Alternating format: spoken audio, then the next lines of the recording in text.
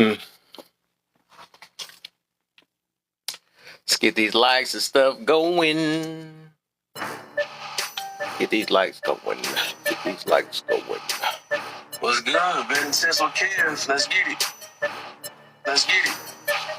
Let's get it. Let's get it. Let's get it. And it's the beginning of the week. Thought I was talking about the day. No, the beginning of that week vetting you have. We tired of y'all getting tricked out here. Now listen up. He bring that combo, keep it bustin'. You can't believe his discussion. He don't do fussin', they cussin'. Drop you, that's the repercussion. Listen up. Tussin', they say sleep. They not woke, so These they likes up, man. Get the shares, all that good stuff, man. Let's go. They speak. Do you have an agenda? Let's see what the topic is. Are you trying to deliver the message or return it back to sender?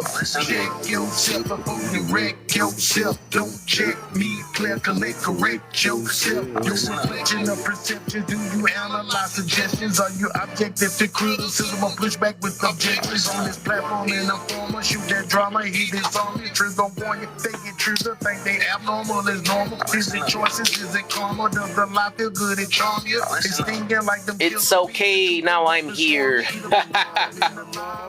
This that Jeffrey Dahmer. You can laugh or learn or get mad or care. He stay calmer. You laugh or learn. You laugh or learn. You laugh or learn. Some mind break music now. Tap beginning music and mind break music.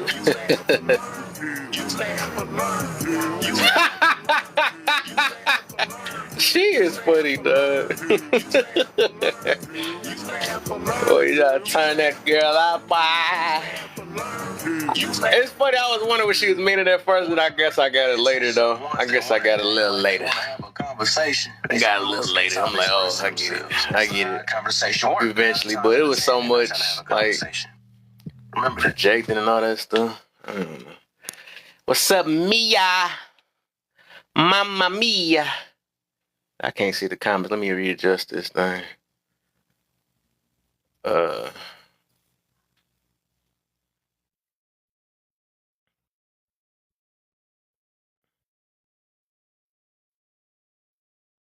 Do some readjustments. Allow me to reintroduce myself.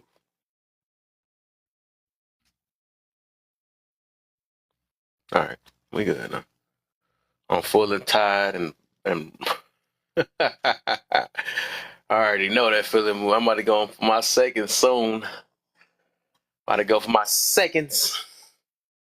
Give me about an hour. I'll be getting my seconds in.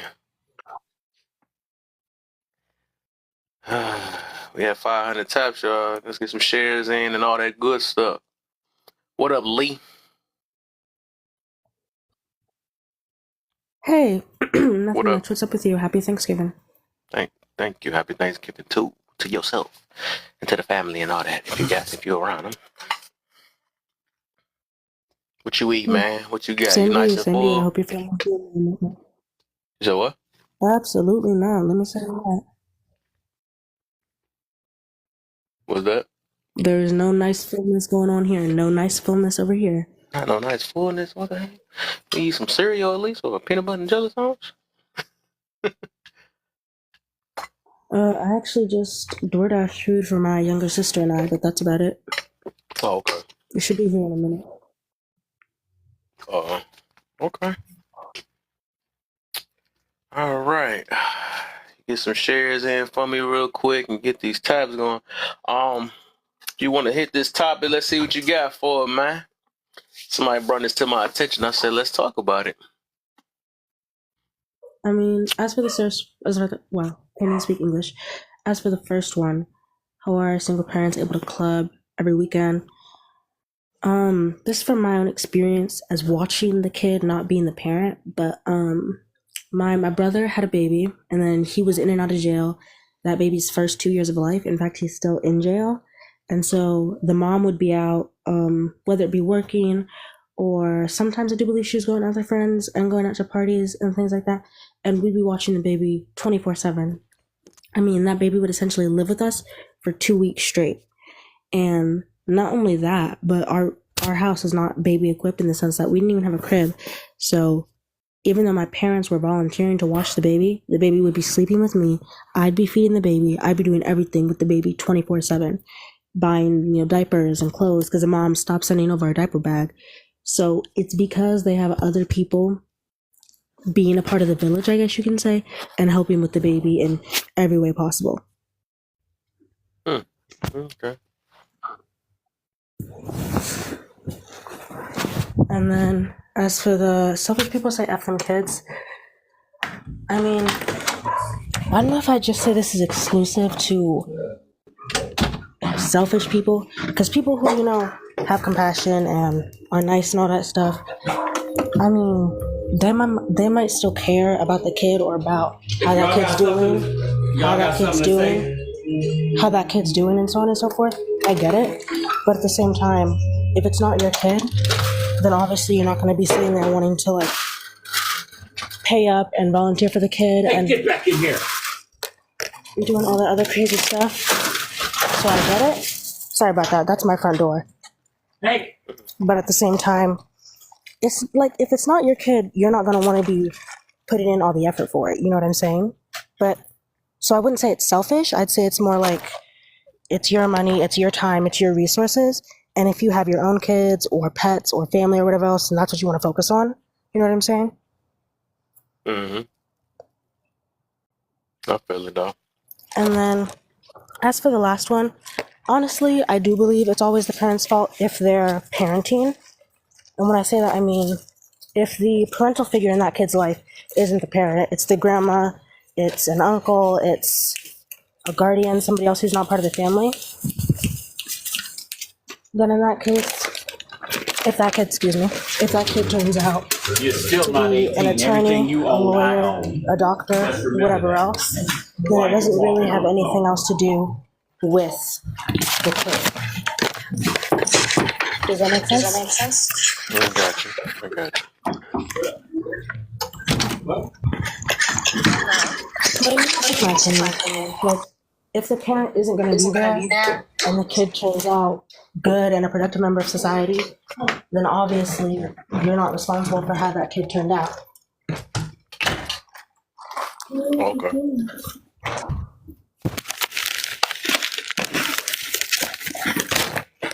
The reason why I say that is because they choose what schools they want to send them to. They choose who also, even if they leave them, like they leave them in the foster home, it'll still be the parent or whatever the situation is. So I think it always going to start with the parent, no matter what it is, or whatever how they turn out. So, but yeah, let me get Pretty. Hello. Can you hear me? Yeah, I hear you. To the first question, I'm sorry, huh? So I hear myself echoing, but it's like I'm speaking or something. Is it my phone? I can't hear it now. Oh, whatever. What you got for me? I don't want it to mess up with the echo though, but because I can leave and come back. But so how are single parents able to club every weekend? I do think that's a little insane to be able to do that. I mean, I know people like,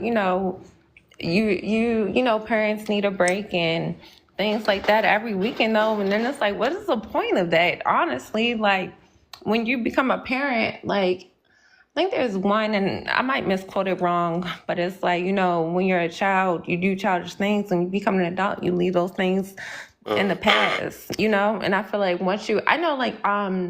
I became a parent very early on in life. Me and my first husband, my ex-husband, I'm married now, but my first husband, I met him when I was young, and we got married as soon as I turned 18. And when I had, we had 2 children together. When I had my first child, even at that age, it changed my whole mindset, my perspective, how I viewed life. Clubbing and partying wasn't on my mind. It really did make me a better person. And I wanted to become a better person because I wanted to be a better mother. And I wanted my children to, you know what I mean? I mean, that's one of the reasons too why in hindsight, I still don't regret marrying my first husband because I tried my best, and things happened. But everything I did was to try to better my children and make sure, and they have a wonderful life, and I'm so proud of them. But everything I did was for them. And, going clubbing every night, even at that young age, I think I went to a club the first time when I was 25, but it's like, for what? And then if I do need a break from my child or as a parent or whatever, how's me going to a club, drinking and doing God knows what? Like, how is that a break? And then I'm gonna wake up with a hangover and things like that. Like, I just, I don't see how. That just sounds like somebody that's still like in the wrong kind of mindset. And to be honest, I feel like a lot of women who do that, and I know men do it too, but they're going to the club probably looking for another baby daddy or looking for a like, yeah, because can I be real? Hey, stick your whole chest out there. I feel you. All right, they're going to these, and I'm gonna speak on women first, but they're going to these clubs looking for another daddy or whatever for their children. And it's like, is that really where you want to meet, a potential stepfather or somebody for you or your child? And then I just think it's, it's childish. And like, when your children get older, like, I look forward to the weekends because my children are in school all week. My son, he plays football. He's 8. My daughter, one does piano, one's in ballet. Like, the week, and I'm a stay-at-home mom and wife.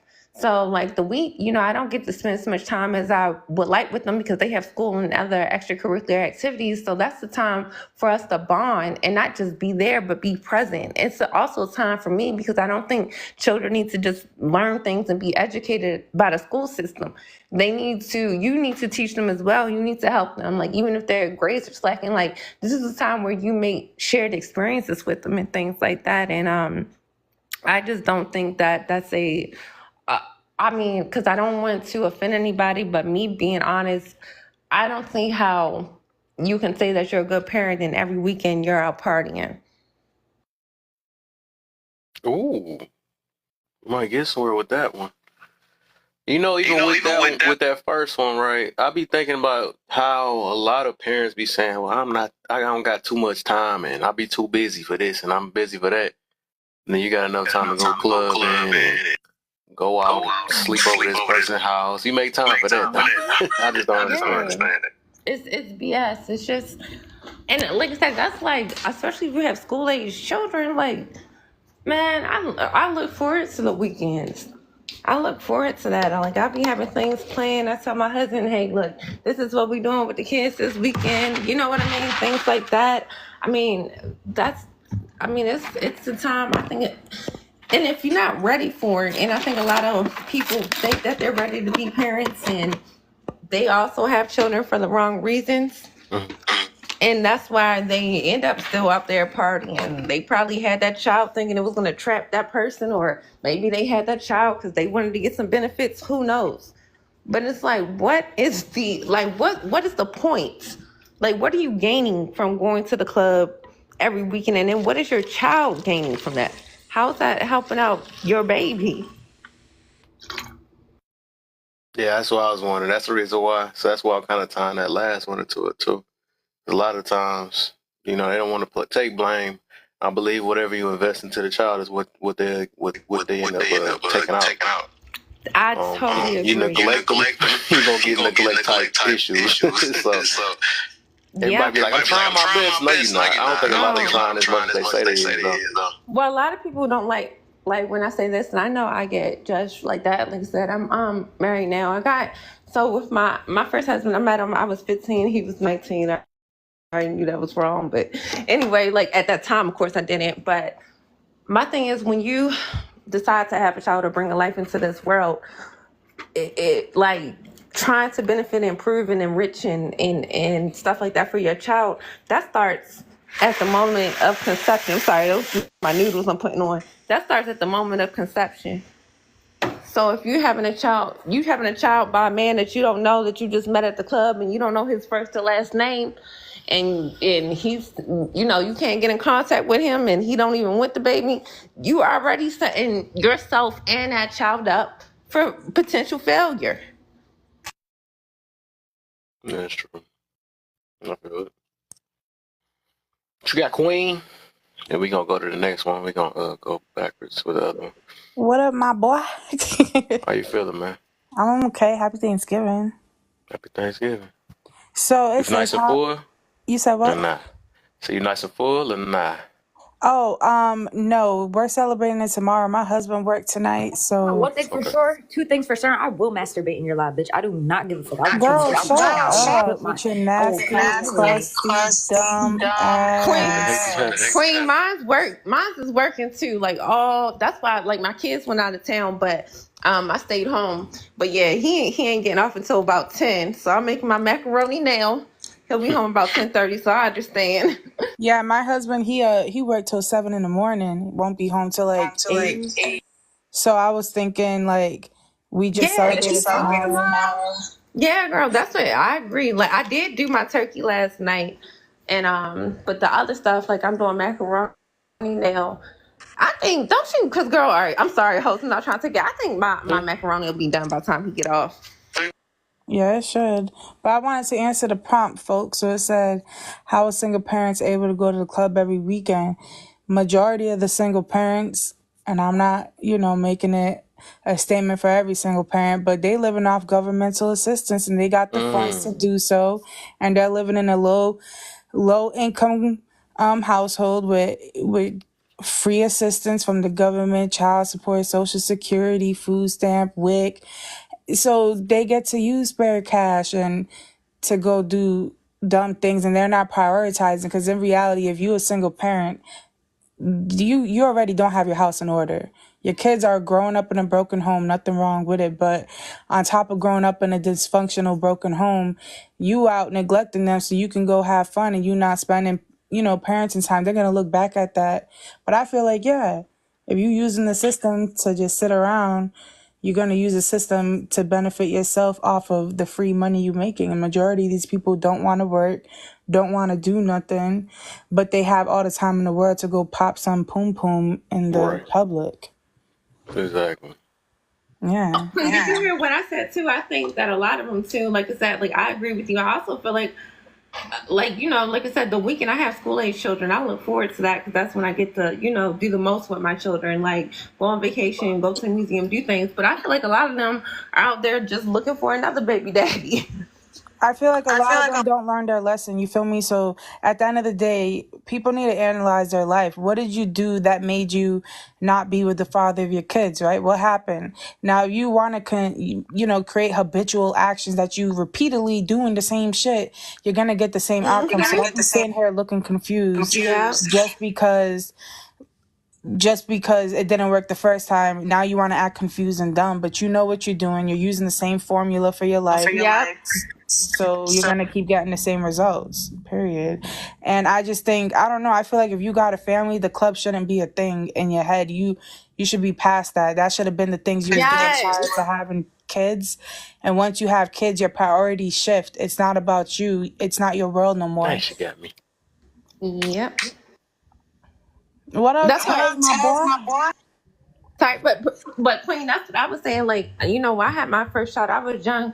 I didn't even go to the club till I was 25, and then I was like, oh no, this is not it. The first time I went, I was 25. I'm like, what? Like, what? Even like, what value does it even bring you as a person? Like, how does it help you? Like, I understand going out and having fun, but like, I guess people's mindsets are different about what fun is. But what I see too, and we see, I don't know if you notice, like a lot of women, they're, getting these boyfriends. They just mad. They got kids, and then unfortunately, their children end up being abused, and even in some cases unalive. And I bet you they met them at the club.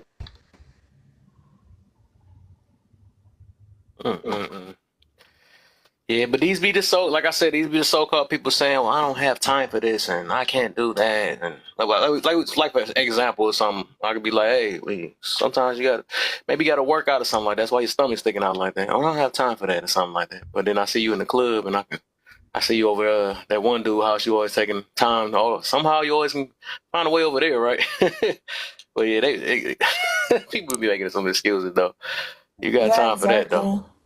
But it says it's always the parents' fault, however the kids turn out. Hell no. Because listen to this. You got a lot of kids who can grow up in a effed up environment and, you know, be the best person with the best success out of the whole family because they use that as motive to not be like them. And you have people who grow up in a good suburban neighborhood with a good upbringing that want to make it in the hood and act different when people really trying to get out the hood. So I feel like people are a product of their own demise. You feel me? Like you could be taught what's good and bad. You could be taught how to do things the correct way, but people always gonna find their own path and rebel against, you know, whatever it may be. But I feel like to each their own when it comes to that, for sure. Yeah. You still put him. You still brought him in this world. Yeah, I No matter what the definitely. situation is. Sorry, like Queen, I see what you're saying, but I think it definitely like because I know like both types, like what you just talked about. Like my sister, her ex-boyfriend, his family, his mother was a lawyer, his father did real good, and he just wanted to be in the hood and wanted to act like he was about that life. And it's like, why? But you know, I guess that's when other, you know, environmental factors in society also comes up. Hold on, comedian, do not say boo Ravens. I don't know who you for. Don't play with my Ravens. Lamar Jackson, the best black quarterback out there. Stop playing. I wanna see what Walking and the other person who just popped up has to say. Oh, Ethan, he got me. My goodness. Hey TC just guys. got me. How are single parents able to club every weekend? Like she said, some people have government assistance. Some people have a village where they can leave their children. Or, I mean, every weekend is a bit excessive, but I'm pretty sure there's people like that. But they got some support system where they leave their kids with. So that's how they're in the club every weekend. But that's outrageous to be in the club every weekend. That's for anybody with kids or without kids. Selfish people say F them kids. To a certain extent, like if I think, like you say, if you're irresponsible, you probably would say that you really don't care. The thing about having children is you have to really want children. I think a lot of people had children Right. on accident. They didn't have them because they wanted We them. get somewhere.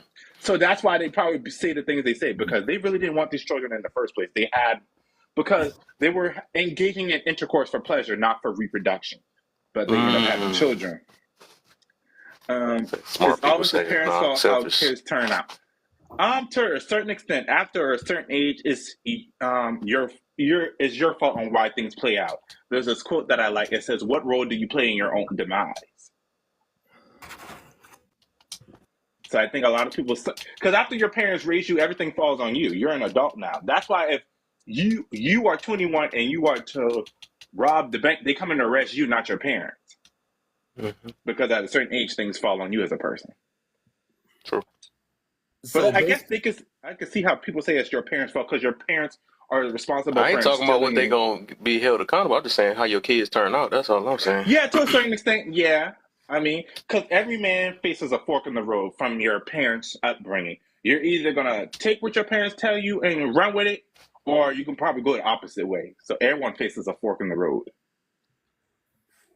Well, the reason a lot of these people out here are running out clubbing every weekend as a parent is because of lack of responsibilities and handouts. And a lot of the time, they leave their child to become the husband's son or the second mother for their children. So these children are raising other children, and the mothers and fathers, not really the father, but the mothers, put these kids in adult situations, but these same kids don't have say in the house. So they make the daughter cook and clean for the siblings, but then yet have no say so. You would stand in the child's place. But that person wasn't a child when you made them babysit them children, right? And on top of that, it's the same reason why a lot of these single mothers out here vote Democrat. Because Democrat is going to basically encourage this type of behavior by giving them incentives and money to do so, if that makes sense to y'all. No, yeah, I agree. I don't know, y'all. I feel like there's not enough money to make that decision. Like you're not the benefits. Like you're not getting that much money. It depends on the perspective of a person. That's one thing I had to realize. I was with a friend and we were having a conversation. She's like, I wonder why people don't think this way and think about things. I had to break it down here. Everyone doesn't think the way you think or know the things you know. So that's why they act the way they act and think and think the way they think. Well, I'm from Baltimore. I'm in Maryland right now. I live in PG County. It's a blue state, right? I know, and it's like I also talk about a generational trauma and like a cycle as well. There, like here, you get Section 8 food stamps, and then on top of that, if you're married, like it's hard for you to even receive certain benefits like food stamps. Even if you're family and you're married and you have children, you're struggling, it's hard. But if you're not married, it's easier for you to receive those benefits. And I hate to bring up this stereotypical movie like Precious and Monique is from Baltimore. Like they literally like, you better, when you have them kids, go down on welfare. I just look at so many, and where I'm at, there are so many benefits that you get for having children and being a single mother than other states. Now I know it might be different in red states, but out here, oh no, you're going to be taken care of, and then the more babies you have, the more money you're going to receive from the government. And if you would stay or get married, then that's going to like alter it where you're not going to receive as many benefits or receive as much money from the state. Does anyone else like I'm in get New like York. It's from? the same thing in New York. Okay, go ahead. I was gonna say, does anybody else get like this whole project feel, or like people who pump out these kids? It gives like plantation vibes, like when they would make like it gives like breeding grounds for slaves. Yeah. Yeah. Like if you think about it on a deeper level, versus because like someone said, a lot of things don't change; they just evolve. Now instead of the plantation, you're on the project. Yeah. Yes. Definitely welcome. I like how you think, bro. I like how you think, bro. We so like I have a degree in history, and like we studied a lot of urban areas, like not just Baltimore, St. Louis and things like that, and even the concepts of being able to be able to live in the project housing. Number one, the man could not be home. Like the man was not allowed to be in the house because they felt as though, well, if you are with the father and you're married, then you should have enough money to take care of you and your children. So, and this is common. One of the things, even to this day with Section 8 out here, it's hard. You rarely see a married couple on Section 8. So it's definitely, it's a mind construction. And I think it's like, I'm red, I'm Republican. But one of the things is voting blue is because they want to keep you pacified and give you these little benefits where it's not enough for you to be wealthy. It's not enough for you to pass down generational wealth and things, but it's enough to sustain you and be dependent upon them. So you're going to do what they want to do. And hold on, it's not personal trauma. I don't have those damn issues. So, but it's like within, like I said, I'm from Baltimore. I see this time and time again. I'm in PG County. I even see it out here. And this is supposed to be one of the richest counties for Black people. You're right, though. You, like, for example, right? Like me, I'm 41 years old, right? And I remember my father and my mother, they was legally married. My mother, before she passed away, they separated, but they were still legally married. And I remember my mom being on welfare, and the people coming in the home, literally, look, and mind you, I'm born in '83, so it's like the late '80s. We would come in the house, look in the cabinet, and look in the room, make sure my pop wasn't home. But at the time, I'm not getting what they're doing. I'm like, why are they in the room for? I'm not really understanding what they're doing. And I realized what they was doing. You get all the cereal boxes that say cornflakes and peanut butter and the peanut butter hard, and then you open it and got the liquid on top. It was just bad food, right? Basically. But the welfare system, they would literally come in there and provide food for my moms, but my daddy couldn't be there. That was an actual thing that I went through, but I didn't realize I was going through it at the time when I was going through it until I became an adult and I watched that movie Claudine. I'm like, I've been through that. And that's when I realized what the hell was happening the whole time. So what she said, she's 100% correct. You know why I say you're correct? I agree. Real quick, before y'all start, we're going to do a quick little break while the room picked up. If y'all have not shared, let me go ahead and hit the music at the same time, too, so I know y'all tapping. Y'all can tap in the box, too. We're going to try to get to 10K real quick and then make sure that y'all shared and all that good stuff. Share, get a couple of hashtag FYPs down there. Let's get it. If you haven't joined the team yet, Let's get it. near my name you will see a heart, orange heart, and then you'll have an orange heart near your name too. Also, once you join the team, that way I'll know you're part of the team. only costs 1 penny, dog. But just keep on tapping to like 5K, then we can get back to this topic. He bring that combo, keep it bustin'. You can't believe his discussion. He don't do fussin' and cussing. Drop you, that's the repercussion. Over tussin', they sleep. They not woke, so they can't see the hypocrisy and the philosophy that they speak. Do you have an agenda? Are you really real or just a pretender? Are you trying to deliver the message or return it back to sender? Check yourself before you wreck yourself. Don't check me, clear, collect, correct yourself. Your perception of perception. Do you analyze it? Everybody's nice and full of this. Thanksgiving. They abnormal is normal. Is it choices? Is it karma? Does the life feel good and charm you? It's stinging like them killer bees. The truth engulf and swarm you. Either my life. Only see Perkins tapping, only see Dance tapping. They're the only two people I see tapping. Good looks, join the team. There we go. She part of the team now. Welcome. Hunter's tapping. Perkins. I see your name now. I think sometimes people are looking for something. You know who I'm blaming? People that ain't tapping, because I don't see y'all names tapping. I see Dance. Trying to get to this 5K real quick, man. Faster we can do it, the faster we can get to this conversation. They spend most of their time expressing Oilfield. That's not how a conversation works. 9 times out of 10, they're not trying to have a conversation. Perkins. Remember that. Dominique. Shantae, my bad, Huntress. I see y'all names not popping up. We about to get there in no time. There we go. Zoe King. Oh, they said, hey, let's get this conversation going. I feel you. We almost there. We almost at the 5K. Zoe King, Perkins, Chantel. I don't see. Let me see. I'm gonna start calling y'all names out now, cause I can click on y'all names. Let me see how many times people got so far. Go ahead, man. This thing ain't supposed to be that slow. We could have been back. Oops. So it says she got 100 and Pretty got 110 taps. What you got, Dance? It say you have 485. Let's see what Queen got. 0 taps. Wow. There we go. We found somebody. That's just sitting here. We got somebody that's just sitting here. Let's see what Walking Fish talking about real quick. 123. You got the 1, 2, 3. 1, 2, 3, 4, 5, 6, 7, 8 here. So yeah, what? Dominique. All right, man. So all right, cool. Go ahead, Perkins. I think you was last. If you like, I used to work in maintenance. I used to work in government buildings, and one of the government buildings I'm supposed to be doing, and I might got the job. I don't even have to worry about that job no more. But in the building, on the paper, it says Section 8. The fine print at the bottom says no male could be in the residence of the company. Whoever, like you, if you got Section 8, that man cannot be in that household at all.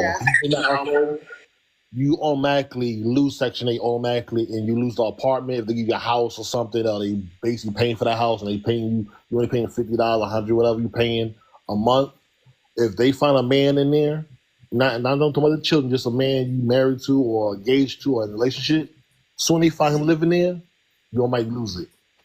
And if you think about it, it's kind of a modern slavery. If you think about Django, the women was working in the house, the master's house, while the men was in the field picking the cotton. Mm-hmm. And Perkins, can I ask that too? In Maryland right now, at first it used to be you could apply for food stamps and be married, or you can apply. It's hard to, like I said, it's hard to get government assistance if you're married. I'm saying for Black Americans, because you have a lot of people coming over that's getting it and they're married. But one thing now, they made a new rule. Even if this man is doing everything that he's supposed to be doing, he's paying, you don't have to put him on child support because he's giving you money for the child. You don't have to go to the court and ask for visitations because he's doing it. But if you want food stamps, now we're in Maryland, and this it does not apply to people who are coming over here new because they're getting it easily. But you have to put the man on child support. Yeah. Also, to receive these benefits. So you can have a man that's doing everything he can and you're doing everything you can and y'all still struggling. You should be able to go and say, hey, I need some help. But if you do go and ask that, they say, all right, put them on child support. That's true, because it's for a woman in New York City. I asked if I was getting food. I was trying to get food stamps, right? I told her if I had a child, lived by myself with a child, I'm still not qualified for food stamps. When I asked them, I was basically asking one of the workers off the recording. She's saying only women are allowed to get that benefit of getting food stamps with a child. Yeah, but even with that, like even if you're now in DC is different, in Maryland, I'm sorry, because I used to work for a social service, so I know a lot of things too. But like, so my uncle, he has a disability where he was unable to work anymore, and he applied for food stamps. They gave this man $15 a month. Please, they gave me 15 cents. All right, let me get Christina in and Dominique. I don't think I heard them say anything yet. Christina, you can go ahead and Dominique. Okay. My name is Christina. I'm 37 years old. I've been married for 13 years. No, have I been doing this for a long time? I haven't. I'm a mom of 2. So the only reason I say that sometimes it might be generational trauma, whereas people are coming into this looking at it in a negative way, is single parents should not be going, and I'm just answering the questions you have on here. Is that okay? Okay. Okay. So single parents should not be going to the club every weekend. Point blank, period. Done. I got married, pregnant at 27, married at 35. So that was well after my first child was born. I wasn't going out. I wasn't going clubbing because I knew I had a responsibility. I don't have a fallback plan. Didn't have grandparents, didn't have, great grandparents, nobody to take care of my children. Selfish people say F them kids. Not in my opinion, only because I have 2 boys and I know my boys get on my last nerve. Okay? F them kids only when they need me. Then it's all for my children. It's always the parents' fault, however the kids turn out. Unfortunately, I do agree. And I know that's the unpopular opinion, only because how you raise your children determines how they will react in society. I'm not sitting up here letting my black boys do whatever they want to do, act however they want to act, and all this other stuff. We live in a predominantly white neighborhood, and I have to check my children all the time. You can't do what you see these white kids do. I have to remind them often that they are still black children living in America. Period. That's just the way it is. And if you decide that you're going to stand on the other side of that, that's up to you. Let your black boys go out there and be considered a statistic in society. Go ahead. I guarantee you'll be sitting on the other side worse than me because I'm not doing it. Not happening. Not my black kids. So that's just my take on the 3 questions that were answered. That's all I wanted to say. Anything else that wants to be asked to me or blah, blah, blah, I'll take that, but that's it. Yeah, we got you on the open panel part. All right, let me get Dominique in. I think, Perky, did you even go through all of them yet? Well, I'm gonna get Dominique in. Yeah, I was going to say, let Dominique go. I've been talking.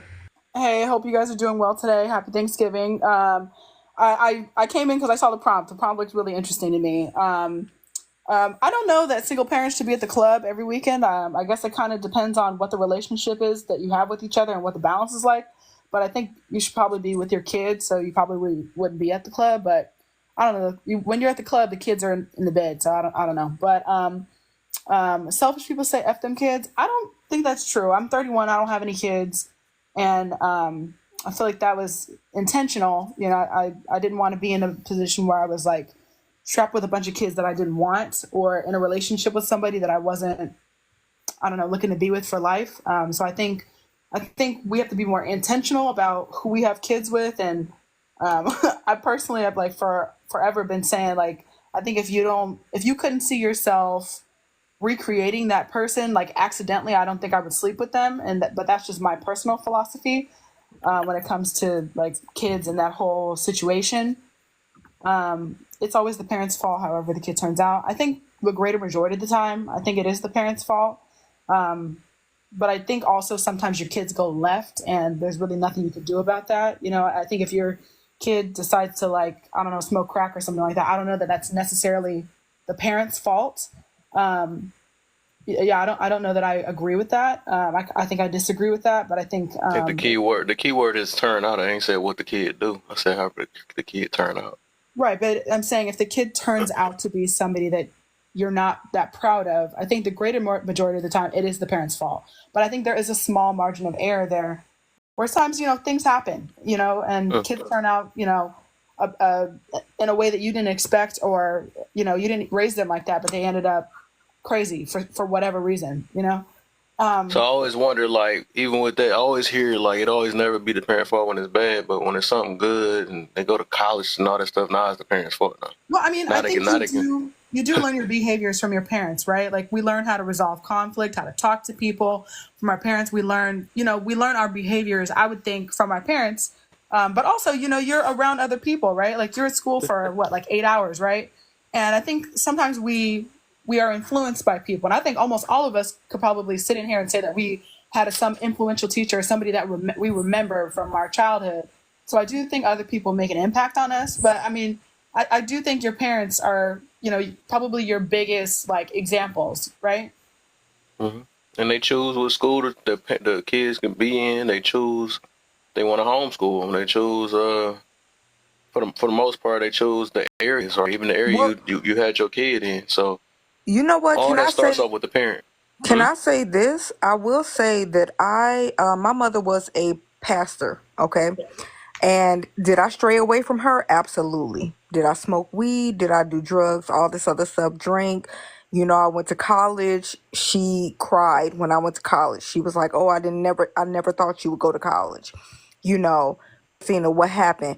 And this is why I put in the comments, when the foundation is there, they will never go astray, because the foundation my mother put in me was there. I just had to venture off for a moment, do what I did, go through the experiences I went through. And then at the end of the day, I found myself running back to the foundation. Yes. And can I add to what Christina Pretty, do you got a is it a Bluetooth or something you got? Because it's that thing, I don't know. I'm trying to see if it's on Facebook. Hold on. Unless you might have to drop and come back up, maybe, because it's like, you can tell when you about to come in, it's automatically just echo. Yeah. Is it echoing now? Yeah. A little bit, yeah. Testing. Oh, dang. Oops. I also thought what you guys said about the whole, like, child support and welfare and all that was pretty interesting too. And I don't know, maybe, like, the perspective is if you have a 2-family income, then maybe you shouldn't need the assistance. But I did think that was pretty interesting what you guys said also. And it's interesting to also know that a lot of you guys in here are conservative. Me, myself, I am a Democrat. And I would probably consider myself to have some liberal views. And I also live in California. So I don't know, I guess if the shoe fits. But that was pretty interesting to me also. Can y'all... Okay. So there. Right. Testing, let's start again. Yeah, that's better. I was gonna say this. I'll never forget. I was in math class, and I was just talking to my teacher about, like, having children and all that stuff. And he was breaking it down to me. He's like, poor people have a lot of children, but people who are smart and wealthy tend to have less, because you realize how much you have to pour into your children. So you would, like, if you're wealthy, you know, I don't have time to work and take care of you. So why would I keep making more and more children? Because that means true. Also, you have access to birth control, right? You have, and I think when you think about family planning, you're a little bit more strategic. But I think also, like, look at us as women, right? A lot of women don't even understand. We don't understand our cycles. We don't know when we're fertile, when we're not fertile, right? So I think if you're armed with more information, you make different choices. Yeah, I'll say the best choice is close your legs. You know, you can't never go wrong with that one. No, I'll disagree with that. Most women know their cycle. Most women know when they're fertile, when they're this and that and third. I have 2 boys. I was never mistakenly pregnant with either one of my children. Not at all. Not I one disagree time. with that. I think we don't teach kids a lot, and I think there are a lot of people who they think like if you just do it one time you can't get pregnant. I think there's a lot of misinformation out there, and a lot of people who just don't know. And That's I an now excuse because let's say, Thank for you. example, there's But that's women out reality. there. No, it's That's an excuse. reality. No, but it's an No, that's an excuse. excuse. No, but I'm saying to you right now, you can tell me Kim Kardashian, who she slept with. You can tell me about Meg Thee Stallion. You tell me about everything else, about the president, everything else, and you can't tell me your own cycle. Like that, Yeah, I think a that's lot of women can't. no, but I'm saying I think a is lot of that women can't, and I No, think you also they have. choose not they to. choose I not think you also to. have a lot of women with hormonal issues, and No, their cycle is no, not they exactly choose on not track. to. I don't think so. They're being reckless. That's the point. and They this, I disagree with you on that. I can can't. I okay, can I add real fast? Do I still have the echo, y'all? You No, good? no, you're good. Perfect. Okay, so We like should have one did that a long thing time ago when you first got. I didn't know. I don't even know what I just did, but That's one of the cool. things too, like y'all weren't in here when I was talking about like for me initially. Like I feel like being a good parent and making the right decisions. I feel like it even starts with who you're laying down with, True. and everybody knows that if you have unprotected schmecks, there's a possibility that you could be pregnant. I don't know if I can say that too so weird. But then it's also like with that, if you're just doing that and recklessly, not even like your own health is jeopardizing. You're doing this and you could possibly be pregnant and you're doing this with a man and you don't even know. People are, right? But hold on, wait, I'm not done. You don't even, yeah, and they are, and that's a person who does not care about their child to me, because even when you do this, you know what you're doing and you know the consequences of it. And there are so many people, like the internet is available to everybody, sex education, everything. You know what can happen, and then you have so many women on here talking about, hey, I did this and now I'm effed up and now I'm struggling and now and then you have people in your own lives, for example, that you can say, you know what, hey, I don't want to do this because I don't want to end up like that, but you still do that. No, that's still on you. When like doing better for your child does not start when the child is already here. Doing better for your child starts beforehand. And then Christina, you brought up one thing about like raising Black children, and I say that this is definitely something that impacted me as well. When like I said, this is my second marriage, but we've been together for almost 10 years. My first one, I was 15, he was 19. Anyway, I made the choice, right? If I'm ever going to have children, I'm going to have them with a Black man, because my father is white, and my brother, like when my brother turned, and we lived in, predominantly white areas. I grew up around that. He bought my brother a new Jaguar when he turned 16 for his first car.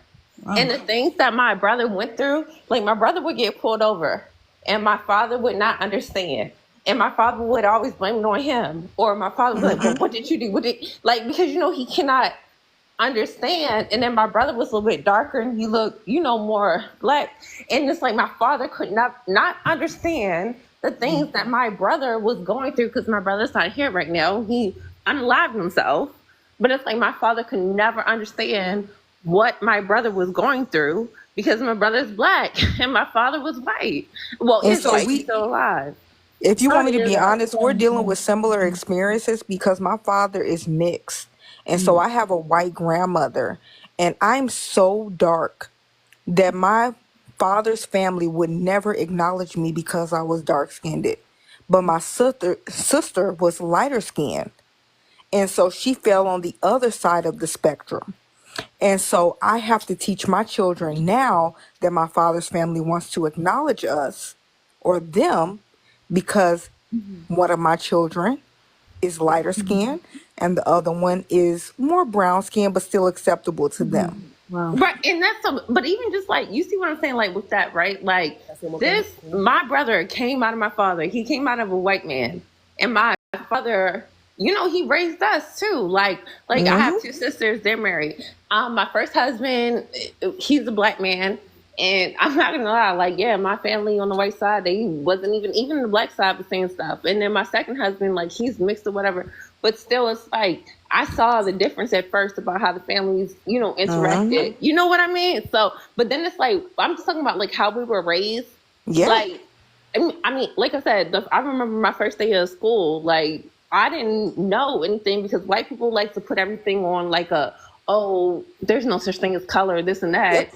And then I'm getting made fun of on the first day of school because my father brought me, and it's a predominantly black school, and I don't even know what the, and they're asking me what I am, and I don't even know. Because I've it's never like, had my both parents on the same day at school. I'm not but even I'm gonna just lie saying, to girl, you. like, it's like my father raised us. You know, fortunately, because we're girls, like, it didn't affect us the way that it affected my brother.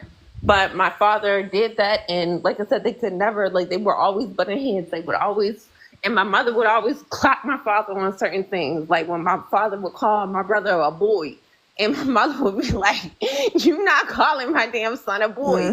Like, it's like things like that. And my father and brother, like I said, they always they always got in issues because my brother went through things. And even I remember one time me and my brother, we were leaving, like I had picked him up. He was working at this little bar or whatever. I picked him up. I got pulled over. I'm cussing the people out, like, stop playing with me. Like, you know what? And my brother is like, be quiet, shut up. Look, and I'm looking at him like, what?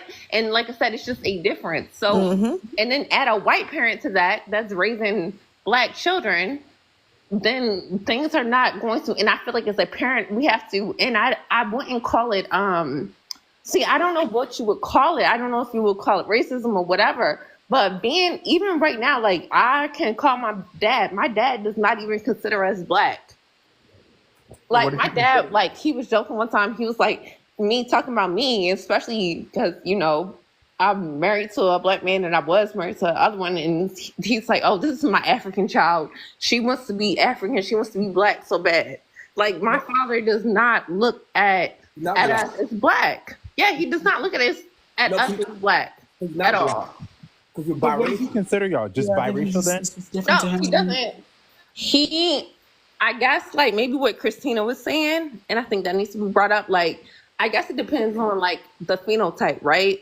Okay. Yeah. And then maybe that's it. I don't know. But then, like I said, I have. You're his babies. That's it. If a parent gives birth to a child, obviously, number one, either they love the mother enough to lay down with them, have that child, and see them as their babies. Now, if they didn't love the mother enough and they had that child, then it's just, oh, well, that black baby. Bro, my mother passed in 2021. And my parents were married, like, before I was born and everything. Like, he definitely loved my mom. But like you said, it's just, I love how you said it. Like, he just sees me as, like, his baby. Yeah. You know what I mean? And he saw it with my brother. Right? And I also think he can't conceptualize it also because he grew up as a white man and probably doesn't, you know, his experiences are different. Yeah. No, but like, for example, right? You got green and you got yellow. And when they come together, you got blue and you got yellow. When they come together, they make green, right? Green is either yellow or blue. It's its own color. Can we agree with that? Yeah. I'm trying to understand, like, you're saying, like, with us, right? It's like, it's literally at the same time blue and yellow combined. So you are actually black and white combined. So you're actually both, but you're not black. So you say you're black, you just not black. I don't know about that. Remember, I feel like back in the day they had like the one drop rule, and obviously we've come like a long way since then. Thank you, Dominique. Yeah, unfortunately, I live my life by that one drop rule. She looks. I mean, she may look light skinned or whatever, but I think like when other people look at you, they would probably look at you as a black woman. I mean, to white people, she's black. No, I don't really get black women a lot. I get, and it's so funny. Like, I get other things. But I consider, I mean, you see somebody in the comments right now saying like, you're black, like whatever.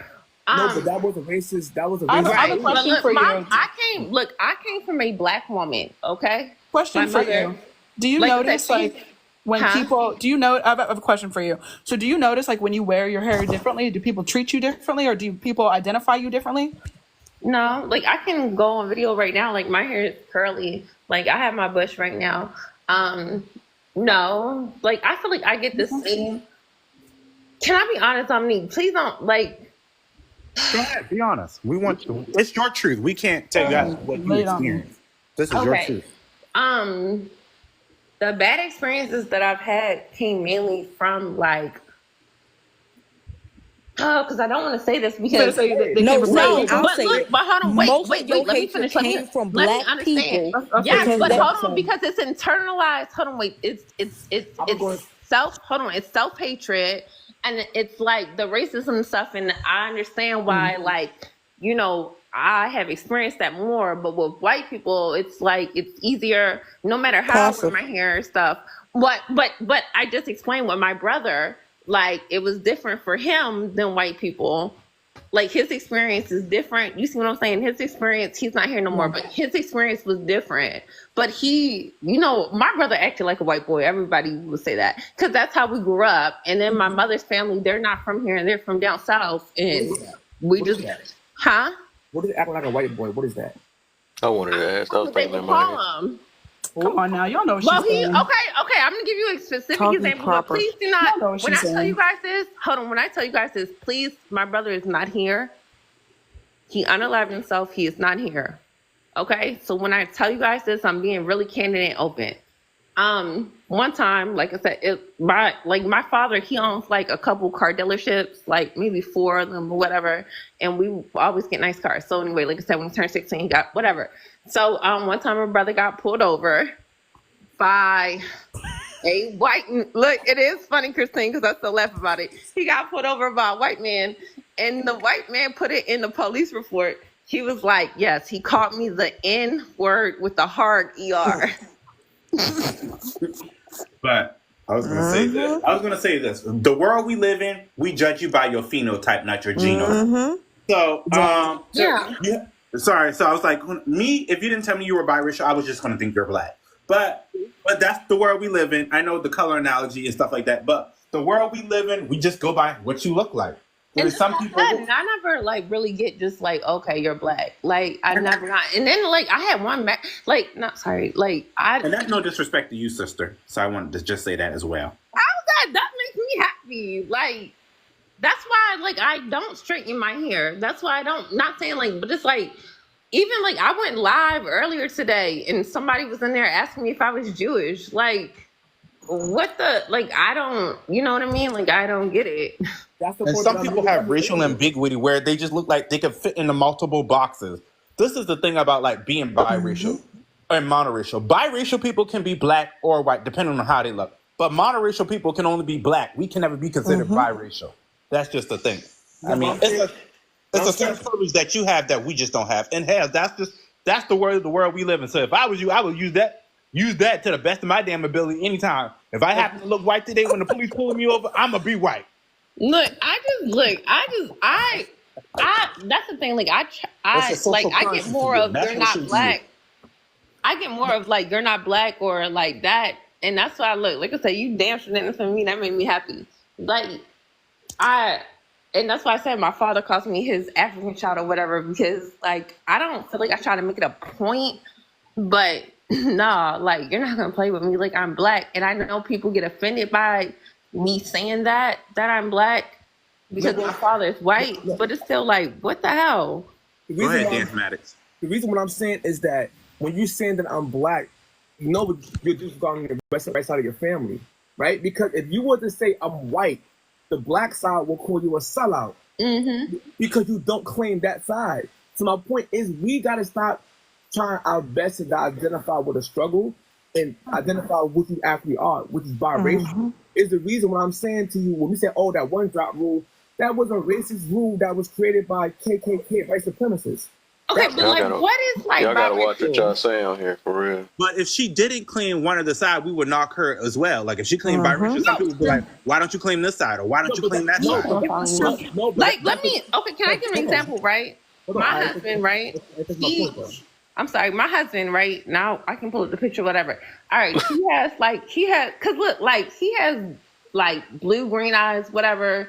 He's lighter. He claims he's not lighter than me. He thinks I'm lighter, but I think he's lighter than me, whatever. His hair is different than mine, but I feel like he has, and maybe it's just a personal thing, like I feel like he has more, and then I know our noses are different, but I just feel like he has more European looking things to him. But then if we got or whatever, like people, or even just in general, like even here on TikTok, they're like, oh yeah, that's a black man. But me, it's like, no, you know what I mean? And then like this one Hispanic lady cussed me out because she thought I was Hispanic and my children didn't know Spanish. And I'm like it's like that kind of thing. And I'm like, how can he has freaking blue eyes? But I guess it's phenotype. Like, is it just a hair? Like, it's so many variations. And it's I've like, had experiences where people thought my children were not my own. Like literally, my youngest child is lighter skinned from me. Even my husband questioned. He literally stated, "Where did this light skinned baby come from?" Youngest child is lighter skinned from me. Even my husband questioned.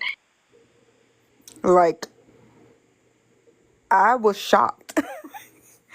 And then when he figured out, oh, it's his child. Yeah, he's lighter skinned because my father is mixed. It'll come out whenever it comes out. because somebody said in the chat, like, do you guys think that I don't think biracial is a race.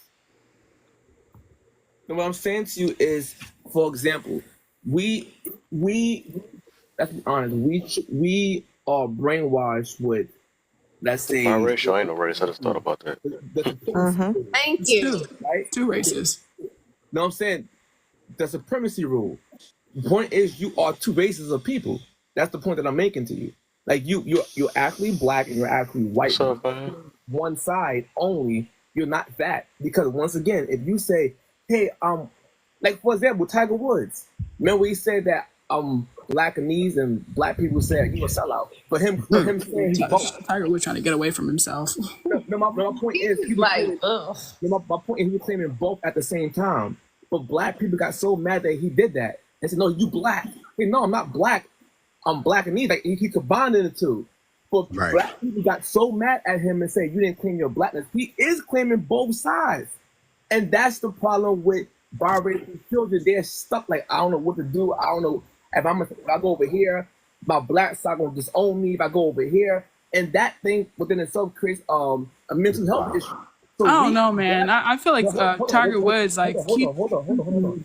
I think as with black people, we have to stop this shaming that if a person that's biracial wants to identify for both sides at the same time. We gotta stop shaming them for that.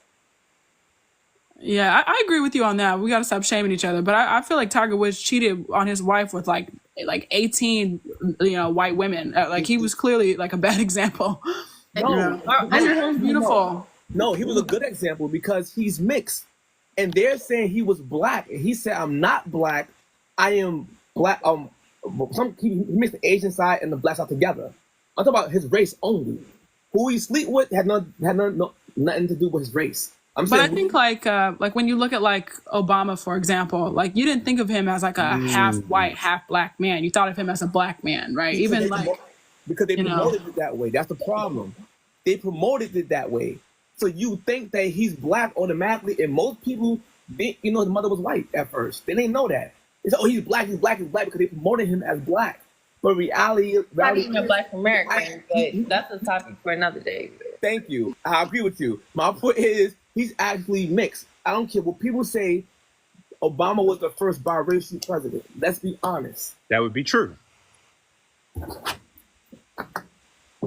I mean, I think a lot of things has to do with convenience, whether and how it makes people look. Of course, if we line Obama up to all the other presidents, he would probably look BLK to us. So that's why I guess some people say, "What are the optics? You look like this to me, so that's what I thought you were." Yeah.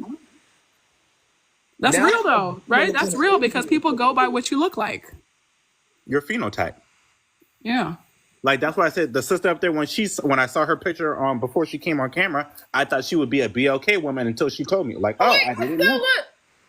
Like now I can tell you mixed with something. The way your hair looks, the way your hair looks. Yeah.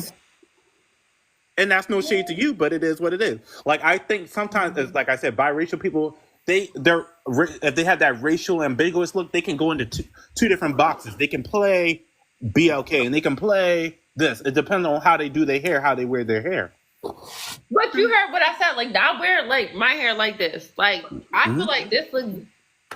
See, I don't even hate to say it like this. Like this is like I don't like what white women y'all know got this type of hair. I don't know. I feel like a lot of white Jewish women got that type of hair, and like Hispanic women. Somebody asked me if I was Jewish. Right. Girl, when I went live, they was like, "Are you Jewish?" I was like, Right. "What?" There's a lot of things about the world we just unfortunately don't know. Like I was in a panel with people from the African diaspora. Like they're from their country, but when they come to America, they get told they're BLK. But they're like, why did they keep calling me this? I said, because here in America, we go by your race. But back in Africa, you go by your tribes. But look, even though, and that's why I say I'm, whatever. But like besides that, like I think there's a difference between a Black American and an African American. You know what I mean? Like somebody who came over here from Africa, even if like their grandparents came or their parents came, like that's the difference between being African. Like even with me being mixed, I still have ancestors that went through slavery. I still have ancestors that are indigenous 200, 300, 4 years to this land. Like, you see what I'm saying? Like, that's why I don't like saying African American, but then Africans get mad about that because they're like, oh no, we're Black. But then when you come, like I said, I'm in Maryland, like they make a big, they try to align themselves more with white folks than they do with us. And I think I love TikTok because they're waking it up and they're showing that prejudice that they have and they don't like that. And it's like it's a difference between a Black American and a white. And so look, I brought this up right on my dad's side, right? They're much like they're Italian, they're Irish, they're Germans, they're all this, right? And if you would go ask my grandmother, she's not allowed no more either, but she would not say, I'm an Italian, Irish, whatever American. She would just say, I'm American, I'm a white American. But then when it comes to Black people who our family, like we experienced slavery, we have been here just as long as they have been here. We have been in the same place. Then you go talk to them like over in the UK and they're like, oh, Black Americans don't know where they come from. No, I know where I came from. I know. And that's why it's like, I'm a Black American. I'm not an African American. You see what I'm saying? Like when I to my white side, if I want to go and look, thank God I did not have to go to her Thanksgiving. Y'all, it really is a difference between white people's Thanksgiving and ours. But anyway, like my white side is not going to be like, I'm Italian, Irish, and German American. They're just going to say, no, I'm just white American. Right. But the term African American comes from people, they wanted to claim their ancestry. They wanted to claim something that they were from. They know they have African ancestry, but they don't know where from. You don't know if you're from Nigeria, Ghana, Sierra Leone, but you have roots from the continent. So that's why they just put African American. Hey, it's an honor to my African heritage. But they don't like, what I'm saying is they don't I can understand what you're saying. They don't like that because they look at it like, you don't know where from and da-da-da. But that's what I'm saying. That's why we say. What I'm saying is white Americans do it all the time. And nobody, when I see them interviewing them I'm sorry for cursing, but when I see them interviewing, they don't be like, well, these white people don't know where they came from. I don't even know 100% if on my white side they're from Italy. I feel like a lot of them are trying to get rid of where they came from. A lot of people don't even know how white people got here, but a lot of the white people that were here initially were people that were exiled from their country. They were dumped over here because the prisons were full. And I think a lot of people don't know that. And indentured servants. That too. But go ahead, Dan Maddox. A lot of these Africans, I don't care what they think, because they're the ones that was instrumental in the slave trade in the first place. So how dare you sell Black people to all across the world, not only to people from America, all across the world, you sell people. And you talking about, oh, you're not African American, you got upset. Dude, we try to make ourselves have a type of dignity and identity to link us back to homeland. Right. So my thing is, y'all don't have no say-so at all. If you ask me, let's just say another group, let's say America just enslaved Chinese people. China will be like, now we going to war. These my people, or we going to war? That's how they would react. Africa did not do that. No, wait. We did have, and look, she was a queen. Her name was Candace, and I don't know, like she not saying not enough or whatever did it, but we did have some people from Africa. Like I said, Candace, she was a queen. I think it was Nigeria. I might be wrong. But she tried to fight the Europeans to like bring us back here. But then the other thing too is like missing the point. I've seen this too, right? Like we even like y'all up here, No offense to y'all. Walk in, dance, all of y'all. You know, and I'm not trying to be offensive. Like, we do not look like the average like person like from Africa. And it's because we're just so diluted and mixed within our race and culture and things like that. I don't want to say culture, but within our heritage or everything. And it's also, a lot of it is mixed. My family on my black side is from South Carolina. And they're like the fucking gullies. And that's like, it's so much Native American culture on that side.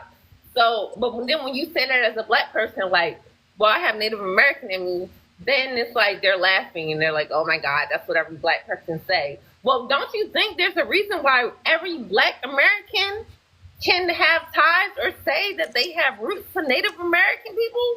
Because we are intertwined. But go ahead, Dance Maddox. I wanted to hear what you were going to say. So my point is that if the colonizers of the white people, I should say, if they were to enslave Chinese people, China wouldn't have that. They're like, nah, well, these my people, I'll be going to war. What I am saying to you is, if so-called black people was taken from Africa, which they wasn't, they was actually sold into slavery around the world.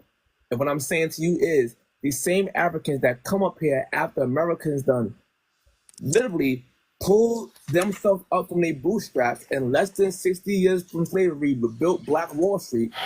We are trying to link ourselves to find ourselves some identity by linking ourselves back to our original homeland. And what I'm saying to these same African people who come here, they benefit from the African American struggle where we got our head bust and, you know what I'm saying, like doing the story. And poured coffee on ketchup and yo, they come here and benefit from the thing that we've been through. Hold on.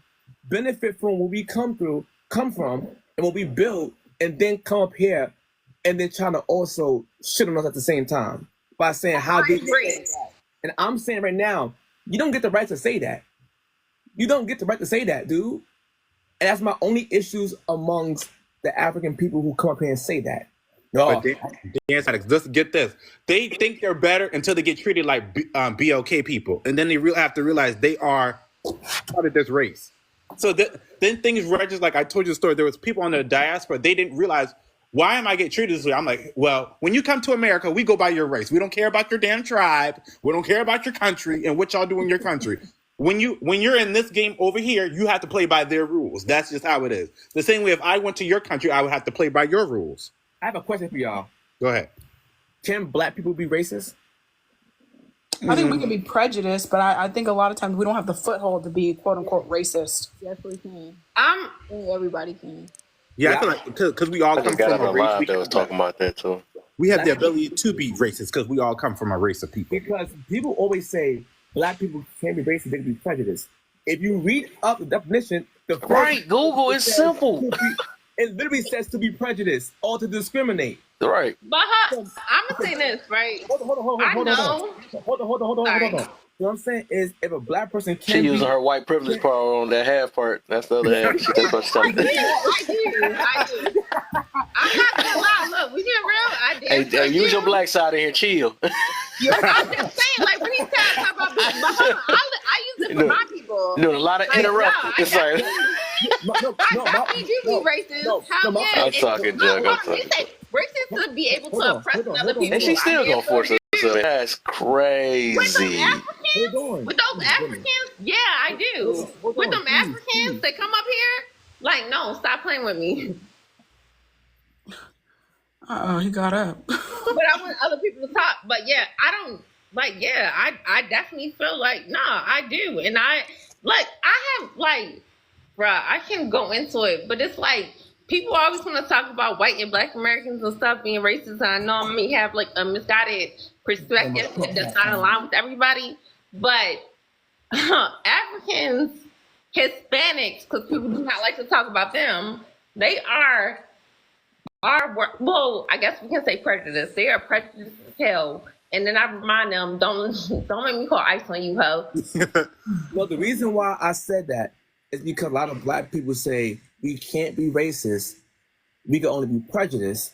But if you read the definition of racism, it says to be prejudiced or to discriminate. So black people can be prejudiced. That literally explain that how they can be racist. And let me give an example. Let's say it said, "Oh, 'cause we don't have power." That is the most ignorant thing to say, right? Because if a homeless white man called with no power call you the N-word, you damn N-word, you N-word, you N-word, you N-word, we would call him racist. And he'll have no power. But let's say, for example, Sorry, I don't know about that. It's just silent. no, I'm saying the fake power logic. But I'm No, I saying, get what you're saying, Dance, but that's not the even in that situation, that white man does have a certain level of no, he power don't. I we agree do with not Lala. have. Let me Yeah. finish my point first. He actually This don't my have time to power. let you finish. Go ahead. I was No, just but saying. but you don't have power. That's the point that I'm making to you. So now a black person, let's say a black person who owns McDonald's, a chain, and he says, "I'm not hiring nobody besides black people only." He got power to discriminate and literally not hire white people. So therefore, he have power to be racist if you're using that power logic. But you're only looking at power in a monetary sense. I think there's Exactly. more than No, that. I'm talking about. Well, go ahead. No, I want him to finish. Go ahead.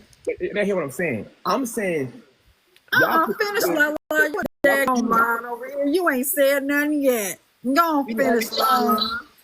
Well, no, I want him to finish what he's saying because I teeter the line on this, so I want him to finish what he's saying. What I'm saying is people switch how can you be racist if it fits the narrative. What I'm saying to you, because racism don't have nothing to do with actual power. An individual or group of people can be racist, or you can confuse it with systemic racism. People confuse the two. What I'm saying is a person of power can be racist no matter the race they are. What I'm saying to you, you can be black and be racist. All that I'm trying to give examples of a black man being racist to somebody. Okay. So I will say I don't think that black people can be racist. I do think it has a strong correlation with the dissemination of power in America. However, I don't think it's an excuse either for black people holding themselves back. So while I do understand, that's why the reason it's not comparative to say, for instance, a homeless white man and then compare that to a black CEO of some business, that doesn't make any sense. You'd have to compare that. No, but listen, you'd have to compare what is the difference between a white homeless man with quote unquote no power and a black homeless man with quote unquote no power. So then you have to look at what is the status, yes. And the reason for that is because you're looking at a comparative status between the two, not one isolated from the other. Don't you know? I'm with Lala 100% on this one. Don't you Yeah, know? if you're gonna, I think Don't you Dan, know if you're gonna use most that white people in comparison, I America? think you should go. Hold on, just don't talk at the same time. That's all. Let Equinet go and then come back, Dance, and then come back. I think Gotta do Dan, apples to apples. yeah, I think Dan, if you're gonna use that type of comparison, I think you should do it in a manner that matches CEO, like dollar for dollar. To You see what I'm talking about? because That's my issue right there. What I'm saying to you is we saying power, power, power. Name a time when white poor people have power. They don't have no power. And in fact, most poor people in America is actually white. because They're you're literally like you're looking buccaneers. at it from a monetary stance. It's like it's Yeah, and I think white privilege is real. No, Right? yeah. Because if they called the police on you, you would be going to jail, sir. 100%. Wait, can I add? Okay, look, Everybody got everybody privilege. talking about the dictionary. They don't have. Kev, hold on, Kev. Don't listen. I know. Listen, we got people guests up here. You trying to say white people don't have privilege? No, what Well, I'm I saying I'm suppose trying to define something, right? no, but Wait, no, You hold can on, be pretty. hold on, please. my point is getting Hold on, lost. pretty. I'm asking. No, I got you, Dance, and I want to go back to your point. But hold on, Kev. You said white people don't have privilege. I say everybody have privilege. That's what I said. But we talking about in the sense of YT privilege. Okay, some privilege What do extends that? further What than do that? I others. still don't get. What's the point? Like we be trying to act like none of us got privilege though. We do, But like are I you get you saying, saying in the society we all have privileges that one group of people can We do got that the other privileges that can't. we was in a black area. Our thing on sale, so everybody got privilege that we want to say. No. So hold on. Wait, watch hold this. on, wait, in can a I say black this? Hold on, area. Dance. Hold on. My There's point a is difference between racism and prejudice. And like, No, it's the look, same I thing have the too. reason I to- just went on live in that too. I'm sorry, but look, racism means that you have the power to No, I don't. oppress. look at Jay. Oppress and racism is two different things. Everybody somehow throw that in there. Those Well, are two but that's different what I'm saying. things. I don't feel like look, a homeless white man does not have the power to oppress me. That's He can be oppression, right? Stop. prejudiced Why do we always throw oppression in with racism? That's two because different things. this is what I'm saying. Racism is. Let me explain, because like y'all Okay. do got Google. We all got Google, and somehow if they change the definition, then it is what it is. We got to go with today's definition, I guess. Somebody keeps. So the thing is, prejudice. When we use the word, because I hear a lot of black people say, "Oh, I'm not racist. I'm prejudiced." That's broad. That's very broad. So if you break it down, it's different type of prejudice. You could be prejudiced against a certain class. That's called classism. You could be prejudiced against a gender. No, not sex. A sex. That's called sexism. When you're prejudiced against that. When you're prejudiced against a age, that's ageism. So guess what prejudice against a race can be called? Racism, right? So it's different forms of prejudice, and I think we just rock with that. And even at that, right? Say if you couldn't be. It's just as bad. I don't know why we act like that's a good thing. We can be proud and prejudiced and then be having an uproar about racism. You doing the exact same thing. You just what? Because y'all want to throw the power thing in it. You're part of the problem too. You know what I'm saying? And I hear a lot of us say that, well, it's just a reaction or something like that. You think anybody gonna judge that differently? And then I don't know if people believe in God. You think it'll be like, oh well, I'm gonna let you slide because you did that. And no, they care about accountability. That's how that works, right? It's only about how you react. So if you want to be racist with a racist, then that'll be on you. That's just like saying I popped somebody because they was talking junk. You think that they're gonna give you justice for that? It don't work like that. Well, he made me mad, so I'm gonna pop. So I have a question. Hold on. Before the question, I want to make my point first. White hillbillies or white trailer park people, right? These people are the most poorest people in America. There's way more of them than actually black poor people. It's just a fact. They live in tip cities. Where is their privilege? When we living up here, we got more privilege than them. So what I'm telling people, we keep changing the argument. Racism is dependent on the narrative you try to spew out. And what I'm saying to you is, if you're going with a power dynamic, saying the person got to have poly racism, so why would you call a white man who have no power, who is homeless in the street, racist for using N-words? We would still call him racist, right? And what privilege you got too? Yeah. Well, He's still homeless. Walk around late at night. Hold on. He can't find no Hold job. on for a second. I think that's my point. I'm almost done. So Yeah. Oh, I thought you were the done. person who's black, who have power, discriminate on someone because of their race only, how they're not racist. They're literally racist by definition. I'll give the example. I don't know if I stand by the. I don't Prejudice against think. the colorism. They forget about that. But I don't think so. I think that there's. I'm trying to find the best way to say this. There's a complexity in the subject that we're talking about that's not being addressed. There's a very big complexity within this topic, because while we are speaking on the fact that an individual has the ability to attain resources and status and things that might prevent them from being hindered by said system, which I think most people should do instead of like laying down and saying, well, you know, everybody hates me, right? You should do something about it. I think it's ignorant to ignore the disparity for black people comparatively to white people. That makes no sense. I think Here's the argument. Because if a black person stops I don't know what a you white just said, person, Dan. I don't know what your first sentence was. What did you just no, say? what I'm saying is, if a black person, it's like also an individual, because and the main definition of racism is an individual or group of people. So a black man is an individual. I'm going with the definition of what it says. I'm saying if a black man denied white people, a white man resources, via getting a job to take care of his family because of his race, he is racism. By definition. You're saying he's racist, and probably. I mean, that's just. I'm not my biggest. Right now, I'm not gonna lie. I know we got family. We got like guests up here, but I'm zeroed in on Kev and he don't know what white people's privilege is. I'm not gonna lie, my brain can't let that go, because I'm trying to figure out what that means when you say you don't know what that is. But I can concede to it's possible for a black person to be racist. That's possible. I think a lot of it, to be honest, is due to an imbalance of resources, in my honest opinion, and a clear systemic agenda against Black people, but it is possible for them to be racist. I'm sure it's not impossible. Is the point? Yeah. So let I'll me give the example of privilege. hold on real quick. Hey, you guys Hold have on. a great rest of your night. I'm gonna head out. For sure. So because the thing is, I think we talk so broad and we like saying sound bites so much that we just don't never think about what we saying. I just guess we just keep saying things over and over again.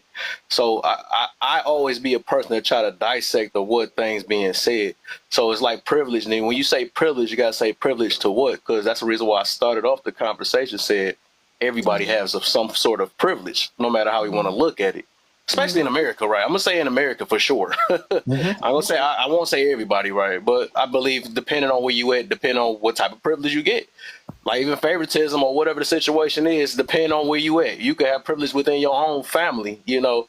So that's why when we say like white privilege or black, whatever, I don't even never think I heard that, but I'm pretty sure it's such thing as black privilege. Whatever the situation is, it just depends on your area you at.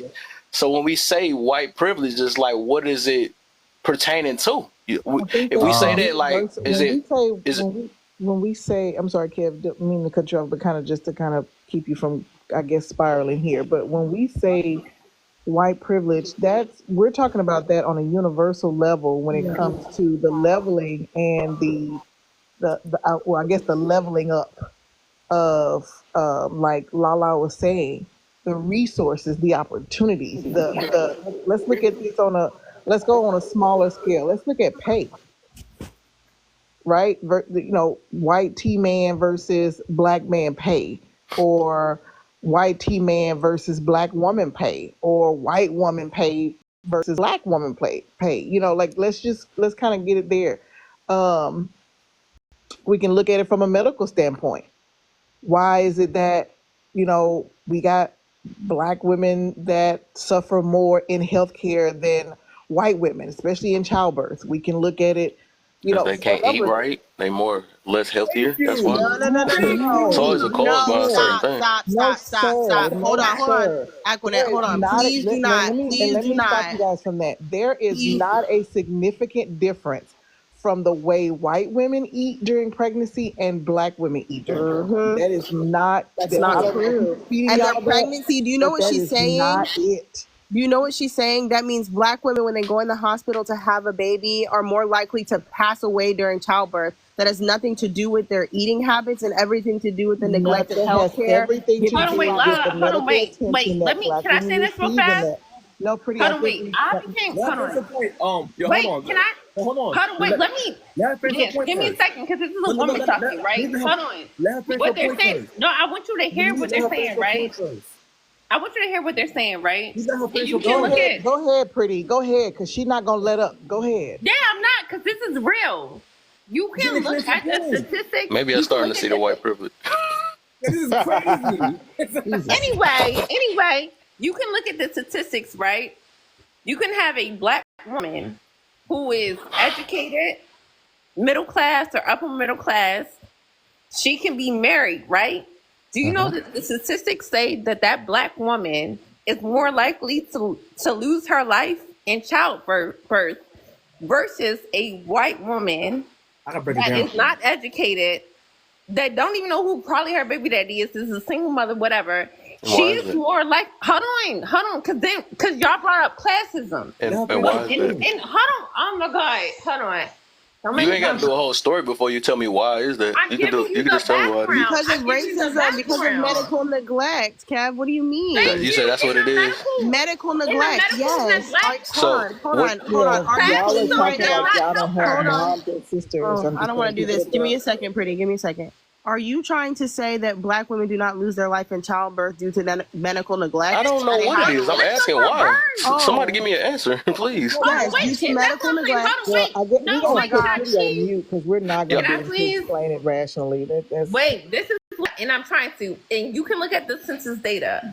You can have a black woman who is educated, married. Let Greg up because he's crying in the comments. Hold on, wait. You can have a black woman that is educated, married, from the upper to upper middle class area. And it doesn't matter if it's a red state or a blue state. She is more likely to lose her life during childbirth than a white woman versus the white woman can be uneducated, not married, What does that mean? not, huh? What do that mean? I don't get what you're getting to. What? It's a disparity. She's trying Like, to show social. She's trying to show what does that social. mean? That She's means trying that to show a correlation. y'all were talking about classism, right? Y'all, I guess you can't answer a direct question. All right, so Oh my god.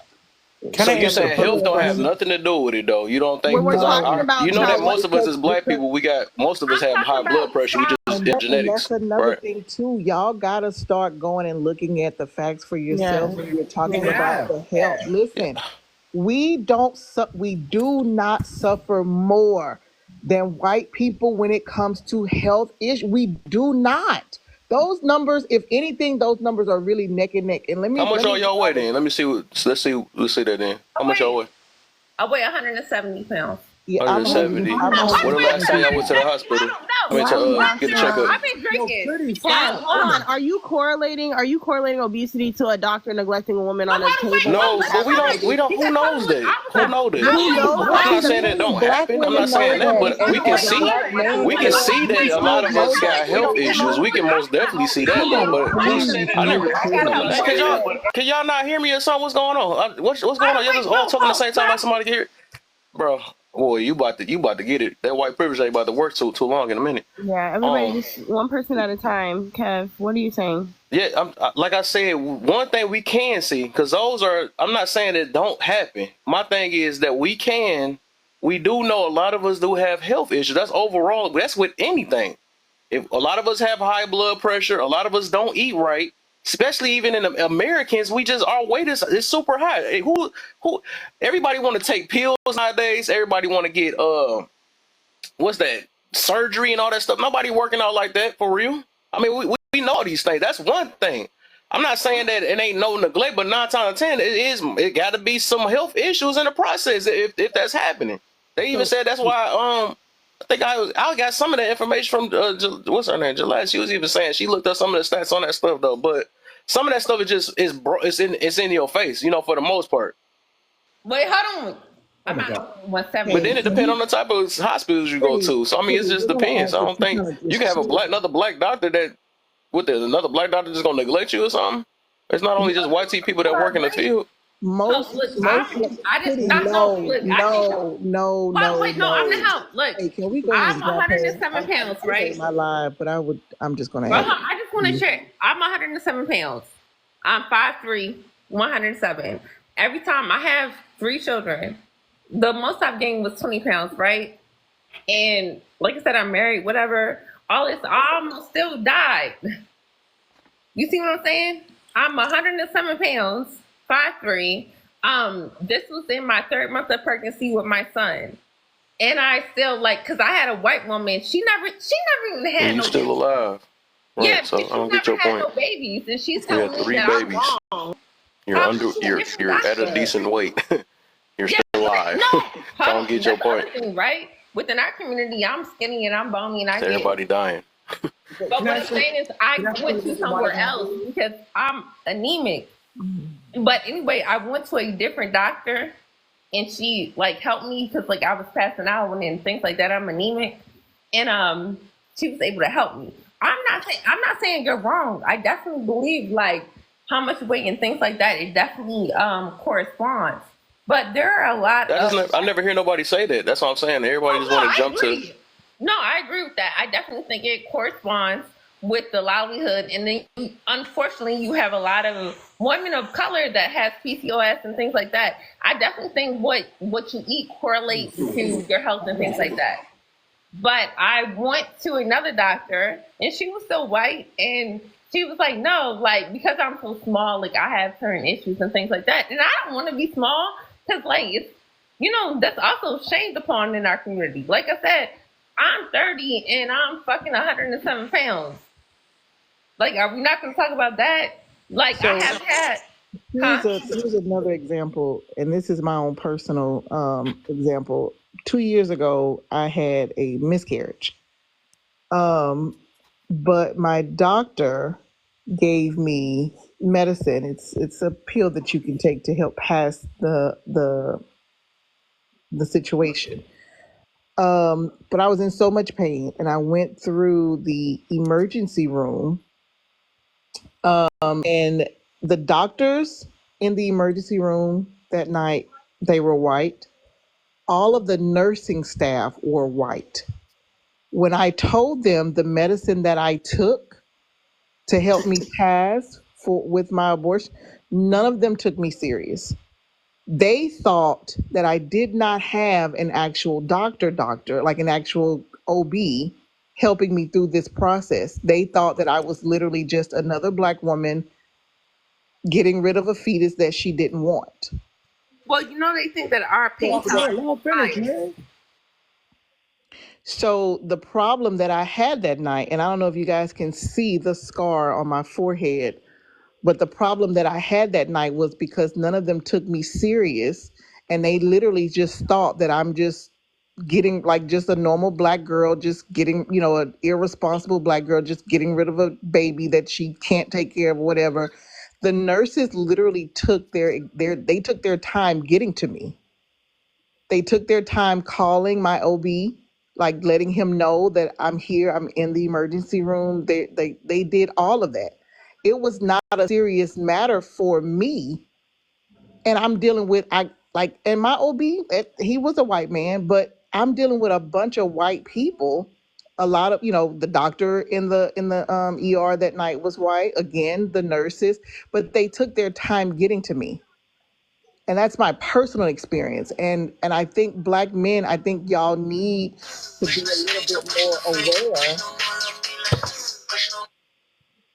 of things like this. I think y'all need to be a little bit more aware. I was letting Kev get his music out the way because it didn't look like he was taking me serious either. No, I heard you. I was trying to shut the thing off. I think Black men, y'all need to be a little bit more aware of this. So when you do go to the hospital with your wives or your girlfriends, for whatever the reason is, whether it's a baby or whether it's like a health checkup or whatever, you guys can advocate for them. And then that way we can kind of eliminate some of these things happening. I see videos of Black men literally arguing back and forth with the doctors to get the placenta to take their wives' placentas home with them. That's a different argument you're making right now. And it's because you're No, Black. it's the same argument. It's the same. It's the same argument, because if we don't have anybody that literally, again, taking us serious to say, or to So as soon even as you turn recognize white, they're that gonna be Black like, I'm women. gonna work even harder now on you. That's what it is. Say again. So it's not the Yes, doctor. that is It's so just well it's all known. the doctors, and it's all the doctors that's in the field. And as soon as you turn white, they're gonna start taking you more serious. Okay, so that's you're making a fallacy now. That's called you're making a I'm grandiose asking the fallacy. question. Why Okay, if everybody the keep telling me question, what I'm saying? I'm no, asking it's the a question. fallacy, meaning your question, you're presenting a false dichotomy. You're saying that it's either this or this. It has to be every doctor or it's none of the doctors. That's not true. The reality is, and this is just regular I basic never said Google, that. this is a regular basic Google lookup. If you look it up, you'll see Harvard and all of the top educated people, all the top colleges are telling you there's a disparity in healthcare toward Black women. And to say that there's not is dishonest. Who said it wasn't? You changing the Well, argument. we're giving you. Well, I never we're said it wasn't. I gave You you said my I don't you think said it nobody was listening because to of me. you. That's crazy. Bro, can I finally I get the gave you my personal example, but But can I again, finally, I can I finally cool. I respond? never You said it said had what. nothing to I do don't with the get what fact that they were Black and everybody using everything. examples for what. I don't get the point. Can I I'm finally saying respond?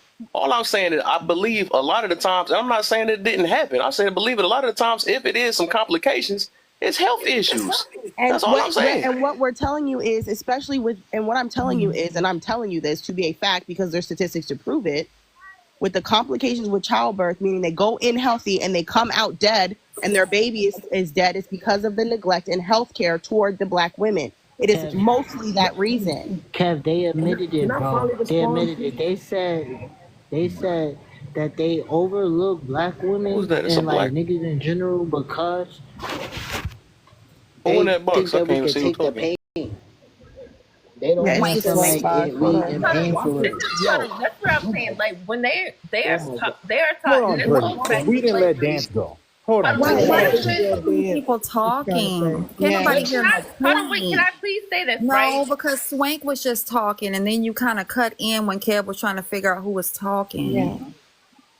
Yeah. Well, all I was trying to say is that they admitted it, and then they said the reason is because they feel like black people can tolerate pain more than That's other true. people. That's That's a fact. that's the doctor's quote word for word. That's what they say Cool. generally in the medical field. It is medical racism thing. It was in textbooks, I actually. don't I'll get show what's the you point. 3 What was the textbooks point? it was in. Can we Dance, hear what what are you Dance saying got to no say? to? That's why we keep I'm responding that trying way. to You keep shaking your head respond. like we're lying. No, I'm trying to respond, and I can't get it. I can't give you that. Okay, go ahead.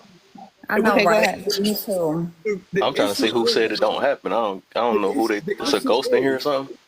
the issue is it ain't because of racism. It's because of classism, and Bro. y'all losing the facts. The fact of the matter is, most of these hospitals that's in low coming areas it's because of they are learning facilities. They're not really My true doctor did hospitals, not know right? my income when I came in there. That's Oh, like a Y'all whole better stop different opening them legs topic. then if No, that's the but let me case, finish. you know, since it's so bad. The minute Kevin, I start That's talking, like I really that's like don't a like your whole disposition different on this. did You you topic. have actually a just say little the that? minute I respect. start That talking, may have something to do this is with crazy. it, but it's No, a but let me finish my history of this, point. right? So That's that what I'm saying, son. Y'all, just let him finish his point, please, please, please. Let him Thank finish. you. Go ahead, So Dan. my point is that is happening, but also we as black people and a black woman ignore the fact that 54% of black women, the most unaliving, come from heart disease, which is linked to obesity, right? That's the number one unaliving of women, of black women. So when you go to these hospitals, right, and you getting drugged up, you saying you got, I need more meds, I need more medicine. It's protocol. They don't give you too much because it becomes malpractice. Hence, Michael Jackson. He kept asking for more medicine and then he got unalive. And then we said that, oh shit, that's what happened. I mean, no, my whole thing is, as black women, I go to the gym every day. It's like 5 black women in my whole gym that goes there, right? And my thing is, these women are having babies, gaining extra weight, and you're going on a birth table, right? You're giving birth. That is trauma to the body automatically. Your little heart is already going through trauma against obesity. Now you're They don't going want to to hear get that part. medicine. Now I you're think the going to weight get part got now them. you're going to get medicine. Now you get C-section. You're going to get surgery. And my point is, it's only a little percentage more than white women, but y'all make like it's so bigger than anything else. But America, compared to other poor countries, still has a higher rate of death during childbirth than any other country. And because America is an obese land. And y'all leave out the fact that the reason why it's happening slightly over white women is because of diet and classism. No. I'm sorry. I'm I sorry. want to Go ahead, chime Dan. in really Now, let me fast Yeah, give if an I go ahead, example. Dan. can. Hold on. Let me give Go you an ahead, example. Dan. Before I want to chime in really fast hold before on, you give an example because there's been a bunch of examples, but we're not no, coming up I with did any not. solutions to the issue. No, So the issue I'm is giving that it. there's a great deal Crazy, son. of situations when we come down to the medical field, because I was in the medical field, right? So there's a great deal of situations. One, to remedy what's been going on when you go to the hospital, other black women, please start seeking holistic therapy instead of going to these hospitals getting drugs. Okay, we do not need their drugs, for one. For two, if you are in pain, do not smile, do not act like you're not in pain. You are in pain. It's a number 10. It's not a number 5. It's not a number 4. It's not a number 3. Always bring somebody with you that is willing to speak for you, just in case you're unwilling to speak. So most of the time, bring a male with you that is willing to speak to an ombudsman. If you are having issues with whoever your nurse practitioner, physician assistant, or doctor is, you can always speak to an ombudsman. But for one, we shouldn't even. I feel like there's always like a rainbow beyond the clouds. We don't want that anyway. We don't want their drugs. We don't want to go into the scope of what YT women are doing, because primarily they are getting pushed these perk 50s and perk 30s. We don't want those, okay? For one, they're unaliving people at alarming rates. For two, go to someone that is going to understand the mind, body, and spirit. What is going on? If you are going to have a baby, make sure that you have a midwife, okay? These are things that we do abroad, but we're not doing over here in America because it's not not practiced. We are sitting on a patriarchy land, so they're going to move based on that. We don't want those type of stereotypes anyway. And then for 3, when you do go in there and you are speaking of the fact and they do give you whatever it is that they give you, do not deny the doctor or physician's order.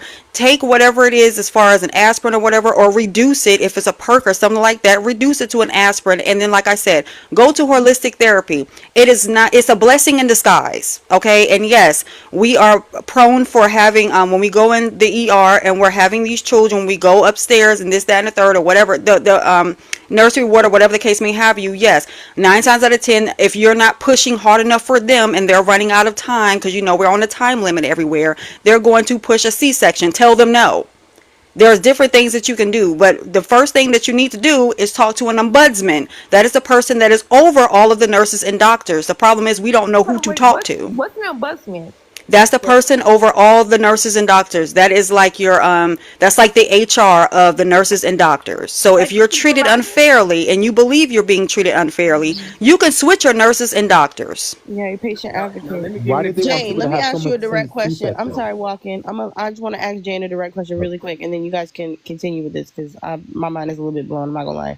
Jane, Yes, ma'am, Lala. is there a disparity how Black women are treated in the healthcare system due to their race? Absolutely. Thank you. Absolutely. That the law, the last call bell, they're not getting to you. If you complain, you're automatically written down as somebody that's going to refuse the doctor's order. Is hard to deal with. You come in and you're screaming from pain. You're hard to deal with. If you deny doctor's orders, you're hard to deal with. There's a great deal of things that go with the charts, and they also get to us very, very last. They're primarily focused on not us because automatically we're not in the pain that we're in, and 9 times out of 10 they're not going to remedy the pain either. They're going to remedy to those that they like to push it to, those that are going to keep coming back and wanting these types of drugs. But the And it was, argument was never and I just want to. This is the disparities. last thing I'm The gonna. What'd argument you was say? never disparities. What I'm saying to you is, I like when y'all play type of weird games because let's go to the Black community. We know that there's a bunch of Black West Indian nurses in these hospitals, right? Overwhelmingly more than white people. And these are the people that Wait, what? these are the same people that's literally denying you, and we ignore this. It's because it's a classism issue in DIE. No, it's not, dude. What is wrong with you? I am telling you what's going on. Like, Jane, can you come off the mute? my thing is this, right? When you go to the inner city hospitals in the Black community, you have a bunch of West Indian nurses in these hospitals. It's a fact. It's an overwhelmingly nurses in there, right? What I'm saying to you is these DIE hires is what's the issue, what's causing an issue amongst the women. Let me give you an example. I went to the doctor, right? And the doctor was from Pakistan. True story. I asked him the question. Let me ask you a question. Is it really true that Black women are being unalive by giving birth? You didn't ask that question. How you going? There's no, because we just started this conversation. No. Tell me when and where you asked. This is crazy to me. I have a podcast. I literally talk about this topic on my podcast. So don't tell me. Okay, Dan, I don't even listen. I'm sure you asked it. I want him to finish because now I have questions for him. Go ahead, keep going. I asked this guy this question because it's been a hot topic on my podcast. I asked him. He said, it's higher than white women. So I said, let me ask you a question. Is it linked to obesity and stuff? He stopped and said, close my door. I closed his door. This meant word to my mom, God bless her soul. He said, that's the number one cause. I can't say it. I'll get fired. He said, yo, listen, you got a podcast? I said, yeah.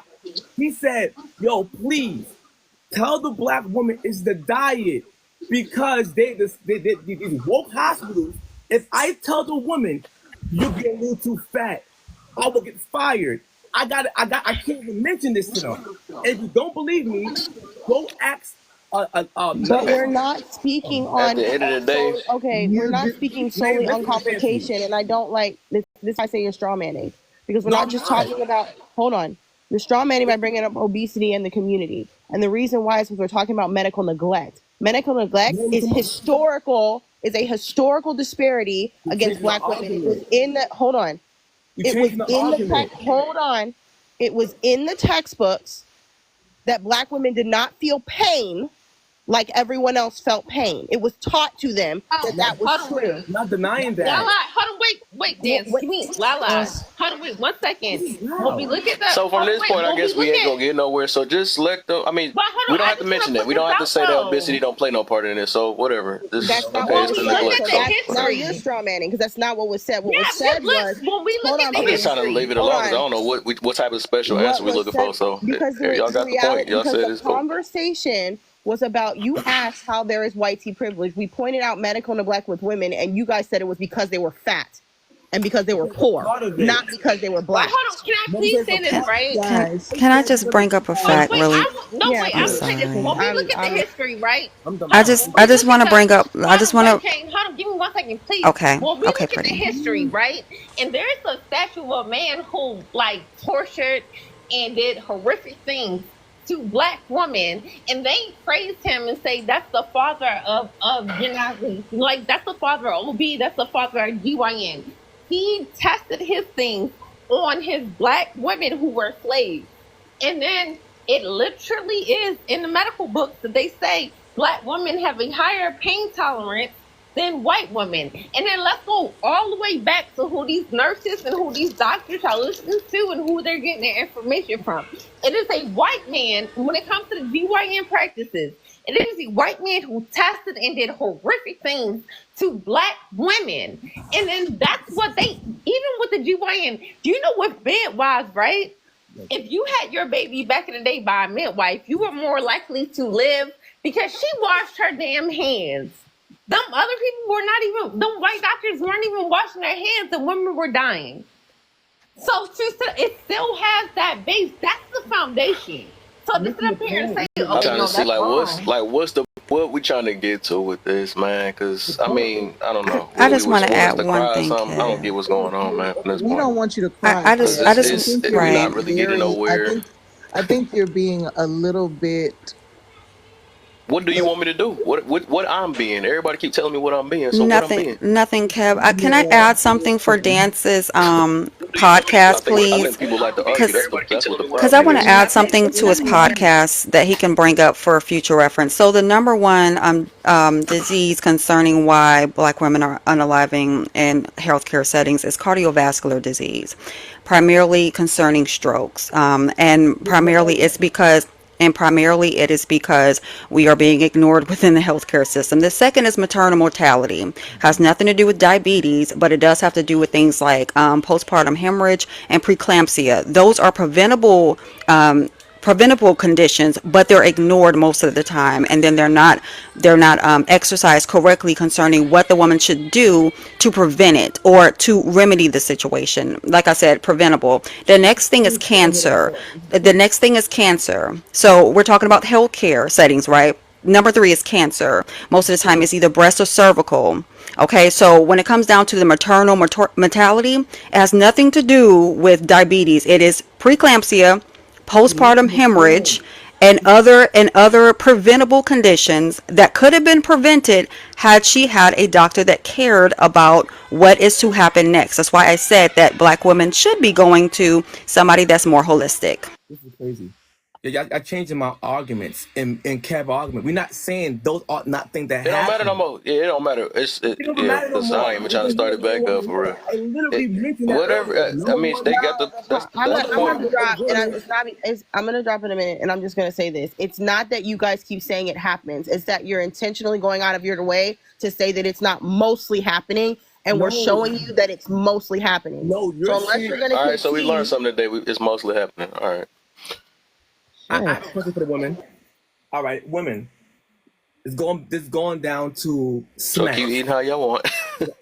Bro, thank you, bro. But Thank you, bro. This is crazy to me, bro. Literally, this is wild to me, son. But anyway, that's all right. like I was saying, All right. son, to the women, why do women want men to be more responsible with their body than themselves when it comes down to smacks? I got a few questions. I'm trying to set up some stuff though. What manner, Dance? Give me a little bit more than that. Like smacks and pregnancies. Why do women put the more responsibility of the man getting the condom in their own body versus themselves using female condoms for their own body, or even having a male condom in the room. Well, I think Because that it's the just man depends on the neglecting them. It person. ain't. It's not themselves. I think that may just come down to the person. I mean, for me, I keep my own, so I don't know. I don't think that's a universal thing, I guess, or maybe it was. I don't know. Maybe it was always the role of the man to get them. I guess I don't know, but I know I keep my own, so I can't really. And I'm not really versed on that topic to give an answer. La Jane, maybe, but Can I respond to that question, please? Would that be okay? yeah, go ahead.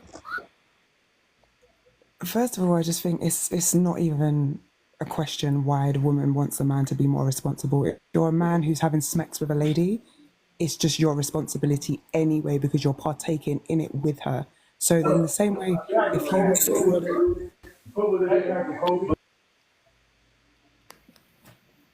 in the same way, if you were getting ready and prepared to go into any activity, you would bring the required equipment that you would need to get into that activity, right? So if you know that you're going to go into a sexual situation, you bring the necessary equipment that you need to be involved in that particular situation. It's not a matter why are you expecting me to be more responsible. I, meaning the man, I'm about to go and get myself into a sexual situation with another person. I need to bring whatever I need to bring for myself to be adequately equipped and to be prepared and to be safe. That's really good that there is to All that. right, I agree with So that. let me hold up real quick, Dance. Let me try some stuff, man. So if that's the case, then so one of the dude don't care and just get you pregnant. Thank you. What do you mean what if the dude doesn't care? Yeah, so I mean, because he don't have to care because he not about to be left with the baby. So That's the point I was going to go to. Thank you. Go ahead, bro. That still just makes him a very irresponsible person. cool. in He can be himself. irresponsible So while once you again, suffering, right? Okay, but what I'm saying is the question was, why are women expecting men to be more responsible? There's not an expectation on a man to be. Nope, I didn't What say was that. your Oh, who question asked then, that sir? question? That's crazy. Can you reframe your question then, please? Can I say it again so I Why know? do the women expect the man to be more responsible And with she their... answered What saying did I there's say? no What did I expectation. say? She That is exactly what I she said. literally With just the said. women's body. Oh my, you're not listening. We are. I am Listen. listening because I repeated She said verbatim there what you is said. no expectation. I You didn't said, finish why my do question. women expect men? And she said there I is didn't no finish. expectation. Oh my. But Dance or Kev, have y'all ever used a female condom? Because I feel like that's not a very common thing either. What? Have y'all used a female condom? No. I know I haven't, but go Dance, you got one? So my I, point. I have never even seen those in the store. But go And you ahead. got just the Some one dudes need to use it because they act like they some pussy. because it looked like he had the one ready just to ask his question. Ladies, do you the ladies on the panel, have you guys ever bought a female condom? I've never bought a Yes. female condom, but I've bought male condoms. Because that's the ones I always see in stores, the male ones, listen. even at the gas station. Y'all there, y'all? Look. At the gas station. I mean, they don't sell. Dance, do you use them regularly or do you have them for like your podcast purposes or something? No. I'm done with a point. The point that I'm making is, I asked the That question. was a real question. That wasn't rhetorical. Oh my god! I'm trying to. Crazy. I can't even. Right. Go ahead, Question, Dance. Go ahead. Yeah. The question I'm asking the woman is that, why do women expect the men to be more responsible in the woman's body than the woman to be responsible with her own body? Miss Civilized just said there is no expectation. She said about the man to bring a condom. I'm talking about for the men don't have a condom. Why are the women still She expecting? said women do not have an expectation for the man to be responsible for our bodies. She answered your question. Yes, they do. They literally do. They. My whole point is I'm making is that they say I got pregnant by this guy. He didn't have a condom. Blah blah blah. And I'm like, why did you still hump on him? She changed her Why did you mind. hump on this man raw? And my She's point saying societal norm. The societal norm. The expectation of not what should happen, but the societal norm. I'm saying, why are the women this way? That's the question. Because you will never find out. I don't know. Some people Can I ask? Yeah, I I don't. think You'll never know. You ask for 50 years. You'll never know. I'll just say this: a lot of people are just irresponsible when it comes to the Yes. action of intercourse, and that can be on both parties. Both Men- parties. Right. So you're putting this on just women, and Oh my God. No, Miss I'm Civilized not. was saying. I said more responsible. That means the guy is also responsible. I said But that's what more Miss for their Civilized own was saying. body. She answered you and said, no, we don't have an expectation for the man to be more responsible. She said, and this is her verbatim, that if you go into any activity, you would bring the necessary equipment to participate in it. You wouldn't go to a basketball game in hockey skates, would you? No, you would take basketball tennis shoes. The same way she said, men and women can both be irresponsible by neither party being readily equipped. She answered your question. Watch this. You said bring a basketball to a hockey game. Guess what can't happen? The game can't be played. The people. I'm telling you what she said. She answered the question for you. I get that You part. want to keep this going No, for I get what that- reason? No, I get that point. I'm rebutting her point. And what I'm saying to you is that you can't leave the man to be solely responsible. What I'm saying to you is the guy don't bring the equipment. Why are you still allowing the man to go and you without no equipment? Baby, because both people want to go without it. Period. I mean, what you mean with that? I don't think that's a valid question. It is. Exactly. It's Oh, not. no. Well, to answer your, I don't know the answer, but I would just tell everybody from now on: use protection. Everybody be safe. Right. Like get a billboard and just tell both parties, men, women, both of y'all pull up. Dan's got enough female condoms to last a lifetime. Like, come on. Facts. Right, watch Just this. both parties be responsible. The Right. responsibility is left upon both people that get in the bed. So if he doesn't bring one and she doesn't have one in her little clutch and doesn't have one of those female condoms, then nobody should be doing the do. And don't. Or be you're shocked if gonna you end up receive pregnant. consequences. And which Yes. is what I said. Both people are going into the situation to participate in the situation. So therefore, both of you are getting into it. Both of you are responsible for your actions. Both of you need to bring whatever it is you need to bring to participate in the situation. I think when men start asking questions like, why are women not doing this or why are women not doing that? It feels as if there's a negation on their part from the facts of what they're doing. That's what it can sometimes sound like. No, Okay. definitely. And the thing about that is, yeah, Well, like, the problem is, every time we hear this argument, the women usually say the man. And Hey, what's up, Kev? How you doing, host? I'm good. How are you? How was your Thanksgiving? Did you I'm eat about to well? yes, I might get my second one soon. Amazing. I'm eating my second third plate. plate because I'm irresponsible. Gluttony. So I'm going to ask everybody to Don't have tap no kids. that part. Got 4 of them. Irresponsible as hell. I'm going to ask everybody to tap that screen and share this live. We're going to go to the front of Kev's page and we're going to go ahead and make sure we subscribe to his YouTube channel. Make sure that you're liking those videos when you go over there because Kev uploads. If you miss out on a video over here, he will definitely upload over there. I'm also going to ask people to put hashtag FYP in the comment section. Please put hashtag FYP. If you love it, you like it, then share it to your bestie, your enemy. It don't matter. Just go ahead and share it, child. Share it and change them draws and make sure you got your condoms on. Now we're going to go ahead and get started with the host topics. And the first one is, how are single parents able to club every weekend? We're gonna go ahead and start with his topic. We're not gonna focus on the panel. We're gonna go with the host. We're gonna go ahead and go with the host topics. We're gonna go ahead and go over there because these topics are overran, and to be honest with you, this is Kev's live, and we're gonna go ahead and go over there and go with Kev's topics. I know you a podcast. Go ahead and go with your podcast then, but we're gonna go over here with these topics over here. All right. Kev, what's the order of rotation? Civilized, then Kev have triangle. more questions. He already ran through these questions. He got more questions, so you already. No, but everybody didn't answer these questions on the panel. We all knew over here. So go ahead, Kev. How you want to run your live? Go ahead, Kev. Woo, woo, woo, woo, woo, woo. Kev live. Let me get Lala Yeah, good because at I've never been. And I've let never my been here Lala do before, it. and I don't want to talk to Kev right now. I'm not even his friend. I'm That's just cool. playing. You I'm can be just the playing. host now. I'll stay quiet. I love you. I love you. I love you. Okay, what You is gotta the love you too. question? What's the question? The first one? What you be putting on YouTube? Yeah, you can do whatever order you're trying to do. I'm just trying to make these questions real quick. All right, but how single parents? Listen, I don't know how they're available to club every weekend because I'm not even a single parent. You hear me?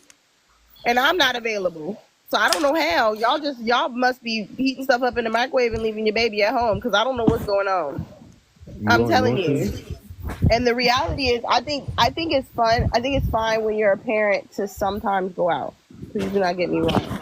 But some of y'all, I feel, are more enamored with the idea of you still. I'm grown. I'm grown. I'm single. I'm gonna live my life. These kids not gonna stop me. That whole energy has caused you to be so selfish that you're not even. I don't even think people realize how much time they're missing with their children.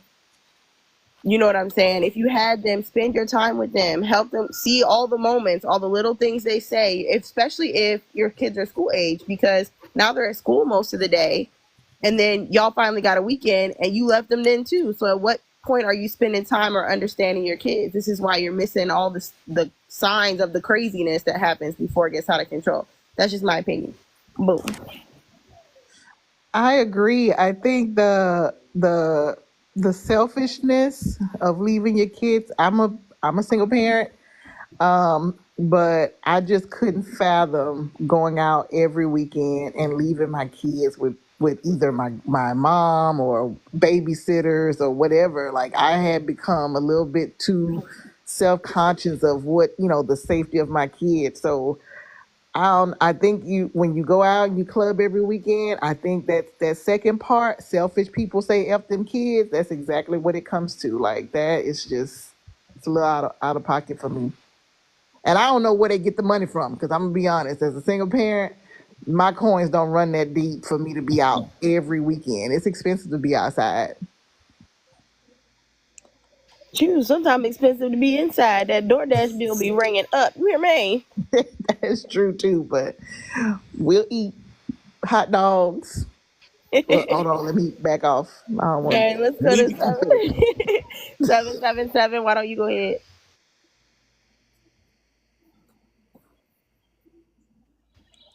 777. Is you here? Are you in the room with us? Is he in the room with? Yeah, no. Okay, let's come back to him. Jane, did you get a chance to answer these? Thank you so much, Lala. Thank you, co-host. Okay, so yeah, I agree with both the young ladies, Lala, and I want to say your name correctly. It's Aquanette. Aquanette. Yes, they leaving them with mama and grandpa and all that and cousins. Sometimes they leaving them by themselves, okay? And they going out and they partying. And all that and cousins. Sometimes they leaving them by themselves, okay? And they going out and they twice. That was bars. And they doing what they want to do because they want to live a life that they should have thought about before they decided to have children. Yeah, so make sure that you don't have them if you ain't gonna take care of them. It's called neglect. Don't let me catch you at the club, because I'm gonna call you out, because it should be no reason why I should be in the club. So call me out too. And while I'm raising these kids, the only club I go to is Club Bedroom, and I can have my drink if I want it, and I can dance in here completely nude if I want to, and listen to whatever I want to listen to. I just thought about when you said calls. You the main one that's supposed to be. This is more your topic. That's why I made it. It sure is. I just thought about that. Because we were trying to figure out the answer together. Because I don't know how they find that time. I have no clue. Hey, you should have came in the angle that you was trying to do it at. You right. I don't know how they find. I'm trying to figure it out because I ain't trying to hit them streets. But is it like 10 minutes, or is it before 10, or is it before 1, or before last call? How do y'all do it? I think we also need to have a more open, honest conversation around parenting and parenthood. A lot of people really don't enjoy it. I wish people was more honest about that. Why not? Why not what? Why don't they enjoy parenthood? Well, I'll say this. From a societal standpoint and like a commercialized standpoint, it's always seemed to be like, there's one thing you have to do, every human should do. But the reality of it is, not everybody should become parents. What they got to do? I agree. I'm talking about what? And then when you become a parent because you didn't want to be a parent, it makes it unenjoyable. Yeah, you got people. I get you. Okay, there you go. Okay, that's what I was looking for. And then you have people who did want kids and they didn't realize how much it is, and it's like, damn, I really actually hate this. You ain't lying. I know a lot of people that say I never wanted kids. I believe I did this, and I'm like, what is the point? Like, what are you doing? And then I never understood, even if you do, this is my thing, even if you do not like your children, right? To say it out loud in a room where they can hear you is by far the craziest thing I've ever seen. Like, they will say, I never wanted kids in front of their 2 children.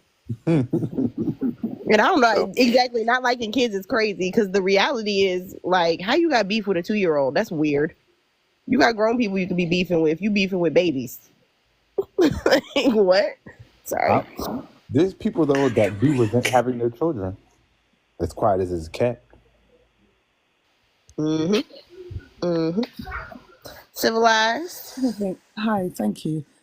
I think for some people, not in every circumstance, but I think for some people, it's not even really that they don't like the remember her. children necessarily. It's that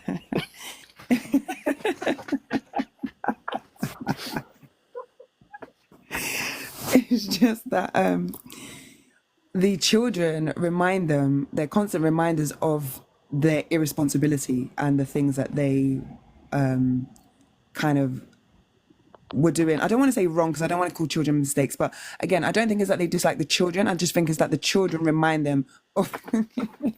Can you stop? I'm laughing at the comments.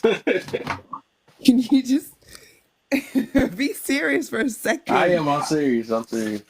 Thank you very much. And to the point about being in the club every week, I definitely don't believe that parents should be out in the club every weekend. Absolutely not. I definitely believe that people, if you have children, there is a certain level of responsibility that you need to have to your family unit and your children. However, I do also believe that is essential for the primary caregivers, especially, to find the time to have those moments of being outside. So if the club is the place where you can have a good time and enjoy yourself, and if that is where you find that, I don't think that mothers, especially because they're usually the primary caregivers, I don't think that they should be shunned for taking those moments out for self and being outside. Because I think I heard that one of the kind of best indicators for children being well looked after is mothers who are poured into, who are cared for, who are nourished, who are nurtured. And that could mean going to an art class. It could be going to the club. It could be taking yourself swimming. Whatever it is that you need to do to pour into yourself, I think is necessary to find the time to do that. So I just wanted to say that real quick. I wonder what going in the club pours into somebody, but that's an open parent question. Dance, I'm not like a bad one. I really be wondering, Civilized. Dance, let him answer and then Have a good time, to dance, to listen to music, to be around your friends, to socialize, to have time away from your children that you might not have necessarily had, just to let your hair down, to have a breather. There's lots of ways that being in a club, if that's what you enjoy, right. Pour into your, like, if you're somebody who goes to a club, that's going to be your enjoyment. If you're somebody that doesn't go to a club, that's not going to be the way that you enjoy yourself. That's not going to be how you choose to pour into yourself. Like I said, you might want to go to an art class. You might want to go swimming. You might want to go to the library. There's lots of different ways. So the point I'm making is, if for some women, taking that time out to book time with their girls, to be like, this weekend, I'm going out with my girls, we're going to the club, this is what we're going to do. I don't think that women should be shamed for taking that moment to do that, because women who are stressed can't look after their kids properly. Okay. But I feel like I still think everything you name you could do at the house. But I mean, but I am a homebody, so maybe it's just a preference thing. I don't like being outside, and I don't like strange men touching me. So I don't, that's just me. Enjoyment, and I think it's a little bit more. There gotta be a little bit more when you go to the club over the house. It ain't just the music. It ain't just that. But that's all another time. We gotta wait till open panel. Yeah, that's what I was like. Let me let it go. Dan, go ahead. I mentioned earlier, the reason is because they lack responsibility. They lack discipline and responsibility, and a lot of the times they have their other kids babysit their children as if that other child is a second parent. So that's why they have a lot of time to go to clubs, and why they have babies. That's just totally irresponsible, and that's what it all boils down to.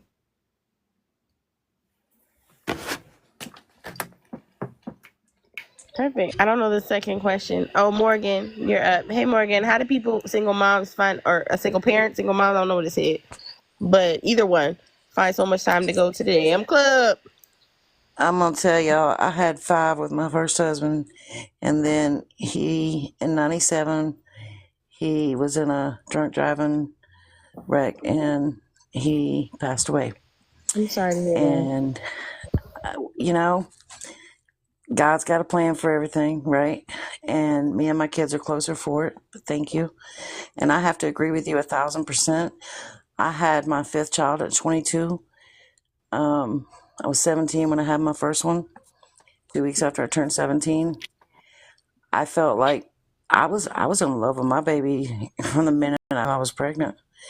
And maybe I do come from, it may be a generational gap also, because I have 5 kids that are between 33 and 40, and 15 grandkids. I keep my grandkids all the time. And before I had kids, I was taking care of my nephews and nieces, raising them. So for me, personally, I'm like you, I never really liked going to the clubs anyway. But if I was going to drink or ever whatever, I can do that in my bedroom, right? But when my kids were little, I didn't drink, I didn't smoke, I didn't do none of that. I was taking care of my kids. And sometimes I do look at this generation, like when Teen Mom came out, and what was that, 10 years ago probably? And they started making a thing for teenagers, like it was a thing, like if you didn't have a kid by the time you were 17, something was wrong, is the way society made it. And then what you had was a bunch of kids having kids. And then they get to a certain age, and that's where they want to be. They want to be in the clubs. They want to be out. And I've seen cases where kids, you're right, kids will be watching kids while the mamas are out or the daddies are out.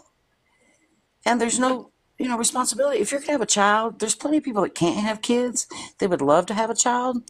If you're not going to take care of your children, if you don't want them, if you have them and then you're like, you know what, I don't want to be a parent. There's plenty of people that will adopt your child and love that child.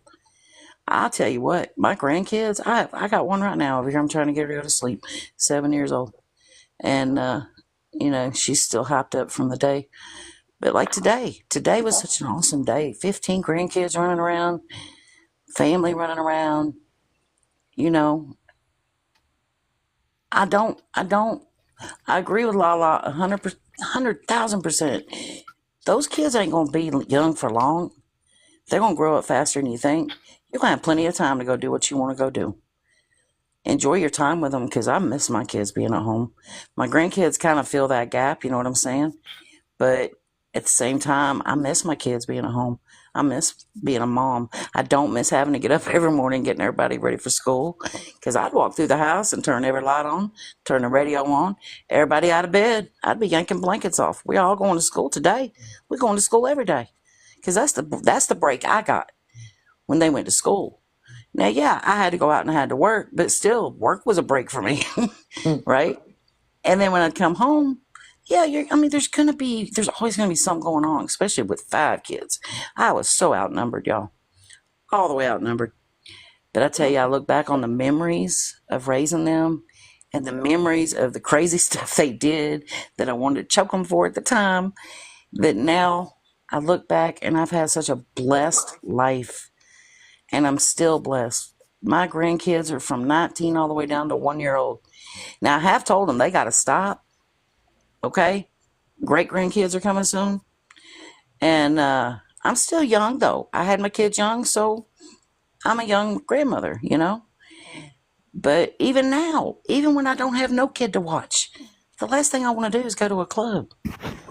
Like she said, I don't want nobody touching me or trying to hump up on me, or I ain't into all that. But I know the society we live in today, that's the thing. Like, I know a lot of these girls, they have these kids. And unfortunately, a lot of times, people get pregnant to hang on to somebody. And then when they can't hang on to that person, they don't want the kid no more.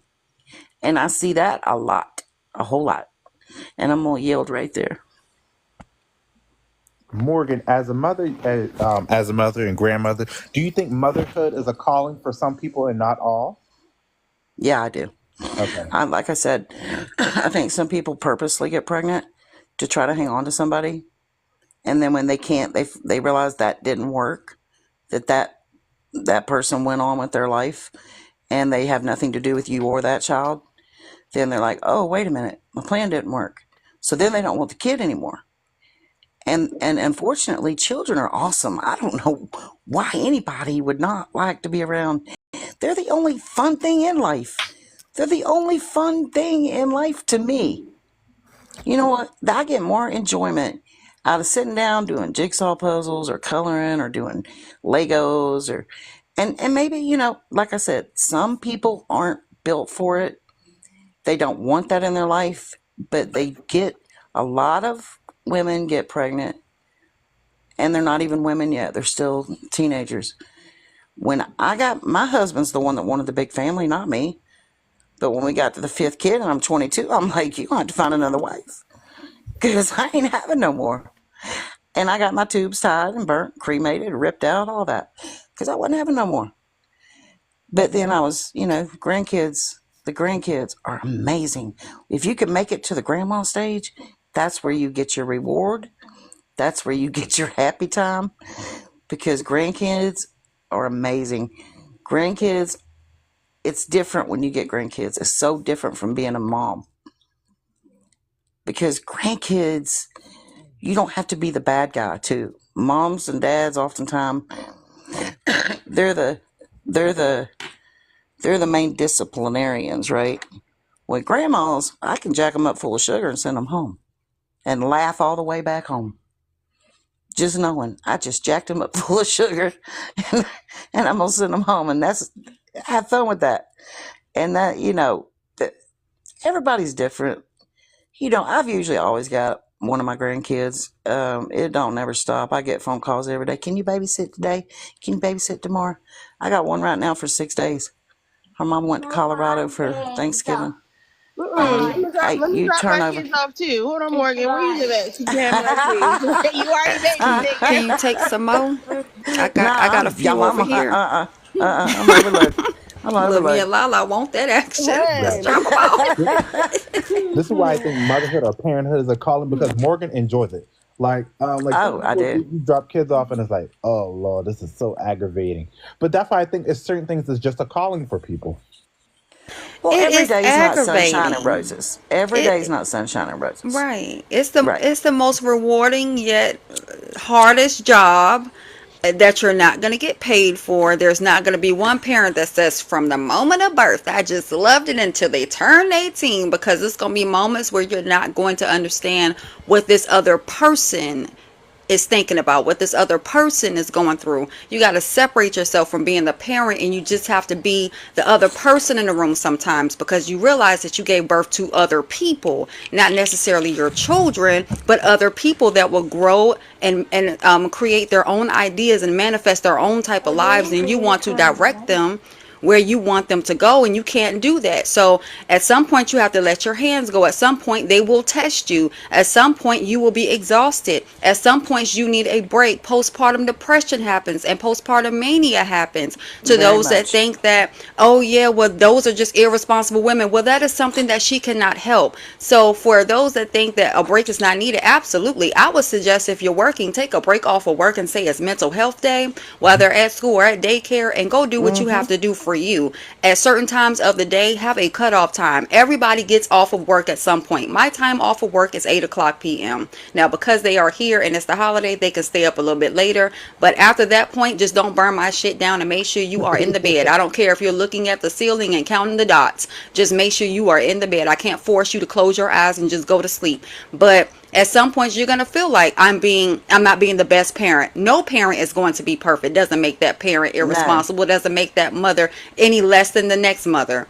But when it comes down to what I heard earlier with, oh well, I think it was Dance that said it. Oh yeah, well these are just irresponsible women. Well, guess what? There are irresponsible people in general. As long as you are attempting to do the job in the best ability that you can, based on what you have, that is all that matters. Because 9 times out of 10, if you are raising your children, the main thing they are looking for is discipline. The next thing they are looking for, absolutely positively, is going to be love. So if you combine the two, it doesn't matter whether you have 2 nickels to rub together. As long as you are giving them love and discipline, that is what matters. Everything else will fall into place. You touched on something super important, and you touched on it super briefly when you said you put your I said irresponsible in what regard?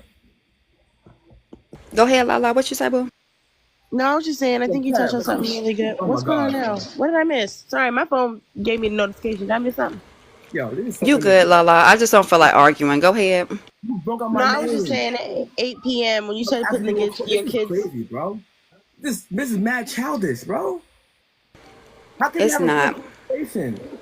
We can, but you're a little animated right No, now. I'm not. Actually, you literally just disregarded me. That's mad rude to the conversation. I asked you in what regard. Dance. It's no disregard. I'm nobody. I'm literally nobody. I'm just on this app like everybody else. Maybe in the victim. So it shouldn't even matter to you if I disregarded you. You I'm said something. nobody. Yo, Kev, come on, son. I'm absolutely nobody. Maybe I'm gonna address start it. responding like that, Kev, because I'm always met with beef on your panel. But from now on, I am nobody. I don't matter. I don't do anything for anybody on this panel I on can't do nothing, TikTok. bro. My I was kids ain't quiet on the Kev. TikTok. I was quiet the whole time, Kev. I went and took a piss. I went and got more water. I was just quiet. You Yeah, brought up that's my name okay. with something. So I'm saying, in what regard? Like, what did I mean by that? And she said, "Forget her. Go ahead, la la." Like, I'm like, what? I I didn't was say forget serious. him. I said, what did you say, La La Boo? Because she was asking me a question and then her phone got cut off. I think she might have had a phone call. I got a But I'm notification. nobody. I'm nobody. I just said I don't feel like arguing. It's Turkey Day. I'm full We and I'm gotta about to get bring. You know drunk. We what, gotta bring sweetheart? You Sister are somebody. Charizard Don't up say here. you're nobody. No, I'm Don't nobody say to you're anybody on nobody. this app. I'm nobody to anyone on this No, it's app. Yeah, app. she's It's You know app. why I It's connected. say social that? media. You know why I say that? Because nobody should feel any type of way or have any emotions based on anything that I do. I'm absolutely nobody to anybody on this app. Now, if you meet me outside and we're doing something that causes some type of change within the community or evokes some type of change, then I'll become somebody. Then you'll know my first name. But as far as one off Jane doesn't even exist. I'm no one. Well, I'm just saying, My I heart just wanted hurts. to say, yes, you hurt Kev's feelings, Jane. I was no, My I'm just bad, saying, girl.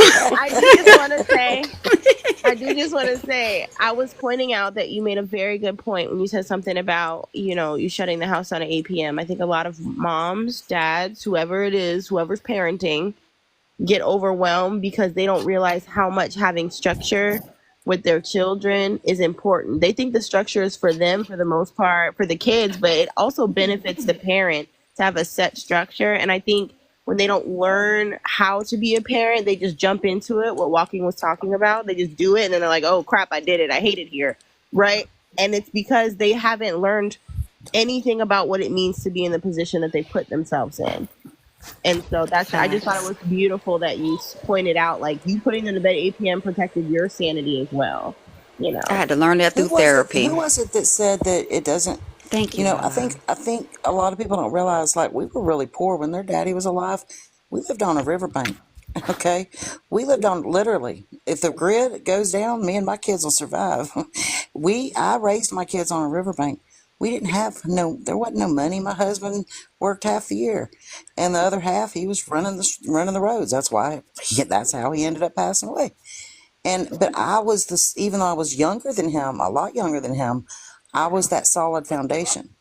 And I learned from my mother-in-law, actually, because she had 7 kids and she raised them, and she was really a guide for me to get up in the morning before them, get my coffee, get woke up, go ahead and get the clothes started, have them out on the line before the kids woke up, and go ahead and be ready for them when they got up, have their breakfast ready. And this was when I was at home and he was still alive. And a lot of times, if we weren't living on a riverbank, we were living with his mama, and which made it hard on me. It was harder dealing with my mother-in-law than it was my kids. Okay, but she taught me some basics that I didn't have a mother. So for me, I really wanted to be a mother because I maybe it filled a hole for me of not having a mother, right? Hmm. And we had a set schedule, and let me tell y'all, there was no nap time because at 7:30 y'all going to bed. So and say we're doing lunch at 12. We're also starting dinner around 1 and getting it prepped and getting it ready to go. 4 o'clock we're having dinner. Between 5 and 6 we're taking baths. Then we're watching some TV, and then at 7:30 everybody going to bed. And then I have my time to catch my peace and to stay up till 10 or 11 doing whatever I want to do. But I did it at home. I just And want to say there something was to there was Kev that after you're discipline, done.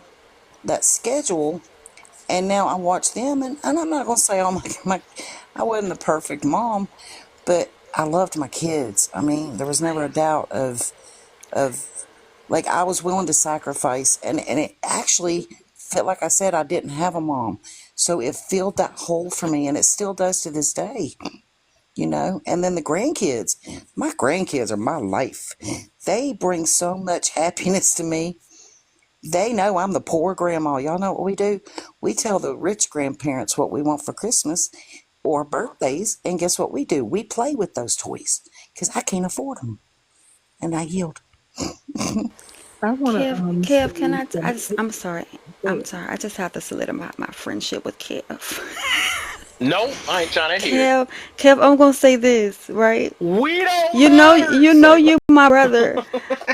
This is Turkey Day, right? Kev was the first man that I hit up when I said that my husband unalived himself. He was the first man, so he's a brother to me. I didn't hit up my daddy. I didn't hit up my brothers. I hit up Kev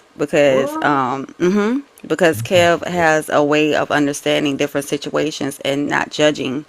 So I hit Kev up, and Quit it, man. I'm a that's what grown man. makes Don't it try to make me different. frown here. That's what makes it different, Kev. We know each other. You know something that's very dark to me, and now marks a year. So that hit different.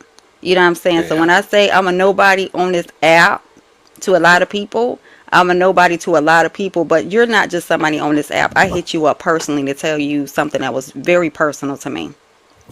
Oh, yeah, for sure. I'm messing with you. You know I'm now messing with look at what you. I I done said that too many times. I had AJ and them, they got on my head. I was like, man, I don't take no. What did I say? I don't care about nobody. She like, you don't care about nobody. They told me up And with I'm that. cool. Like, I You ain't mean gotta it have a like support now that. what system. out, Jane? You done helped me to see Kev in a different manner. What? Kev is lit. What He you? get on my Yeah, nerves me though. too. I ain't been in here I but ain't a like few me. Y'all just came minutes, in here not and I'm liking me. It's looking not at what's him going on. different now. What did I that do? look, that medical disparity conversation Kev had me Yeah, I mean, rolling I a got my little own bit. perspective of things. It's not like that don't make nobody a bad person because they think different. That's all it Oh, is. All of us well, think different. okay, so let me add a LOL. I was just joking. I don't think you're a bad person.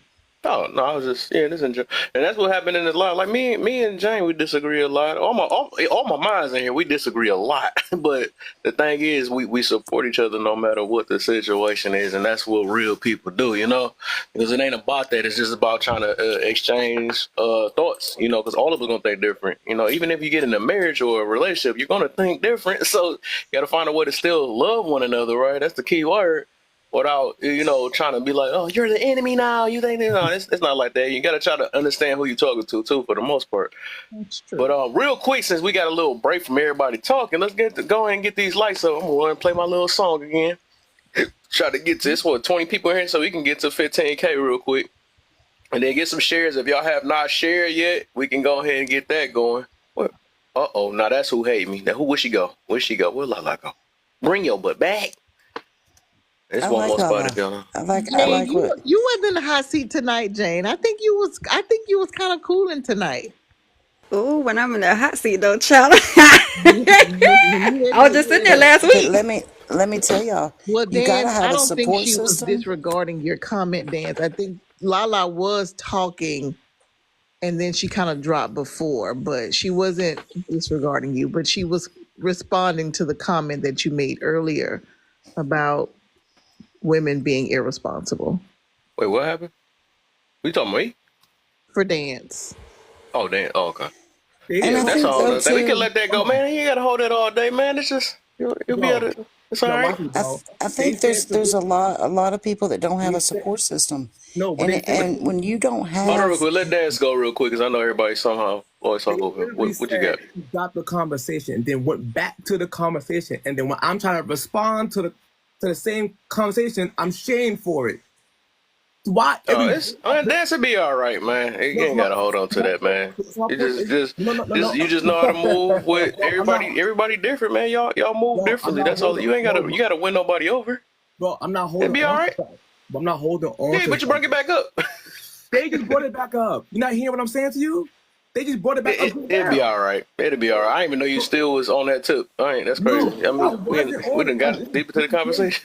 Bro, I wasn't on it. I'm asking It'll them be why all they right. still bring It'll it be all back right. I didn't even up. know you still was on that tip. All right, that's crazy. All right, whatever. We just gonna let it go because we ain't getting nowhere.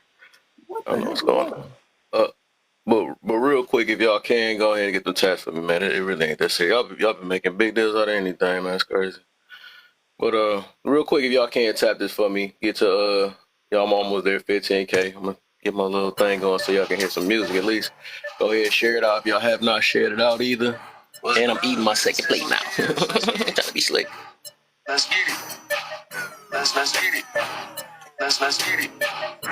Let's get it. And it's the beginning of the week. Thought I was talking about the day. No, the beginning of that week betting you have.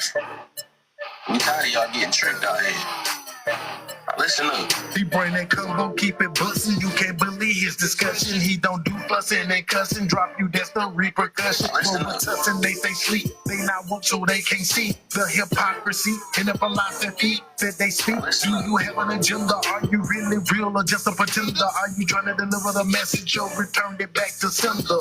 Check yourself before you wreck yourself. Don't check me, clear, collect, correct yourself. Your reflection of perception. Do you analyze suggestions? Are you objective to criticism or pushback with objections on this platform? And a former shoot that drama, he disarm you, trigger warn you, fake it, trigger, think they abnormal is normal. Is it choices? Is it karma? Does the lie feel good? It charm you? It's stinging like them killer bees, the truth engulf and swarm you. Either my love in the love, live fist that Jeffrey Dahmer. You can laugh or learn or get mad. Look here, he stay calmer. You laugh or learn. You laugh or learn. You laugh or learn. You laugh or learn. You laugh or learn. You laugh or learn. You laugh or learn. You laugh or learn. You laugh or learn. You laugh or learn. You laugh or learn. You laugh or learn. You laugh or learn.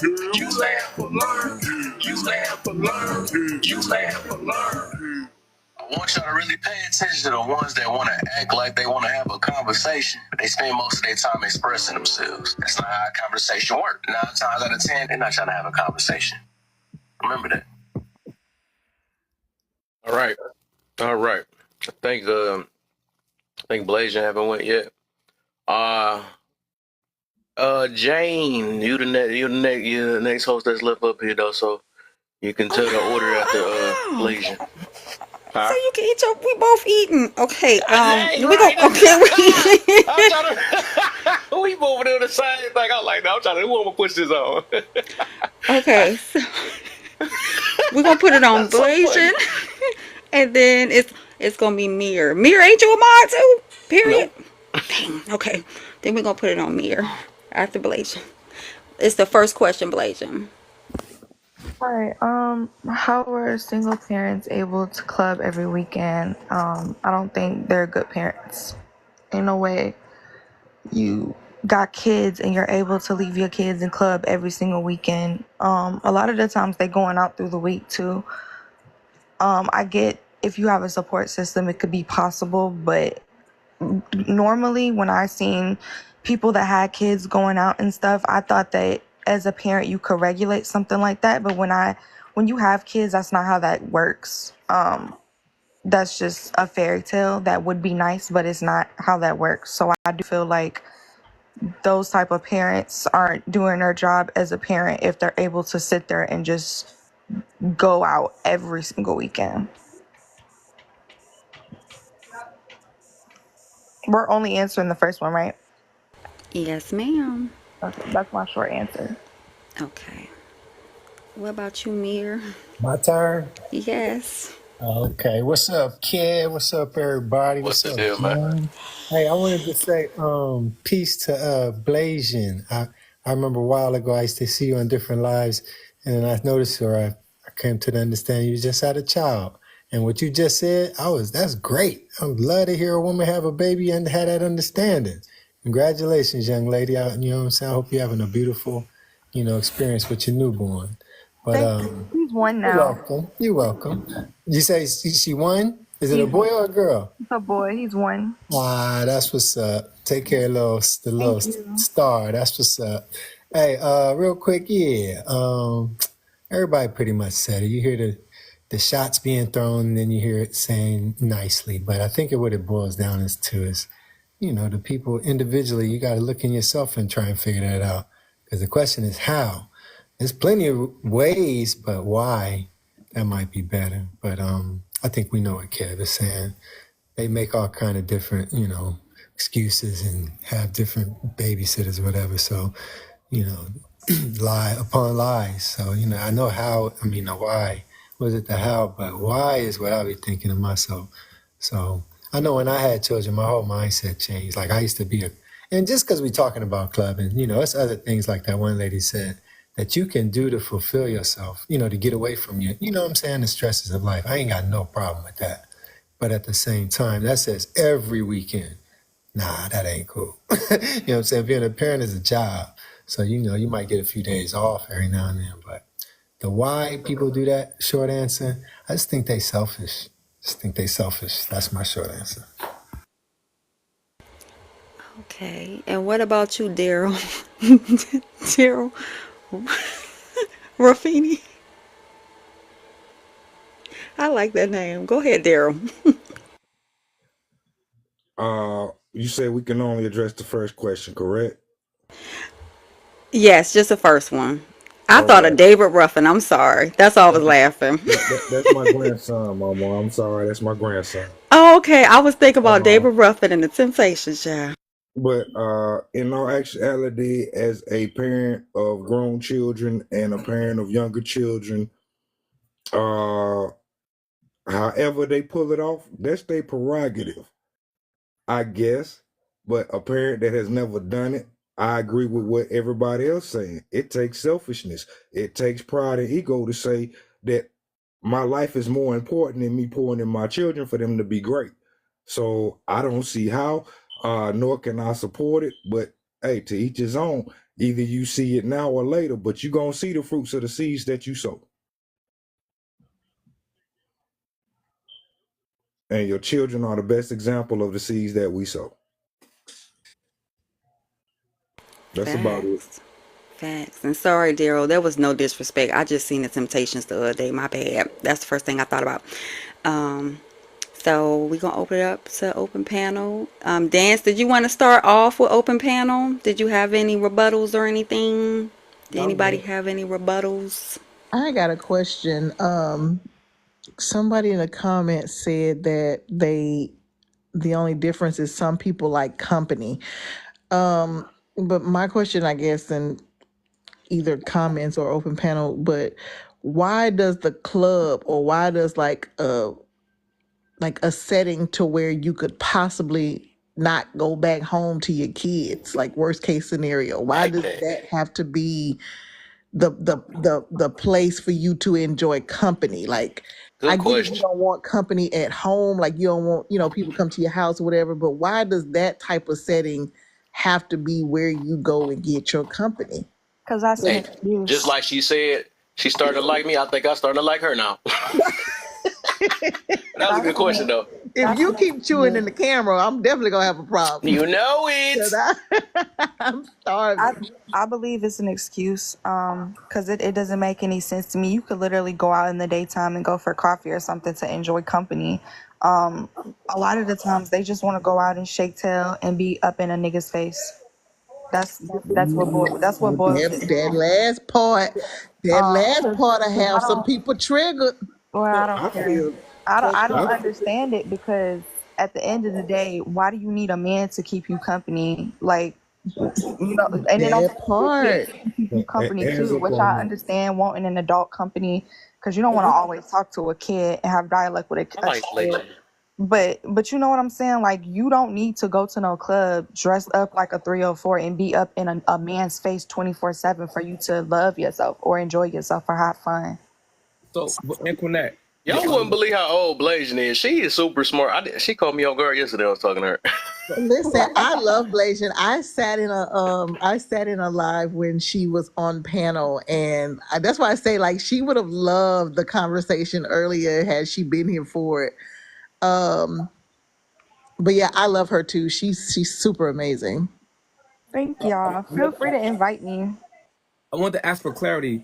You said have a party at home? Like, explain what you mean by that. Like, party at home versus party in the No, club. I didn't say party at Not home. you. I don't even Not think you you. should have.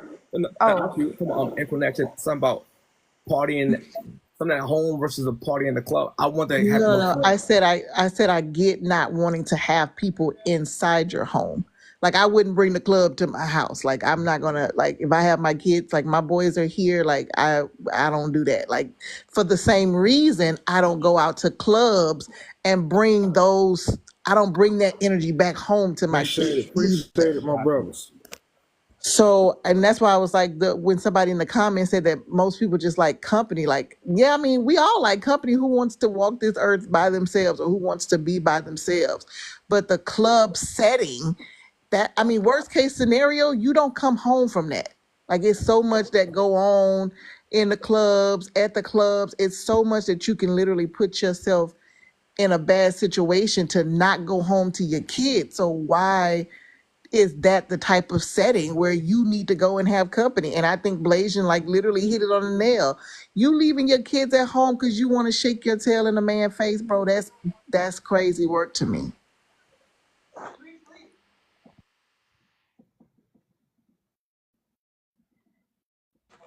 Cause I'm with Jane. Like I could be butt naked at my house. Like I can do all I that feel at like it's a home. maturity thing. I think it comes with the maturity and things that you deal I with. agree. At some point, you hit a point in life to where you go through things enough to understand, you know what, this ain't even worth my time. And it clicks for everybody else differently, but I can agree that number one, the thing that got me in the direction of that was my kids. But it don't do that for everybody, to each his own. Mind you, most of the young moms nowadays, they will cop out of breastfeeding and use formula feeding just so they can drink and go out and not have to, because you have to be around your child more if you're a breastfeeding mother than if you're not. So that's another reason why they do it. They will literally pop formula into their children just so they can have that access to alcohol and stuff. Like, that's weird to me.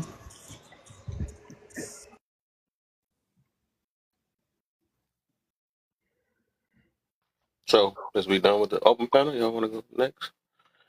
I got a couple more topics I got stored up. This gonna be a long. I'm taking advantage of my weekend. I'm gonna store y'all that. Blasian hit it on the head when she said be all up in the nigga face. I was just gonna drop the mic on. Ooh. Well, in all honesty, I'm ready for question 2. I'm gonna be quiet until you get ready to address question 2, because I'm ready for that one. Well, real quick, I want to say to Blasian, I don't know how old you are, but you have a great mindset, and I loved what you had to say, and I try not to. I'm a little. I know I'm older than everybody on this panel, but I listen to young people, and that's one thing my kids tell me. They're like, Mom, one thing we love about you is that you're so open-minded. You will listen to us, and I learn from them. Even though they're younger than me, I listen with an open mind to my grandchildren who are teenagers. 2 of them, one works 2 jobs, the other one's graduating, fixing to go to college. And then you got the rest of them all the way down. I got pretty much every age. But I sit and I listen to them, whatever age group they are. It's not easy, guys. It is so far from easy. There's days I'll have grandkids for days on end, and then I'll say, look, for 3 days, don't nobody call me. No, 3 days. I ain't taking no babies. That's it. And even if they're 17 or whatever, they can watch themselves. But the younger ones, and then there's a thing in our family because of things happening in the world. I'm the only one that can watch these grandkids, and I don't want nobody else watching them. So even on days when I don't feel like it, I'm going to take them and I'm going to watch them because I know I don't want my daughters to be like me. I didn't really have nobody to babysit my kids, right? So that wasn't an option for me. But I don't want them to get burnt out. So, like, if they want to go do, like my daughter in Colorado for 6 days right now, yeah, I'll take my little grandbaby. Okay, 4 more days. You're right, baby. She's counting the days. But But I'll take that on because I don't want her to get overwhelmed. Go do your Colorado trip, baby. Then when you come back home, don't call me for about a week and a half for a babysitter, okay? Because you went and did your thing. She's happy. She had the opportunity to leave to go to her daddy's family today after we had Thanksgiving dinner at my other daughter's, and she didn't want to go. She's like, I don't want to leave Grandma, you know, and. And I don't know. I listen to Blazing, and for her, she sounds young. And I'm gonna tell you what, that little boy's gonna be a rock star. And I'm gonna tell you what, these kids grow up, and if you give them enough love, but discipline too. Somebody had mentioned discipline. Kids want discipline. They want it. They crave it. They don't want. The biggest mistake I see this generation make with their kids is the tablets, the YouTube, the TVs, the phones. Take these electronics away from these kids. Make them use their imaginations. My grandkids, no, don't bring that tablet to my house because I'm gonna put it up. Don't bring none of that to my house. We're gonna play Legos. We're gonna play puzzles. We're gonna color. We're gonna do toenails. We're gonna do fingernails. We're gonna do hair. We ain't doing all that technological. Let me give them this and get them out of my hair. No, we ain't doing that. And I think that's something with this generation. Social media. I don't think there should be no child on social media. Y'all know what we hear on social media, right? So exposing the children to social media at a young age. I know I got 2 grandkids at 7 years old with cell phones. What they doing with cell phones? They ain't using them at grandma's house, though. Yeah, I'm 21. And I agree with what you say because a lot of them are shoving tablets and iPads in their kids' faces so that they don't have to worry about controlling their tantrums and teaching them how to control their emotions. But yeah, I am very young. I'm 21. I just turned 21 August. Well, baby, Blazing, I got a 17-year-old daughter. Hey, look, you doing your thing, though. How your baby's young, so you still be, you know what I'm saying, young. When you have them, you can go play sports with them, so you're doing the right thing.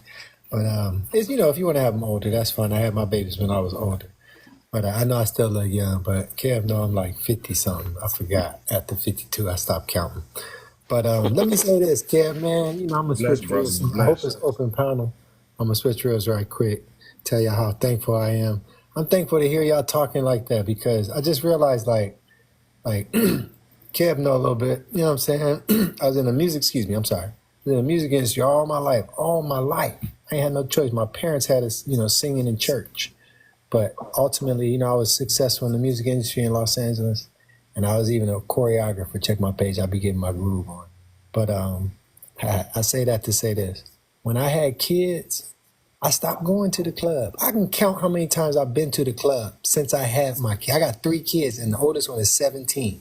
I can count how many times I've been to the club on one hand. I'm not lying, y'all. And I used to live at the club. That was my spot. You feel me? So it's a mindset. And like we said earlier, it's about being selfless.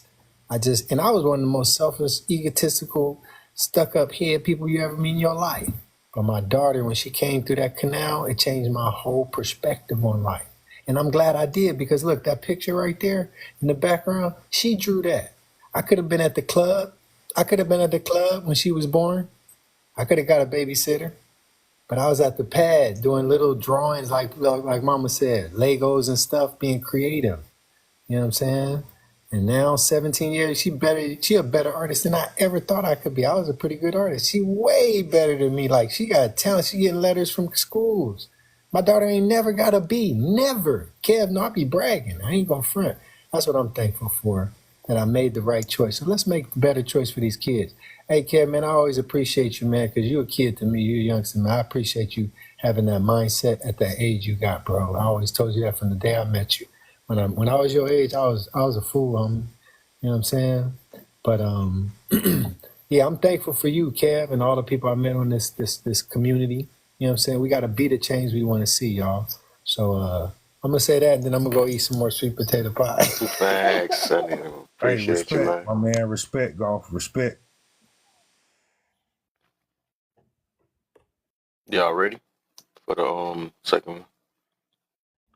We ain't even make it to the. I'm storing y'all up. I got a bunch of topics. Hey, I'm ready for the second one. Can I start off on the second one? Can I please? Let me fall off on the second. Go ahead.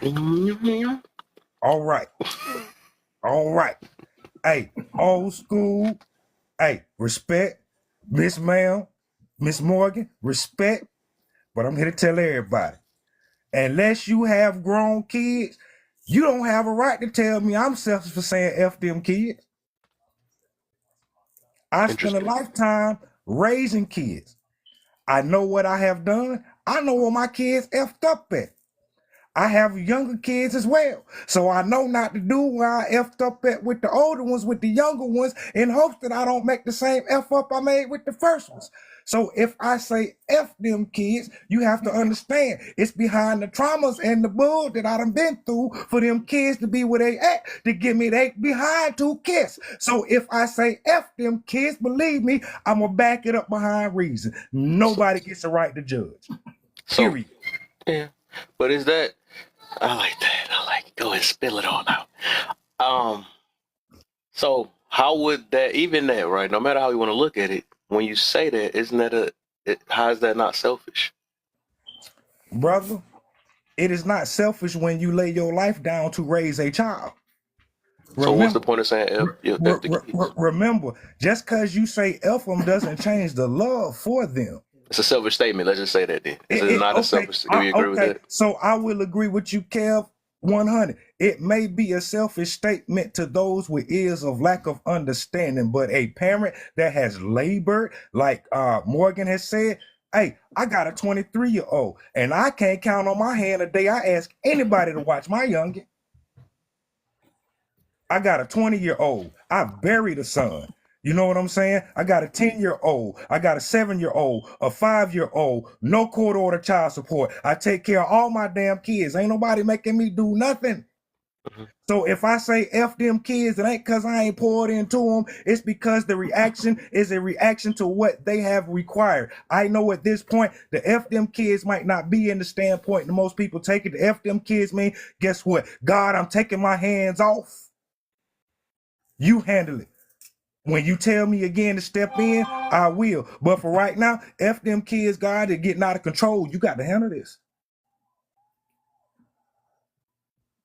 You gave them to me. They belong to you first. Let me get out the way. So F them kids because they belong to you. They ain't mine. You gave them to me on loan. Now handle your children. They grown now. Jane, what's your take on that? Is you still smashing on that? No, I'm glad you ain't make me no calls again. So I mean, I have a grown stepdaughter, and at times, you know what I'm saying, when it come down to her little attitude, things that she want to do, she don't want to listen, and she wants to go her own way. Forget it. Like I'm not about to pressure myself or put myself up under stress over somebody that is clearly going to make their own decision, because they are the ones that only have the right to make their decision at that point when they're grown. So I understand what Daryl is saying. After they get grown, it's like, yeah, I can't lead no horse to water and make you drink it. So I can give you great advice, but what else am I supposed to do? And if you don't want to take it, you get yourself in trouble. You get yourself, you know what I'm saying, a situation where you lock down and stuff like that. F you sit up in there and do your time. Or if you get yourself in a situation where you can't see clear and you made that choice as an adult, that's on you. That ain't on me. So, you know, but when they little, I ain't gonna lie, when I come up in this room sometime and they be talking about they wants and all the rest of that stuff, and I'm worried about the needs, and I'm getting most of it out the way, I'm gonna be selfish at certain times. Like every parent should be, because you were born in this world by yourself. You was not born with child. So it's certain points where you do have to say, nah, forget that. I'm going to focus on me right now. If I'm going to take a vacation, you're going to sit with this babysitter, and I'm going to take that vacation because I deserve it. I shouldn't have to go crazy because I had children. They're not going to drive me insane because I had them. But I'm not going to say F they needs, you know what I'm saying, or F me being a parent. And I'm definitely not going to put one in the tube and say F they life in general. But when it come down to, you know, my peace, ain't nobody able to interrupt my peace. I don't care who you are. The only one that can is the Almighty. Other than that, and the Almighty ain't gonna interrupt my peace. But as far as people on this earth, I don't care if I gave birth to you. You don't have a right to interrupt a peaceful moment for me. Now, if you're sick, that's one thing. But just coming in and just interrupting life in general, nobody has that right.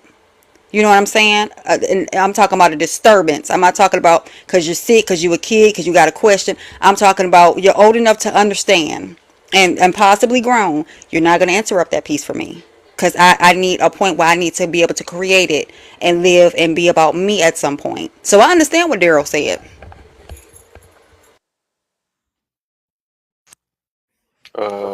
Blasian? Appreciate that. Oh, Because, yes, that's a reality, man, that most people don't take for granted. They think that when you say F them kids, that we're being selfish, and it's not a selfishness thing. It's a point of respect that we as parents, believe it or not, we as parents, I hate to say it, I'm gonna be the first one to say it. We some pussy ass parents today. We let our kids slide with shit that we would have woke up in a coma 6 months later from, like, what happened? So some of the stuff that we deal with to say F them, people take it to another level because of the way the word is transpired versus understanding we can only say F them because of an action. Because let's be real, you don't say F anybody unless they give you a reason. They have to give you a reason to say F them. So if you saying F this child right now, that child done did something to hurt you to your spirit as a parent. And nobody should have a right to judge that because nobody's walking in your shoes. They may not like it, but at most they should be able to say, hey, I can't agree with you, but as a parent, give you a different perspective. But what is right is right. No judgment on nobody. I don't see what's right about saying F them kids, but let me ask this because I get what y'all trying to say, I guess. But the statement itself is just kind of harsh. But you think everybody that say that statement think the same way as y'all? No. And the reason why I say that is because F them kids can be selfish. No, before that, I want them two, because them the two that last said it. I just want to make it. I just want to see what they stand. Honestly, I'm gonna be honest. It might be a lot of people that say it, but not everybody has the same context of the word. Yeah, that's what I'm getting to, though. So the context, in the broad, I feel like my broad, context do you think is different from some. Yeah, so that's why it's a broad thing, and I noticed that we use our personals, right? In broad, you think everybody? Do you think majority of people think the way you think, or do majority really just feel like F them kids? Age group is going to define. Age group is going to define meaning. Them running around here in their 20s and 30s talking about F them kids, they selfish as hell because they don't want the kids, they want a party. But them is 35 plus, that's got them teenagers that's smelling themselves, talking to them reckless, going to school being stupid, doing crazy stuff. Their meaning of F them kids is different from them young ones talking about F them kids, bruh. You got to look at age group. Yeah, I've seen some old farts do the same exact thing, so I don't think of that. But in today's, with the kids today, a lot of parents say F them kids, and sometimes they don't even have to say it. I see kids with iPhones and iPads, and they be 5 and 6 years old, and iPads are raising them. That's a way to say F them kids. People just leave, and they want to date the same way that you got the main question up there, where they want to date and they want to go out, and they just put their kids on anybody. That's saying F their kids. Some parents, I hear a lot of women that do not know how to cook. Back in my day of growing up, and I'm only 35, but when my grandmother raised us, it was mandatory for us to get in the kitchen and learn how to at least cook, and that was for everybody, not just for the girls. It was for everybody. But as young women, we had to do that because primarily we thought about, they thought about us having a family one day.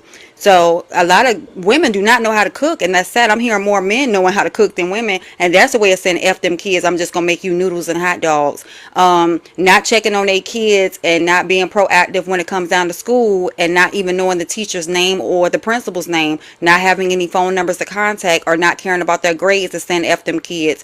There are children that are unalive and based on overdosing out here on perks and all the rest of that stuff, while the parents are out partying, or the kids that's on Snapchat showing off their parents' parent's weapon at 5, 6, 7, or whatever age, that's saying F them kids. Having 2 and 3 jobs because all you care about is getting 6 figures and not worrying about what's going on with your children is saying F them kids. Putting your kids in daycares that the daycare has a 1 or 2 star rating. You're not even worried about going online and looking at any of the reviews online and things of that nature, or not getting to shake hands with people. It's a lot of circumstances where a lot of the parents are now saying, male and female, men and women, are saying F them kids.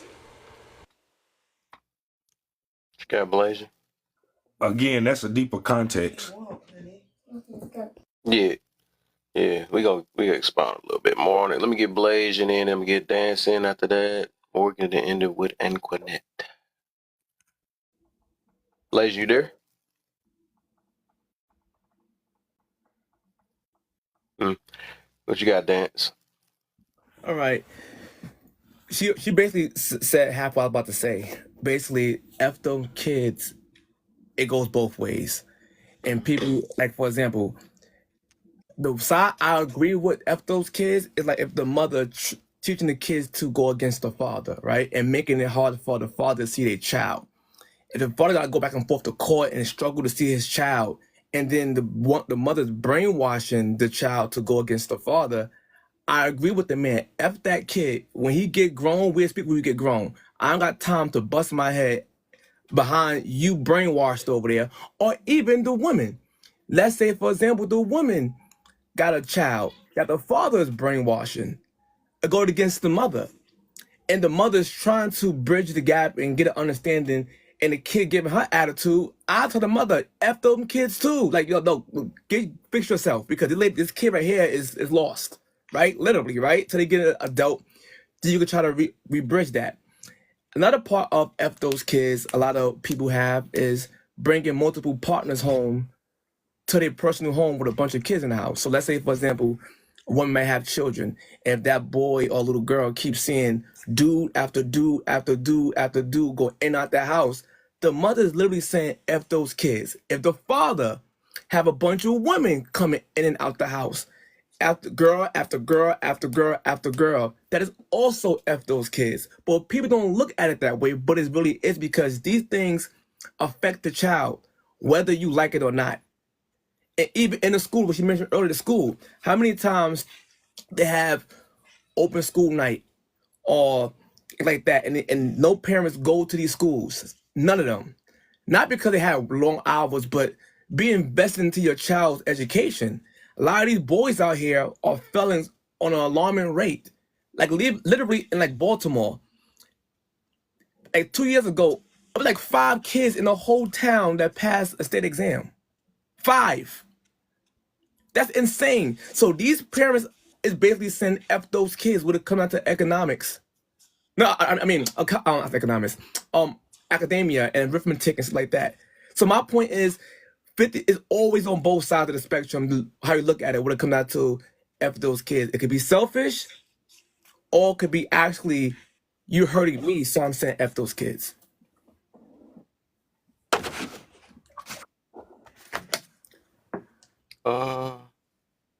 Morgan, what you got? Okay, what I got is my oldest son is 38 years old, and he's been in county since Father's Day. He does have traumatic brain damage, which is permanent brain damage. He got at 21. He got jumped and left in a coma. They said he wouldn't come out of. They said if he did, he'd be a vegetable. I didn't leave his bedside through the whole thing. He was in a coma about a month and a half. He came out of that coma and then some, and he wasn't no vegetable.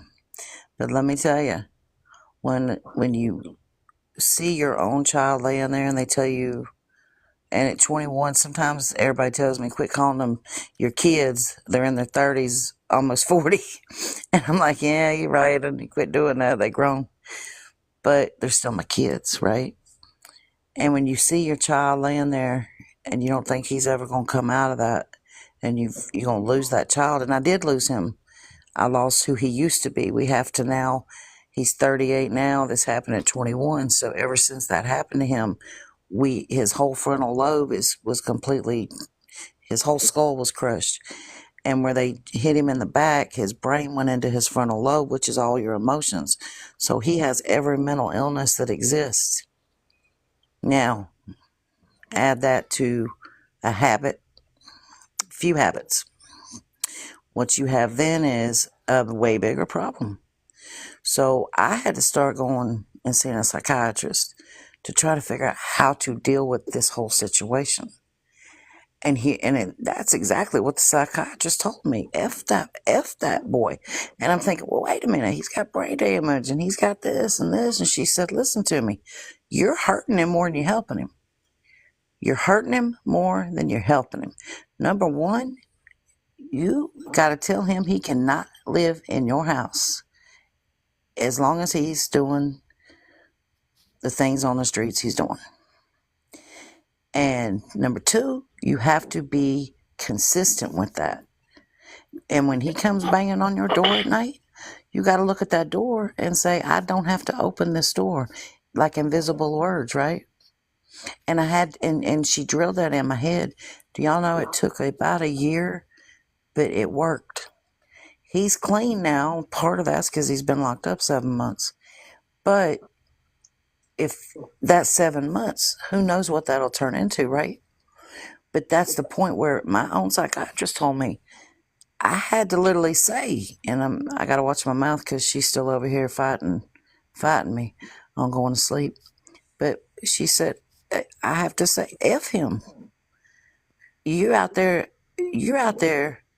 And the hardest thing one of the hardest things I've ever had to do was look my son in his eyes and tell him, you can't stay here and you can't come back here until I know you got this and this against you, but you also got part of you that works just fine.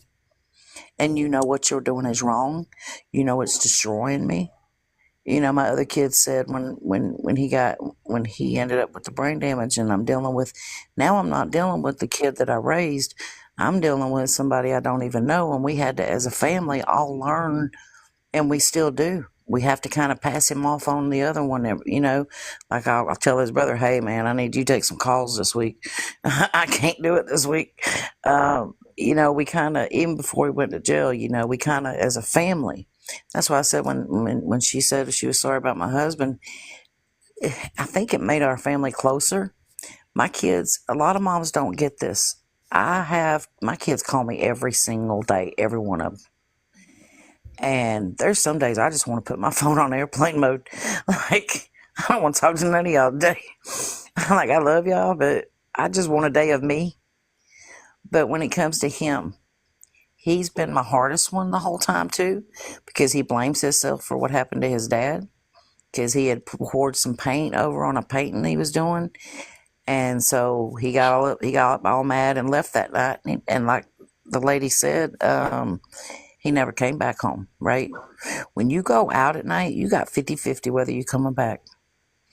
And so they were really small when he passed. And that was that. My son has always blamed himself. Even before the brain damage, he had mental problems, right? And he always blamed himself. And it doesn't matter how many times I tell him, baby, your daddy was doing that when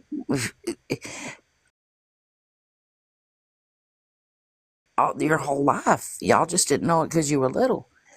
So it's not your fault he went out that night. He would have found a reason to go out regardless. Right? But it ain't been no cakewalk, I'm gonna tell y'all. And even right now, I have to say to him, I don't put money on his books. I'll put money on his tablet, $10 every 2 weeks, so we can send messages back and forth to each other, right? And that's all I'll do. He knows what to do in there. He draws. He's an amazing artist. He draws and he makes his commissary money. And that's the way it is. Don't nobody give him no money. When he was out here and I had to look him in his eyes and tell him he couldn't come back to my house because I wasn't going to watch him keep destroying himself, because I loved him and it wasn't fair to me. I worked too hard. I put in too much. I put my whole life into you kids. And I'm not gonna want you to do this to yourself no more. And to have to say that to him and close that door on him, that was not an easy thing to do. But I'm gonna tell y'all, it made changes. I started actually applying that to my whole family, because sometimes I get a little taken advantage of, right? And I know it took me literally till they got older to realize, as long as I keep feeling like, oh, well, I got to do this for them. I need to do this for them. I need to help them out with this. I need to help them out with that. I saw a video one day and it changed my whole life with them. It said, as long as they are coming to me to fix all their problems, which it ain't all my kids. The oldest boy that's the one, that second child. Y'all ever heard that video? That second child. As long as I'm fixing everything for them, they're never going to give it to the man upstairs. They're going to always, in their eye, I'm basically their God. Because they bring me a problem. Oh, Mama, I got this problem. I don't know what to do. They know I'm going to always figure out what to do about whatever. But as long as I'm always figuring it out for them, or helping them figure it out, or here, let me help you out. Here, take this, go pay it, whatever. As long as I'm doing that, they're never going to do it on their own. I'm not going to live forever. So it's changed my whole relationship with my kids when I finally said, and they're not, like I said, they're not kids, but they are to me. But I had to get to a point of, okay, you're going to have to go figure that on your own. You're going to have to go on outside my door or hang up this phone and go figure it out, because I don't have the answer. Even if I might have the answer, they got to figure it out on their own. And I've also seen a change in them, that they started figuring it out on their own. So in a way, by saying F them kids, it actually benefited them. And I yield. Facts. What you feel about that, Blasian? She back? Oh, she back. Oh. I agree with what she said, but I do think that from my generation, what I see a lot of the times when they say F them kids, it's all for the wrong reasons. It's because they don't want the responsibility of being a parent.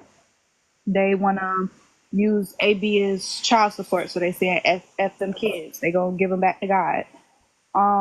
They want to go to the club and be in a man's face. They want a boyfriend because since they had a kid, that doesn't mean that their life is over and they got to stop, finding a man.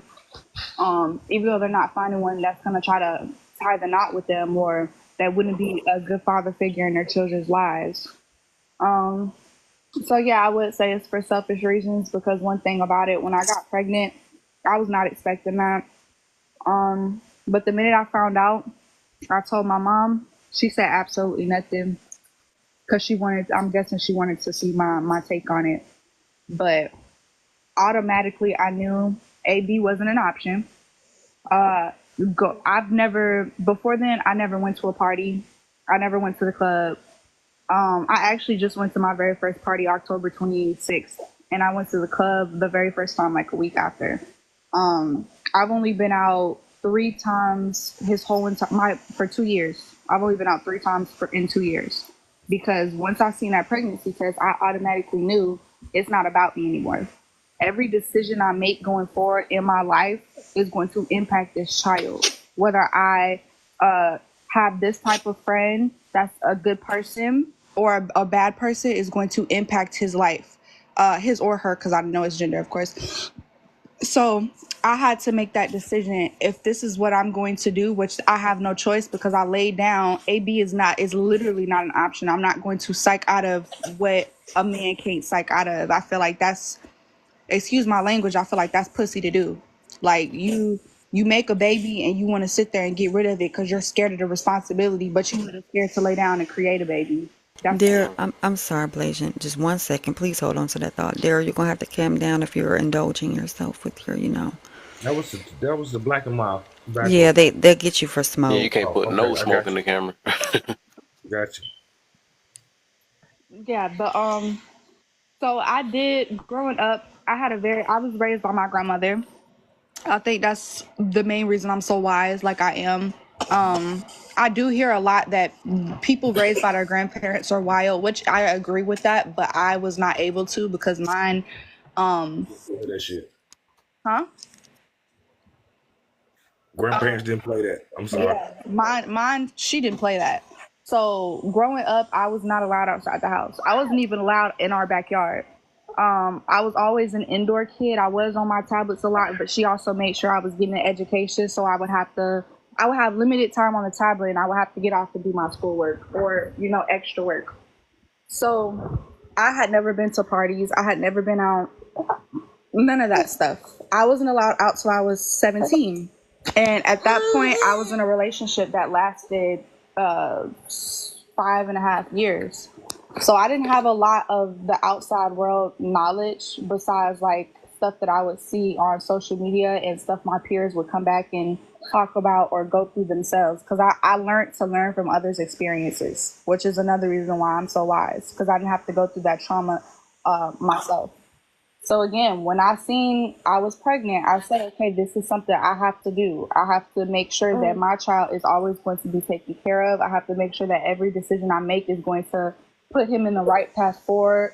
I can't show him that it's okay to be a certain type of way, or it's okay to be around a certain type of people, a certain type of crowd, around a certain type of peers. I'm not going to go to the club every single weekend because I don't want my son to think, okay, it's the weekend. Mommy ain't going to spend it with me. She going to spend it outdoors. I understand, because what I will say, before having a kid, I thought all parents were selfish if they said they wanted a break. Like, I just felt like you made your bed, you need to lay down in it and take care of your child. You don't deserve a break from your kids. But after having one, I completely disagree with that.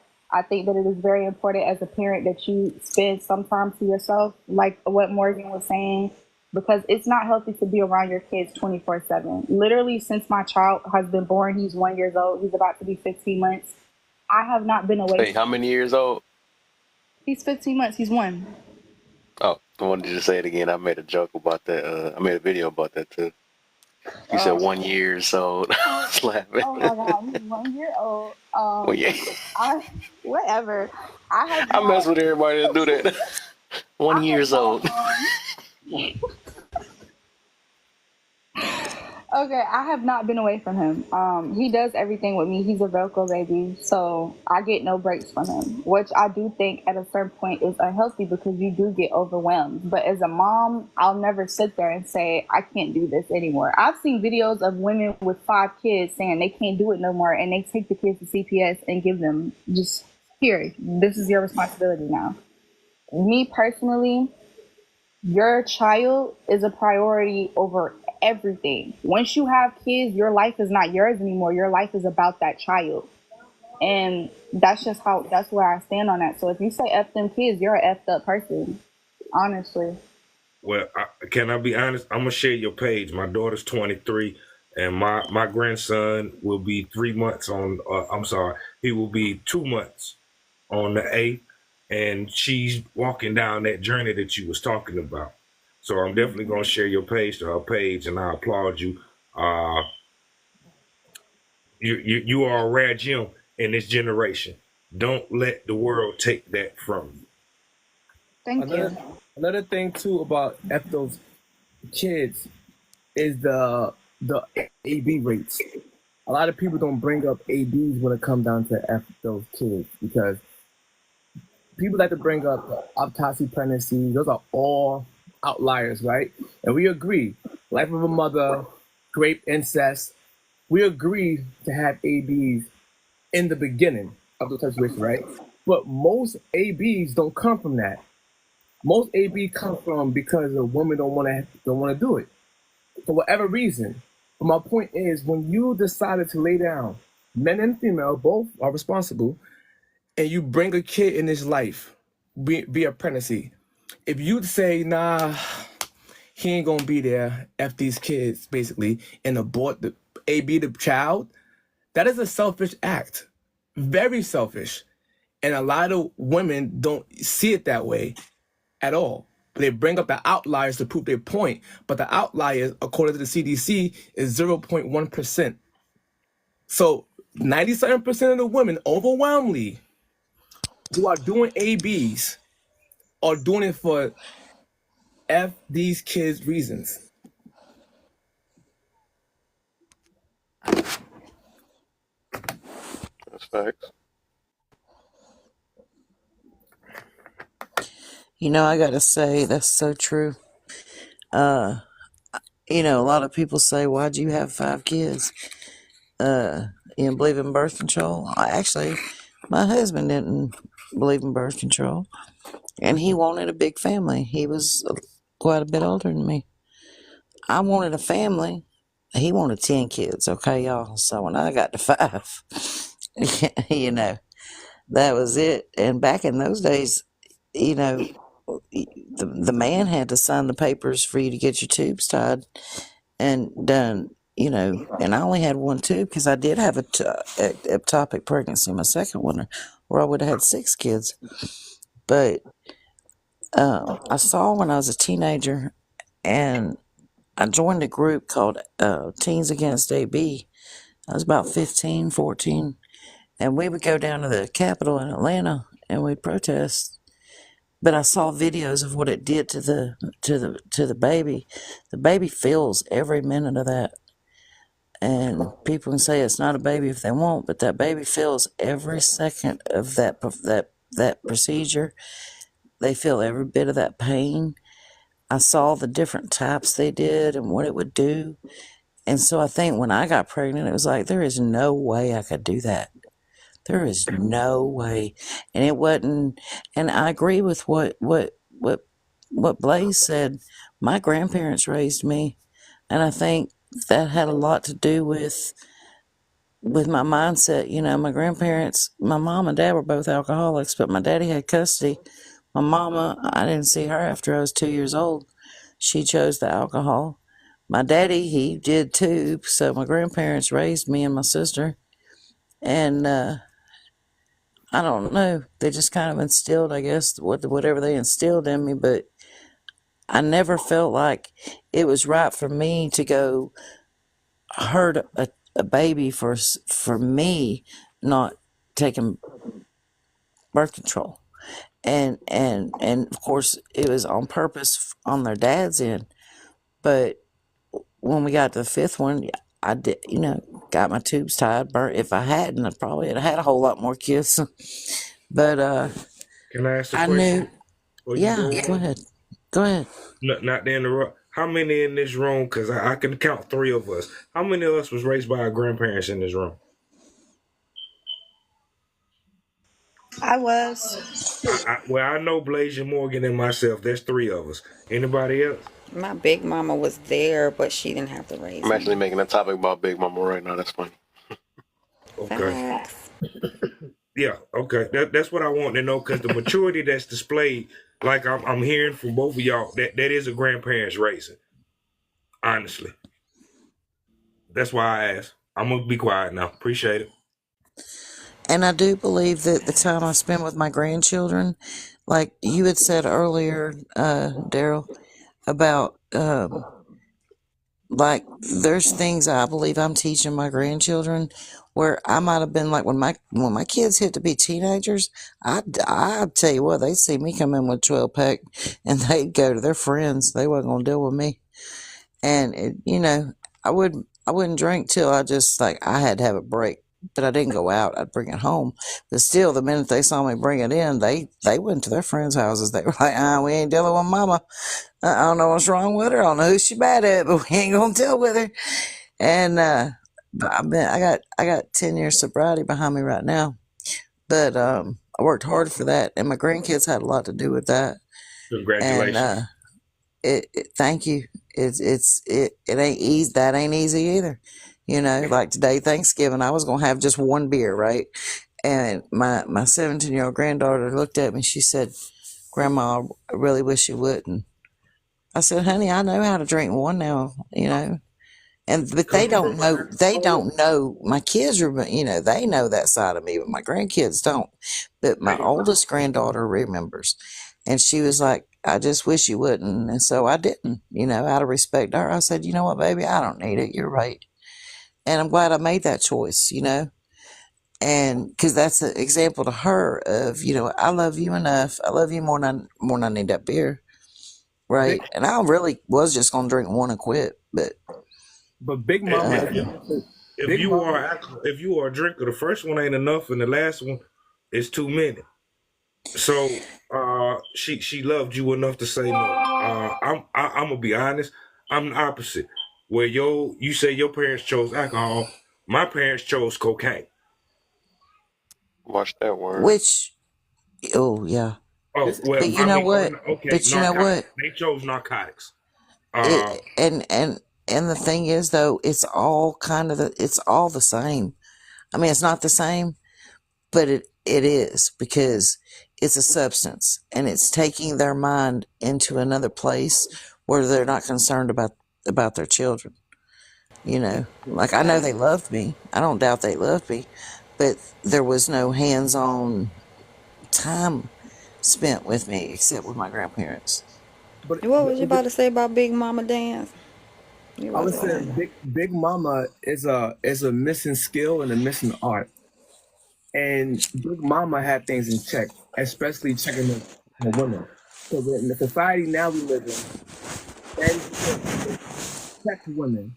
They say leave it up to the women. And I'm telling people that if men can't check the women and you send it up to the women not even checking women nowadays. So my thing is, Big Mama, we need Big Mama. Big Mama didn't go to the clubs with the girls. Big Mama didn't do none of this stuff. Now I go to the club now, I'm 41. I'm in the Goldilocks era where I can date the mother and the daughter. The mother is like 46 and the daughter is like 22. So mind you, or 25.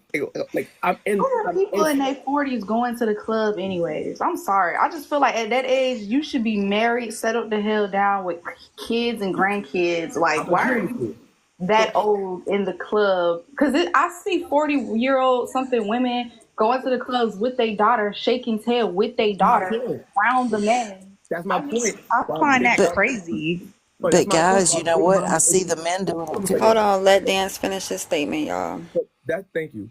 My point is, that's the part that's missing. Big Mama didn't do it. Now Big Mama is really Hoochie Mama. It's not really Big Mama anymore.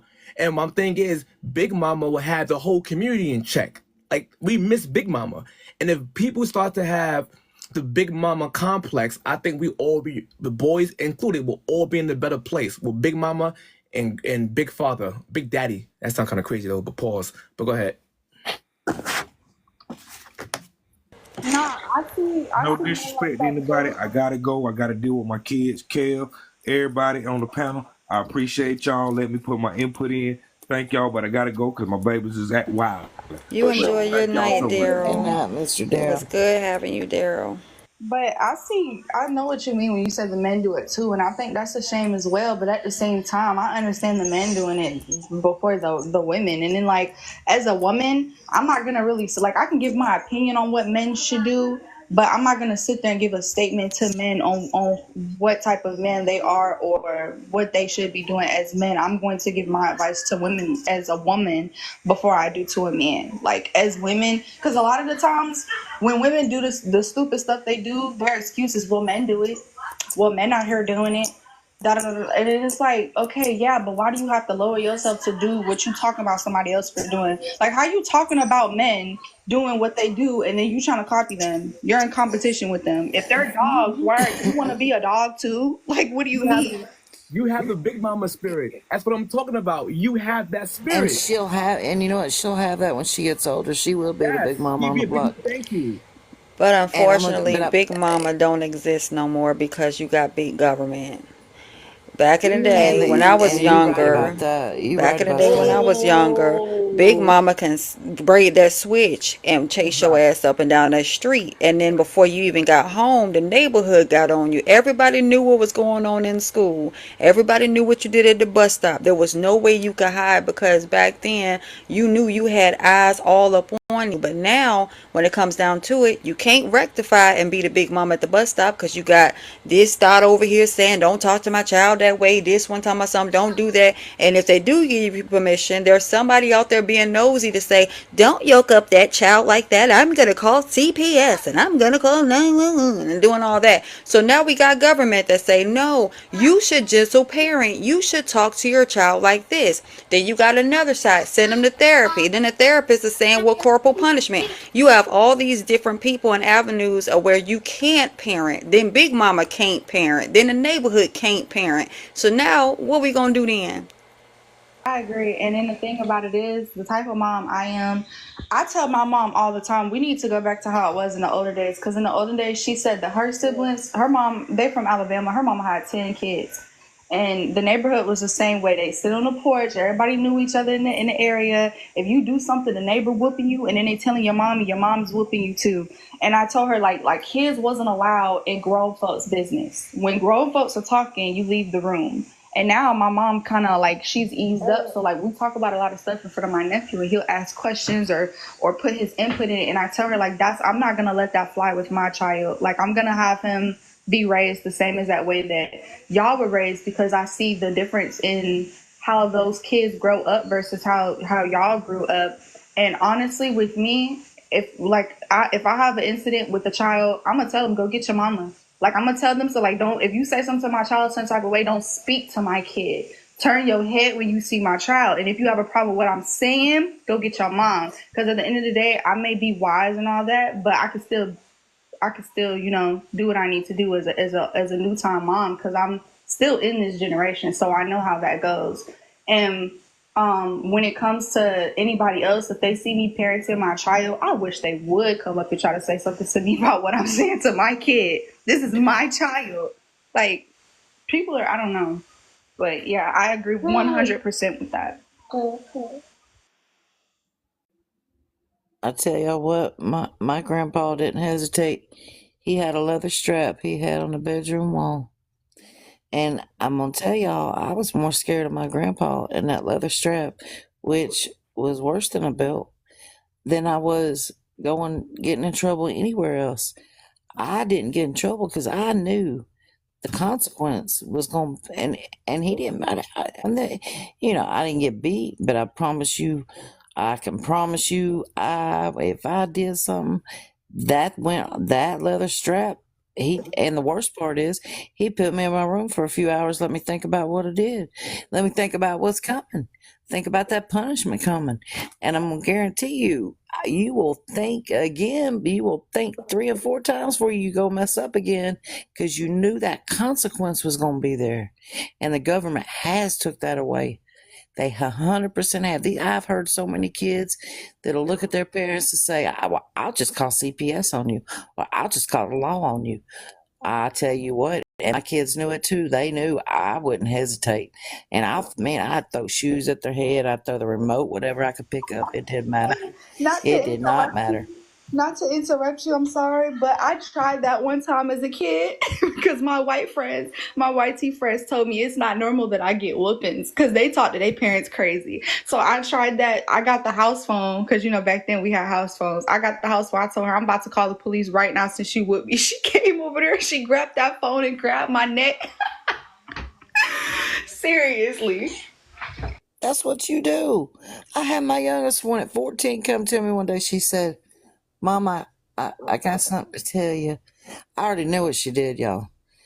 But she didn't know I knew. And she said, real low, she said, I called CPU. And I'm doing dishes. I said, you did what, baby? I called CPU. I couldn't hear you, honey. What'd you say? I called CPS. You called CPS? Well, what did you tell CPS? Because I smoked, you know, Mary Jane back then. I said, but I'd go in my room. I didn't sit around my house. I'd go in my room, open my window, blow it out the window, whatever. I was private about it. But they all knew I did it, right? So I said, what'd you tell CPS? That I was deprived? Deprived? Y'all, she was the baby of 5. The other kids done left home. I even gave her and her youngest brother their dad's Social Security check every month. I cut it in half, and I'd let them each have half of it because I didn't need the money, right? And I figured that's all they were gonna get from their dad, right? So like she had it all. She had everything in life. I said deprived. All right, let me tell you what I'm gonna do, baby. You my last one at home, and I'm tired. I'm tired. So when they call me, when I'm gonna have them come here and look at your deprived bedroom, at your deprived closet, at your the deprived kitchen, at the deprived apartment, everything. Okay, this deprived life you live, and then I'm gonna pack up your deprived belongings, and that you can go spend the next 2 years, 3 years living in a youth home. That's what we're gonna do. She broke. I said, they're gonna come test me, and I can't pass it. So you did that. She broke down crying. No, Mama, you gotta fix it. You gotta fix it. You got to fix it. I said, I ain't fixing nothing. I'm tired. I am tired.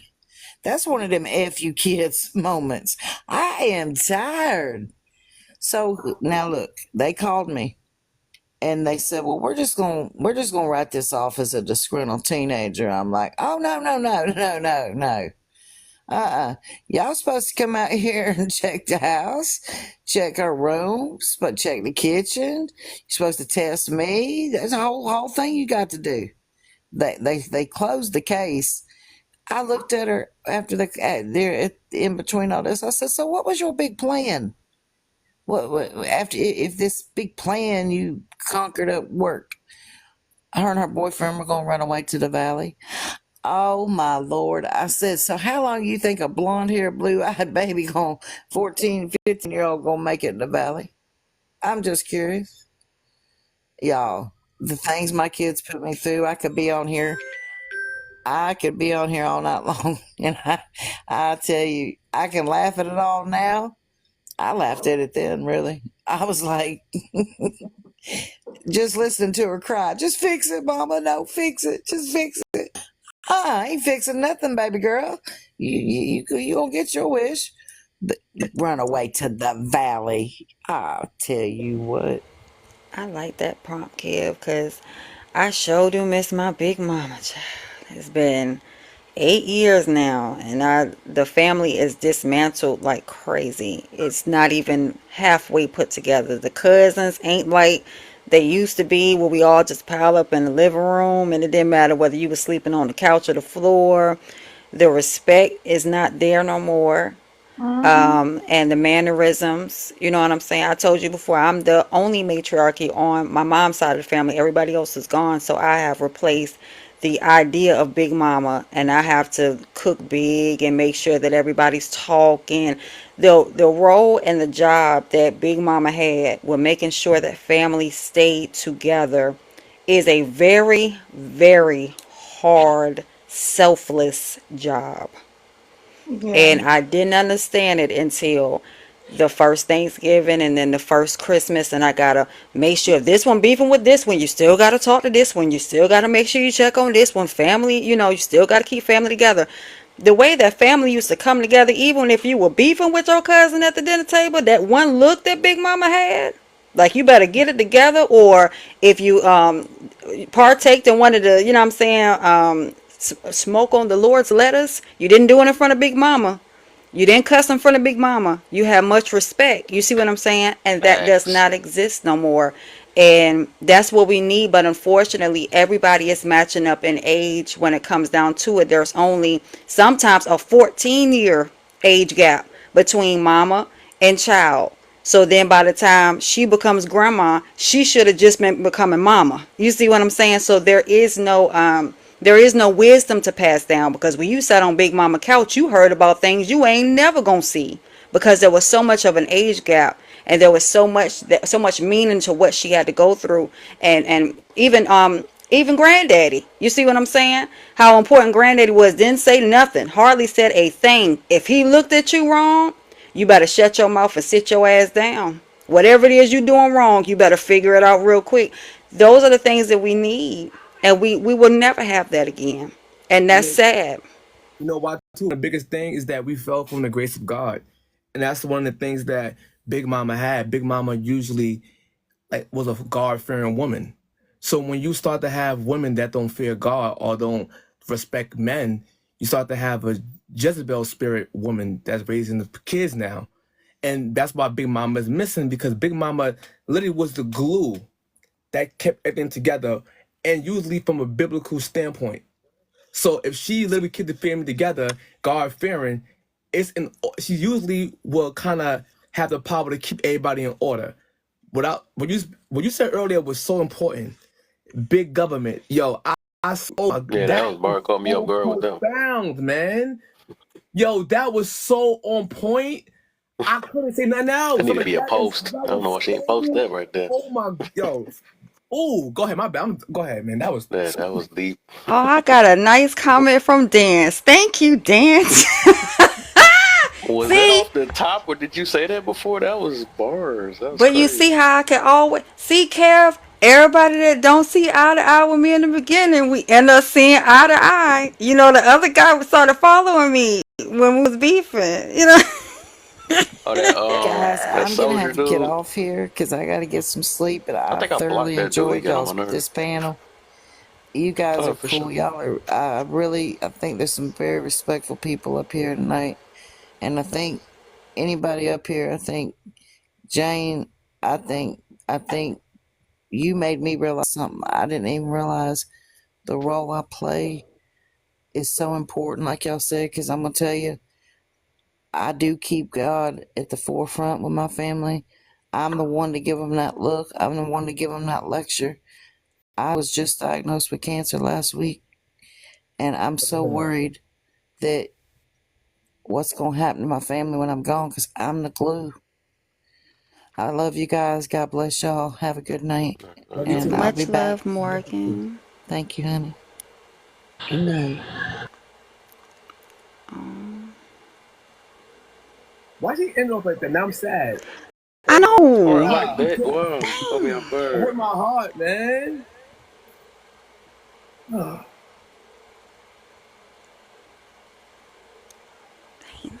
Hello, everyone. How y'all Doing? doing? So Debray. Kind of hit a little different now. I'm sorry, though. Kind of hit a little different. I wish she was still in here. I was about to tell her, just because of that is not the I end. came up to voice about the topic of live, laugh, or learn. Big Mama, we miss you.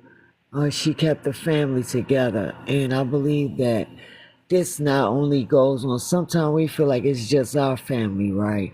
But it goes on all over. I had a new aunt, God rest her soul, that was in New York, and she would take people in. I mean, we had like aunts that would sell frozen cups out the window. Like she was saying, there were certain things you didn't even walk in a room without speaking. Right? When it was thundering and lightning, you know, everybody had to be quiet, cut everything off. No phones, no TVs, no nothing. But back to my point, my aunt would take in people from the neighborhood. I mean, you know, she would give out food, she would sell dinner, she would, you know, she was like the mama to the neighborhood, not just to her family. And she had like 13 kids, you know. And she still was able to have enough love to give other people. When we got together for our family reunions, which wasn't really a family reunion, it was like every weekend, you know. The family came together, the aunts, the uncles, the cousins. The cousins went and played with each other. The aunts and uncles went and did whatever it was that they did, you know. We gathered around grandma, you know. There was some before my grandmother left. We gathered around grandma. We ate, we did whatever. Then when grandma went to sleep, they played cards, drank their paps beer, and the kids went and played and did whatever they did. But we knew where we came from. You knew your family, you knew your cousins. And it seemed like when grandma leave, or when that person that holds the family together, the family sort of separates a little bit. So somebody gotta be, if you see that person gone, then that means that you're the next person. Somebody gotta hold the family together, right? That's sad, man. I'm sorry, man. No, it's a generational thing. Whereas though how our grandmothers taught us how to pray, now it's your turn to pray for the children and teach them how to pray. Like to this day, right? I see people outside to this day calling their mother by their names. I can never understand this. I'm seeing kids call their parents by their name, and if Big Mama was around, like your mouth being washed out with soap, you have to have manners around them. You have to get this from them, right? Like even like for example, like Maya Angelou, right? For example, she was on a talk show, and a lady came up to ask us a question and say, Maya Angelou. She said, "No, first of all, it's Miss," and I love that. That's Big Mama's spirit, and I love that. And to this day, I always watch back old clips of mature Big Mamas and serious fathers. I yearn for that type of family again in the community, not just for my family has that, but my point is, not my immediate family has that. My old family just whatever. But my point is, as a community, Big Mamas was placed throughout the community, and everybody respected Big Mama. And when I go on different blocks, I'm like, do these kids have no respect? They're smoking like crazy. If you try to check them, their mother would check you. You ain't his father. And I'm like, what? Big Mama would have checked her instantly. And I miss Big Mama. I'm sorry. I'm glad you brought that up, Dance, because what Debris was speaking on when you added up to it. You know, remember when like Miss Jane, see, here I go saying Miss Jane, you know, remember back when we were young kids, we had to call the neighbor Mrs. or Mr. We didn't go off of, we didn't call them by their first name. If we did anything, it was the last name. There was a respect to it.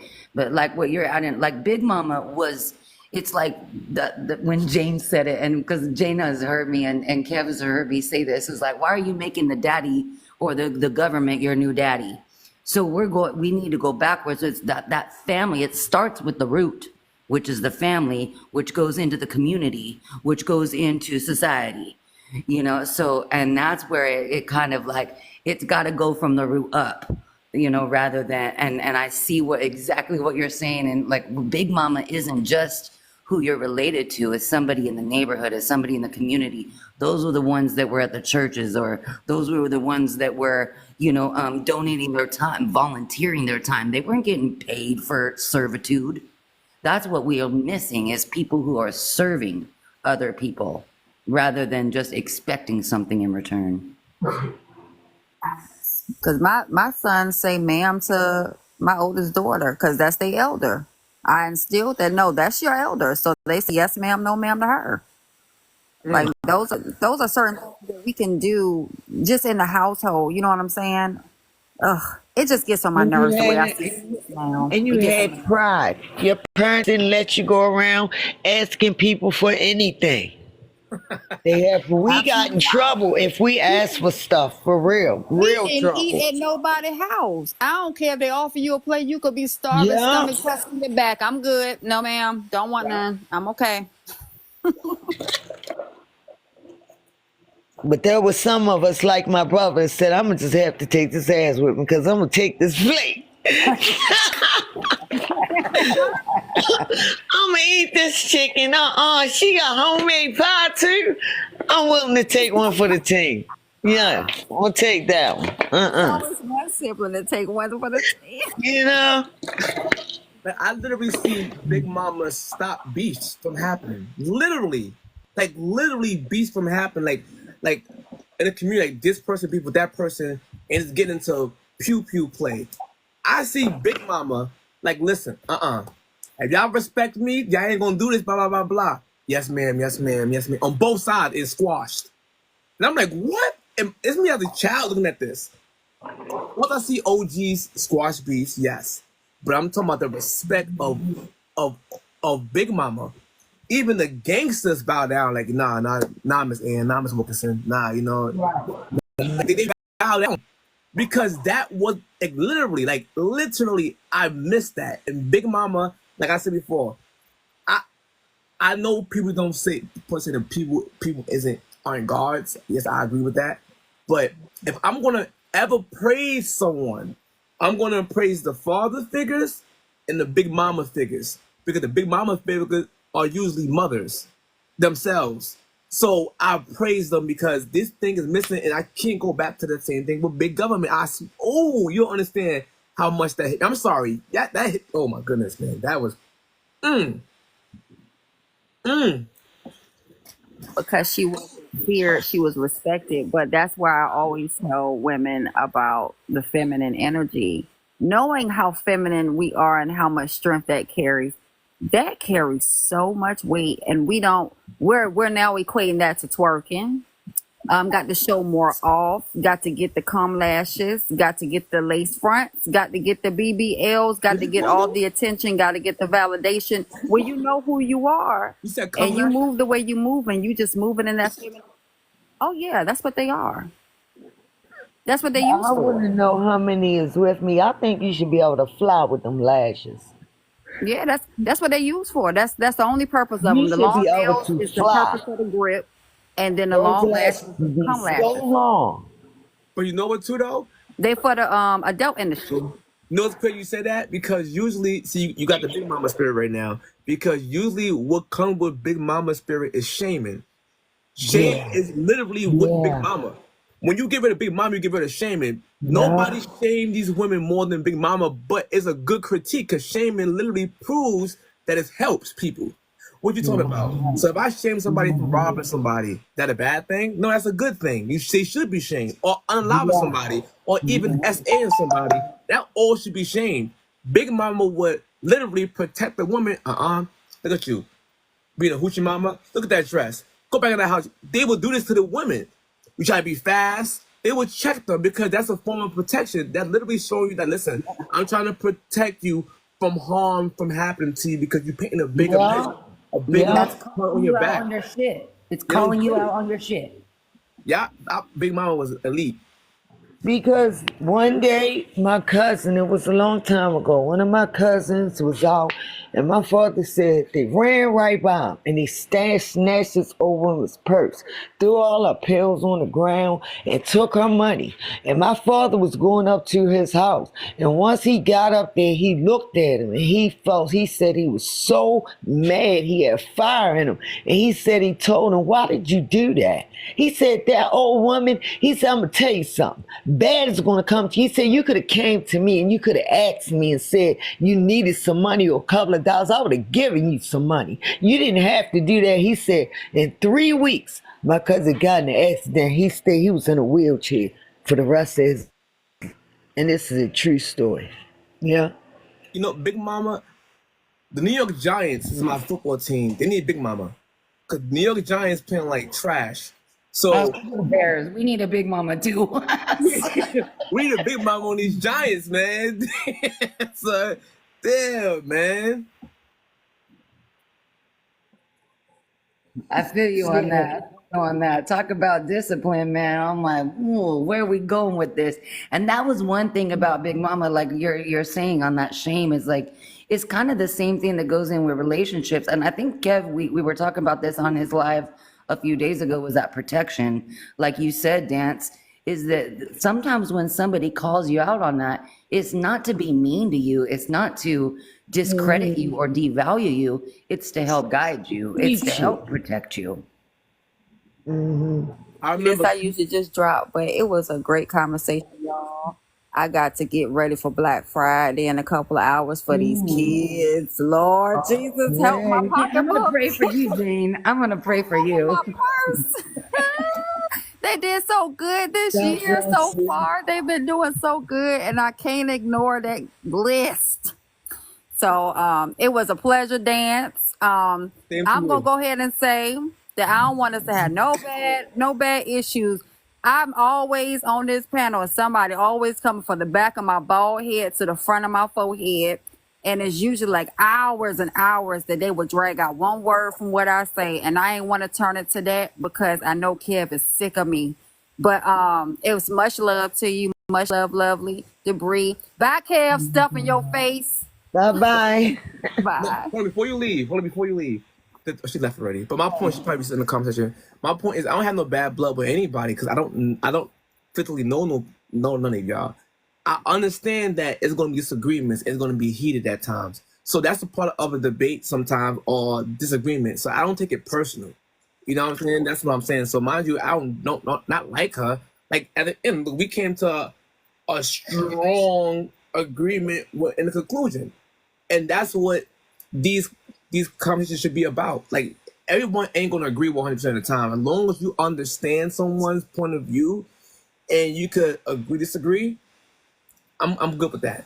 And one thing we speak about on this platform all the time, and Kev is always about it, because Kev can always go back and forth. We always go back and forth. We could talk about the problems all day long, but what are the solutions? What are we going to do to move forward? You know, we could Right, talk so about a those too. discussion. That's what it's about. Just having a discussion. Because a lot of people say, what's the solution, but they never want to identify the problem. So I always tell people, you got to identify the problem. Like, but I'm going to give you a prime example. They'll say, but why you bring up all the bad stuff in the black community? I said, because I'm trying to find a solution. What? I said, yes, you have to identify the problem to find the cure or solution. You can't just say, hey, I'm going to give you some penicillin for this. Dude, no, that's the wrong medicine for that illness. What you mean? Identify the problem first and find the right medication for the problem. Right. You know what I mentioned this on a live a couple weeks ago, and I said we can talk about the problem. We know what the and we can also talk about the solution. I think what more people are arguing about is the process, the in between, like the Putting it details into in effect. between. Yeah, how to do it, how to get there, how we need to respond, how we need to receive things, how we need to give. Like there's a process that's in between that I think everybody's arguing about too. Yes, I agree.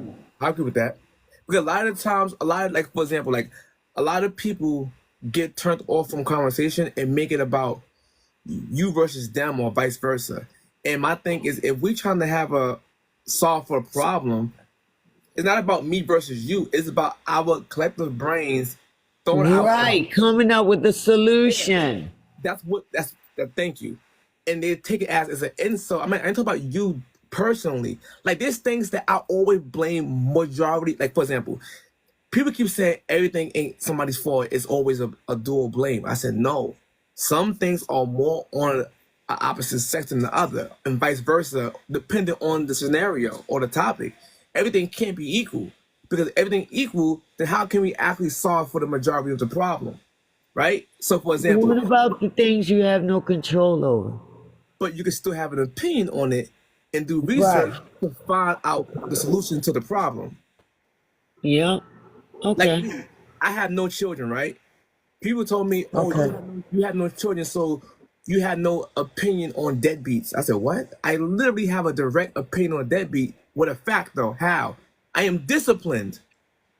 I'm not going to have babies. Why do you have to have children to have an opinion? That's what I want to know. That's the point.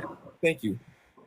To me, it's childish argument, and it deflect from the real conversation. It's basically taking accountability, and let's practice. Go back to our old school roots is marriage before carriage, and I understand that most people don't live like this, and I get it. So I give people grace, but at the end of the day, why are kids so far behind and destroyed mentally? It's because we have a culture issue. We have a baby mama culture that the men also play a role in it. So you got to think about bringing kids into a world like this too. Yeah, I think we have a lack of commitment issue. Remember back in the days we had like 40 and 50-year marriages that lasted like forever. That was Big Mama's era. Right. Now you got, after 5 years, I'm gonna divorce. It just if you're not committed to the covenant of marriage, what makes you think you're gonna be committed to your child? And the covenant of marriage begins with love, and before love, it has to be friendship. Right. It really does. The biggest attack on that was literally feminism. That feminism, not saying the first wave. No, I agree with the first wave. But extreme feminism had literally destroyed the patriarchy of Christianity, right? Of God, man, woman, child, right? They kind of destroyed that because they was told that oh, the man is doing. Yeah, I get that. You got some toxic men out there that literally make it toxic masculinities to make you feel that way. Absolutely, that exists. I would never say don't exist.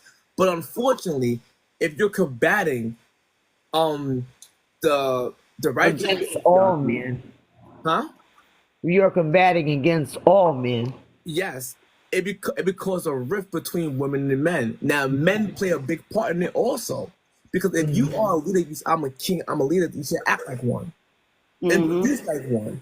So, mind you, like I always say, when boys might grow up sassy because of their mothers, but when you become a grown man, dude, you cannot blame your mother no more. You have to fix yourself and become. Yes. Yes. It So if always you don't goes fix back down yourself, to self. you keep blaming your mother.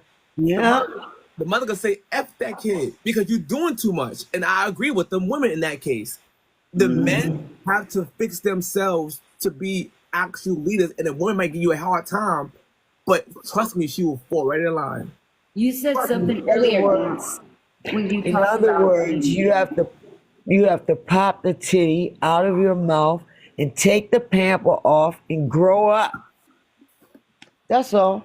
Yes, Debris, and I've always asked this question, and people hate when I say it, like, at what age do you have choice? And you brought up something, Dance, earlier when you were talking about commitment, like with Big Mama, it's like God got taken out of the family home. So, and I've always asked this question, how can you be a woman of God, or how can you ask for a man of God if you're not following God first? You know, why? Like you're asking a man for protection, and then you're going to tell him how to do it, or you're asking for a man of God, and then you aren't even reading the Bible. So, like, make it make sense. Well, I'm glad you said that. I had a debate on TikTok yesterday, and the women on the panel didn't get what I was saying. And then you had a simp that was literally agreeing with them and blocked me off the live because he was agreeing way too much. When I'm telling women this, they said, one guy asked the woman, why can't women help the men also? The woman said, women shouldn't help men. No, that don't make any sense. I'm like, so let me ask y'all a question. Was Eve the helpmate to Adam? Wow. And they all got quiet because they couldn't answer that. She Right. said, oh, no, I mean only in marriage. I said, no, the purpose of Eve was to be a helpmate to Adam. Right. Literally, right? Speak it, preach. So I'm saying women in general, women should only help men in marriage. So I said, so if that's the case, then why would any man marry you without you showing an example you can be a helpmate? That's like me going to a football team saying, I'm a quarterback, just sign me. I'm like, what? Right. Go to football. Nah, I don't got to do nothing to you. You want to sign me to a big contract, and it is what it is. Like, no, you have to show that you got these manly qualities. Right, right. You can help him grow, and then it protects you back. You have to the man is the protection, right? If you strengthen the armor, you benefit. How you don't understand that? It's reciprocal. It's very reciprocal. Right. Or these shoes are half your size, but I'm gonna buy them anyway. Yeah, like what Dan said when he brought up football. That's like the center trying to say, when we run this play next, let me throw the ball. I used the same analogy before. They want everything equal. No, we all equal. So I said, if that's the case, all right, the Giants, you know what? Nah. Yo, I'm Dexter Lawrence, yo. No. This time, I'm running the football, and that's it, because we equal. What? No. The team gonna be, pardon my language, but shitty. Exactly. Like, it's gonna be a bad team. Well, and that's the challenge that we see with marriages, and I love that we're bringing up I grew up an athlete, so sports is like where I always like go into, like offense and defense. But that's the thing is that we don't want to be in competition with our partner. You got two individuals coming together that both have two individual ideas, but they're independent maybe by themselves. But once they come together, they become interdependent. Yes, rely they on each twain other. and become one flesh. You know, this is what the Bible says. But I'm saying that in defense of, okay, if we go back to the 50s and the 60s, okay, as far as black people, it was hard, right? And a lot of times it would be taken out on the woman, even though she was home taking care of the kids and blah, blah, blah, because I'm making the money. That wasn't in every household. And I'm not just going to say black people, I'm going to just say all over as far as women. And so when you say feminism and then women got together or whatever it is that they did and they decide that we can work and we can make the money, okay? So it should not put a division in the marriage, because if I married you, right, for better or for worse, for richer or for poor, that has nothing to do with it. In this day and age, it takes two checks. So I posed a question as to some women. I asked, if you had made enough money, right, millions, where you could survive, would you tell your man that he could come home from work? He wouldn't have to go out and work no more. And many of them said, hell no, I would not bring him in. And I really didn't understand that, because that's why everybody don't think a lot, because I would never do that. And if I had enough and my man was out there, I would say, you don't gotta work no more if I got enough to take care of us. I think that it should just be that way. It's not a 50-50, 80-60, 70-40. If I got it to take care of us, then fine. If you got it to take care of us, then fine. We can come together on this, because all of it's ours anyway. If that person, it depends on how they feel. If he feels more secure with me having my own bank account over here, then okay, that's fine too. Now I have mine over here, and you know what I mean? Whatever those people decide to do. But you got to come on one and see eye to eye. You got to be on one page and see eye to eye. At the end of the day. I agree with you. And that's what I'm talking about the extreme feminists. They literally tell the woman, you can lead, you can do X, Y, and Z. And then women start to say, oh, I want a partnership versus having a leader. And I said, when you have partnerships, it don't work. What you mean? You're literally changing the name of what a helpmate is, a wife is. You're changing it because I don't like the word. But mind you, in a healthy marriage, the women benefits. We all technically benefit because we helping each other out, right? My point is, there's nothing wrong with taking a seat back and let him lead. And then when he fall off, you can lead. There's nothing wrong with that at all. You cannot have two leaders. You're going to have a monster. You can't have but if it's one person, excuse me, but if it's one person is saying, it's mine, right? As in, like, if no, you gotta go in the kitchen, you gotta cook me something. Yeah, I mean, she gonna do it anyway if she a good woman. You understand what I'm saying? She gonna do that like mandatory. It's just, but if you make a person feel like they gotta do it, or just like you sit in the car, I change the tire, I change the oil, and I'll take care of the maintenance that needs to be done on the car. Either way. Or I'll watch the kids and you go out, or you know what I mean? Just compromising with one another. And then there's those days that he gonna come in and he ain't gonna wanna hear shit, because he had a rough day. So you have that bathwater ran. I'm serious. You have the bathwater ran so you can soak him, right? Put that same smooth stuff in the water, wash him up. Do his feet. Let him be comfortable. If he come out, if you want the newspaper, play games, or look at TikTok, whatever it is that he want to do, let him do it. And shut the fuck up. I'm going to land my plane with that one. You know what it is too? I love that you just said that. Because if you think about it, me and Kev, we talked about that the other day, and I brought this up with Kev, and I was like, if a complainer is complaining about somebody who's complaining, doesn't that make them a complainer? 100%. Yes. Right. Instead, a man will go outside on the roof for a nagging woman. Can you imagine that? It could be raining or anything. He'd be like, anything. Remember, they said it's better to live in the attic of your house than inside with a contentious woman. Yeah. Which is the same thing as a nagging woman, you know? Yeah. Or it could be the same thing. It says in the Bible at one time, don't don't make your kids, I forget how it goes, but it's really like saying don't provoke your kids, you know, Is it a spare the rod quote? or Is it that one? your mate with the man, you know. If you're treating people the way you want to be treated, you don't want nobody to nag you, right? Well, I like that you said that, Debris, because I've asked this question a million times. I'm like, imagine if you were married to yourself, how would you treat you? Mm. Like, damn, now you're gonna have me up really all start night. I might yourself. even go into my book and start writing. A And lot of the start times, writing us men, even in a dating phase, I'm not married, but I do have a lady, right?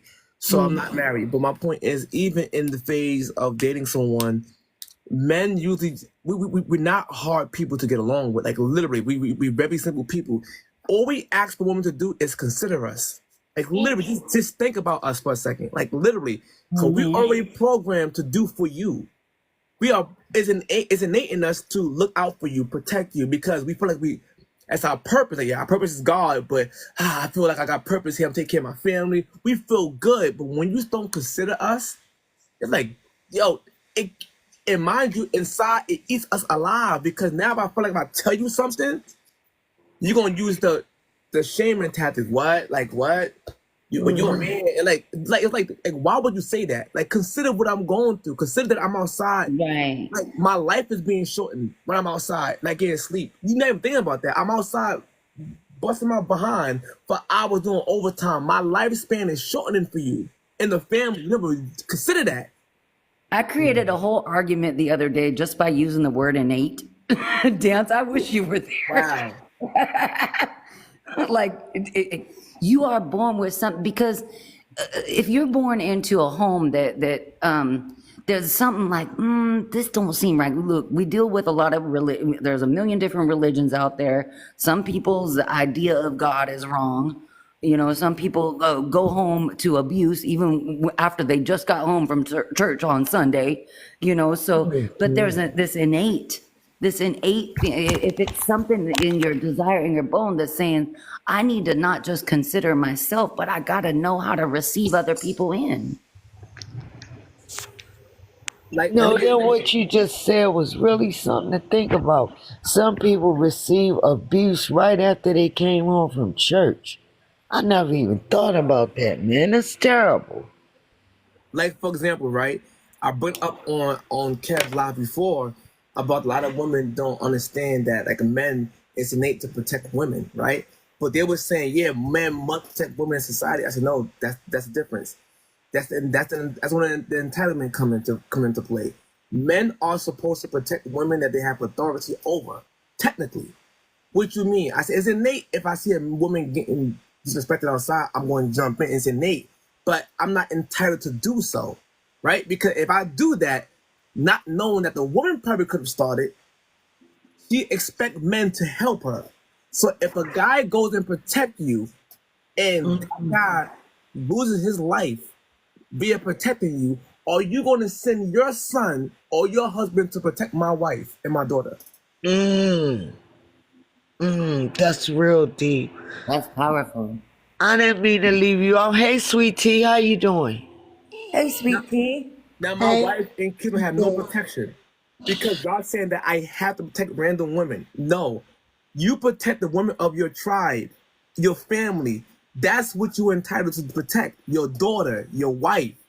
The other woman. Wait a minute, but let me ask you something. You saying that, but if you're out and you happen to see this other woman, this other family in distress, you're not just going to leave them. No, I'm not. That's where the innate part come in. That's what I'm saying. The innate part. I'll leave the cops on. Yo, that's a good point. You could call a cop is also protecting that woman, but people think that no, he's a sucker. I mean, no, he's actually right. No, he just said I will. But at least y'all gonna leave the cops to him, you know. But I'm just saying, he just said that that's y'all's thing as to be a protector, just like it's for a woman to be a nourisher and to care for. But like he said, who gonna take care of my family if something happened to me? But you're not just going to leave this woman in distress with her children out there like that, you know? Right. Hey, homie at the top, can I ask you Everybody something? not entitled. Go ahead, brother. How do I say your name so I don't massacre it? My name? Yeah, how do I say how do I address you, my guy? Dance Maddox. Dance Maddox? All right. I want to ask your opinion on something about what you're bringing up, because I think that there are a lot of men who see things happening and want to step up and do something, but there is a significant reality that exists that you open your world to a lot of legal problems. Now, like, this is sort of off topic, but it's related in a sense. So, Dance Maddox, if you have a problem and I need to perform CPR on you, okay, you're a guy. For me to perform CPR properly in a truly life-saving manner, if your heart's truly not working, there's a potential for me to break your ribs. In doing so, I might have to crack your sternum. Now, that being said, there's this law that exists in some areas called the Good Samaritan Act that protects me legally, saying that I may have caused you physical harm in the process of saving your life. And because the harm came to you in the process of saving your life, I can't be sued for doing something like that. Now, I've advocated for, if you want men in the society to feel comfortable and feel secure stepping up, we need to make it public and make it known and pass protection that says, if you're a random man walking around in public and you see someone, anyone, whether it be a male or a female, in distress, and you intervene and someone gets hurt or unalived in the process of you intervening, that you have certain legal protections.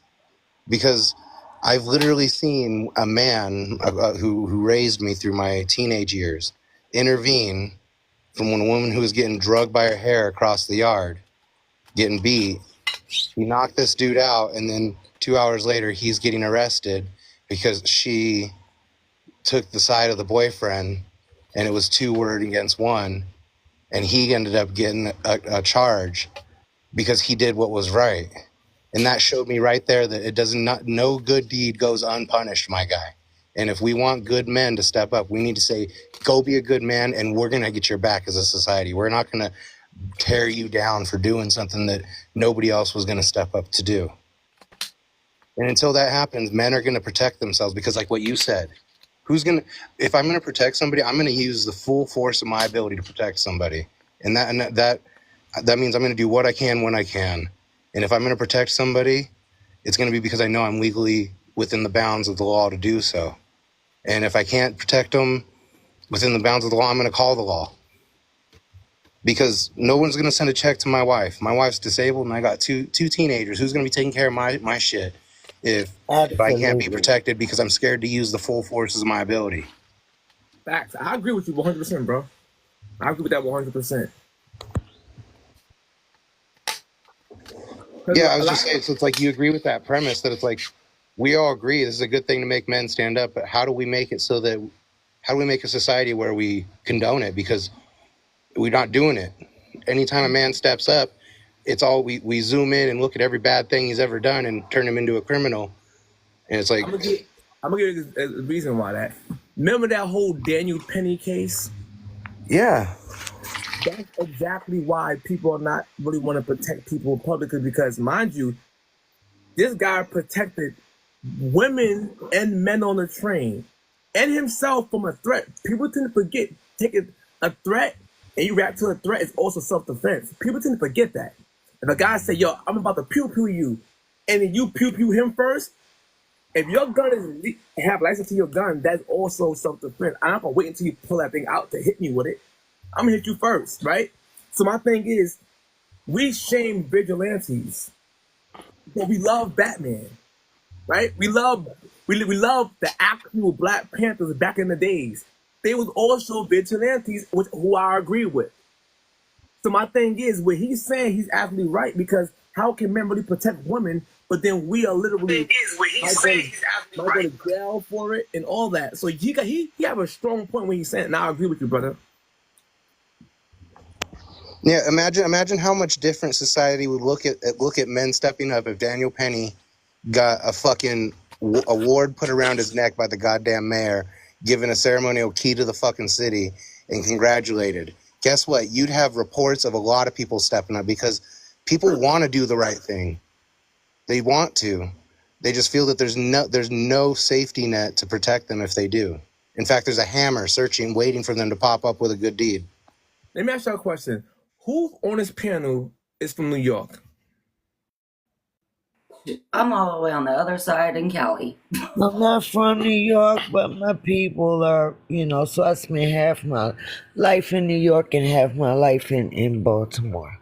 Now, I'm from Brooklyn, New York. Yeah, that's where my people are from. The subway is extremely dangerous now. It's a bunch of people with mental illness on the train, literally throwing feces at people. It wasn't like that before. It's out of hand. I was on the train the other day. Some dude, well dressed, kind of muscular. Out of nowhere, the dude said, "You know what I'm saying? Because I unlock somebody right now. I ain't playing with nobody." And I looked at him. I made eye contact with like 4 other black men. Like, yo, listen, he's bugging out. He put up his shirt. This dude had a slash across his chest with staples, maybe like 10-inch long, like long. Like, yo, I hurt somebody. I hurt somebody. And then mid-sentence said, no lie, he said, "Now back to regular." And got quiet. I'm like, what? So mind you, now I'm like, dude, we gonna have to finish this man on the train. If he we gonna have to finish him, son. And it might be a Daniel Penny moment, bro. Because my mind, he's bugging out. My thing is, I'm not trying to wait until he's digging his shorts to pull out anything. I'm gonna be on top of it. I'm gonna dig all in that cut, like Mortal Kombat. I'm gonna dig all in there like Kano. And I'm gonna try to pull his heart out. Because it's just crazy to me. You sound exactly like my cousin. He said one time he was in a Chinese restaurant and these 2 dudes was getting ready to, they was, "Man, we can pull out." And the girl was standing there. She was looking real scared like, "Oh my gosh, how are we going to get out of here?" And he was like, "Oh," because there was a big glass right there. He was like, "Oh, we're going to get out." Because there was no door. It was only that big glass. He was like, "Because if I have to go through that glass and they start, pew pew, and we're gonna get out." But I mean, it's just some dangerous. But I didn't know it was like that in the subway now because I never really had a problem. I only had one problem, and that was like 4:00 in the morning. So I expected it to probably be a problem, but once I addressed that problem, it wasn't a problem anymore. My last point I was making with Daniel Penny, people literally shamed him and try to criminally punish him for holding the guy down, along with a Hispanic person who got immunity. He didn't even get charged. He was also a willing participant holding the man down. Like 2 weeks later, a black guy on the train basically poked and unalived a homeless man because the homeless man was beating on a woman. And he got all charges dropped. I'm like, what? So mind you, they pick and choose when to charge someone. And I'm telling everybody, we gotta set a precedence across the board. It's either vigilante is good or it's bad. Y'all picking and choosing when to do this. When this guy had an illegal knife in New York, unalived. Listen, is it me, sir, or is it that they used to have a place for these people? Like, this is all over. I'm in Baltimore now, and they used to have a place for these people where, that had mental illness. And it seemed like they just put these people out on the street now. They like downtown in our cities. They're eating out the trash can. They're talking to themselves. And is it me, or is it in your city too? No, he lost it. They don't have those, what they used to call psych wards anymore. There's like no funding for it. And that's why a lot of people think all homeless people are drug addicts. No, many of them are out homeless because they have mental health issues. Yo, you guys wanna find out something disturbing about what you're talking about? What they were called insane asylums. And they used to exist, and they used to have a lot of governmental enforcement. Like if you were deemed someone who had to go to an insane asylum, you were robbed a lot of your quote unquote like free will. You didn't have like power of attorney over making decisions for yourself. It was very difficult to get that reestablished. And look into why those things disappeared, who was behind lobbying against having all of the funding and things cut to this, and why they did. And then look at the promises that were made, and then the reality is that when these places were shut down, the doors were opened and they were just let out essentially. There was no John thought Gagner about what to says do with these no individuals and more. how to help them. It was just let them go into the public and figure it out. And it was dramatic, and it's had a huge effect. So they got rid of all the psych wards. Is that what you're saying? Well, a Yeah, lot there. of them was mental institutions. And now some of them was asylums. I worked in special needs for 15 years. And so what you got to understand is a lot of reasons that happened because a lot of them was being mistreated. And because they was a lot of times mistreated in those places, their rights was going to get. So a lot of that is a lot of the cause So of. they use that excuse and put them all out in the street.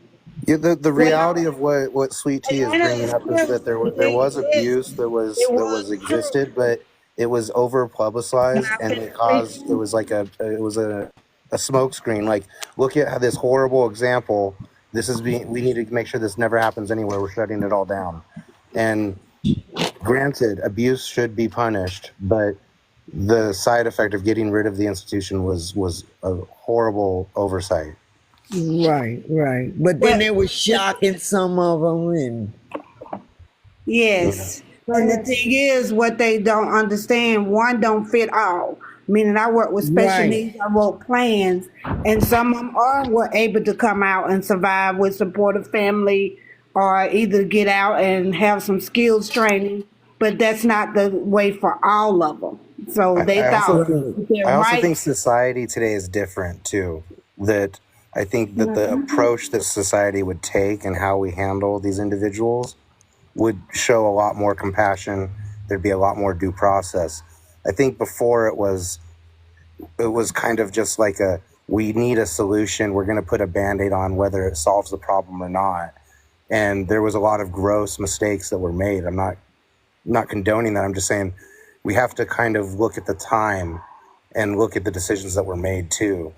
You know, I think today, if we had insane asylums and it was government ran, I think that there would be a way to make it accountable, to make it transparent, to make sure rights aren't being violated. I think that's all possible.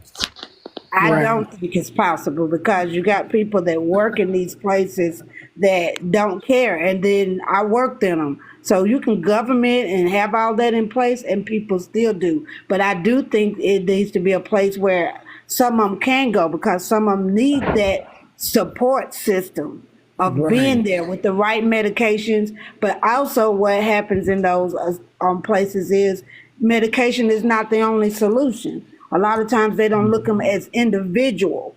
They just look at them. Exercise. I agree with that.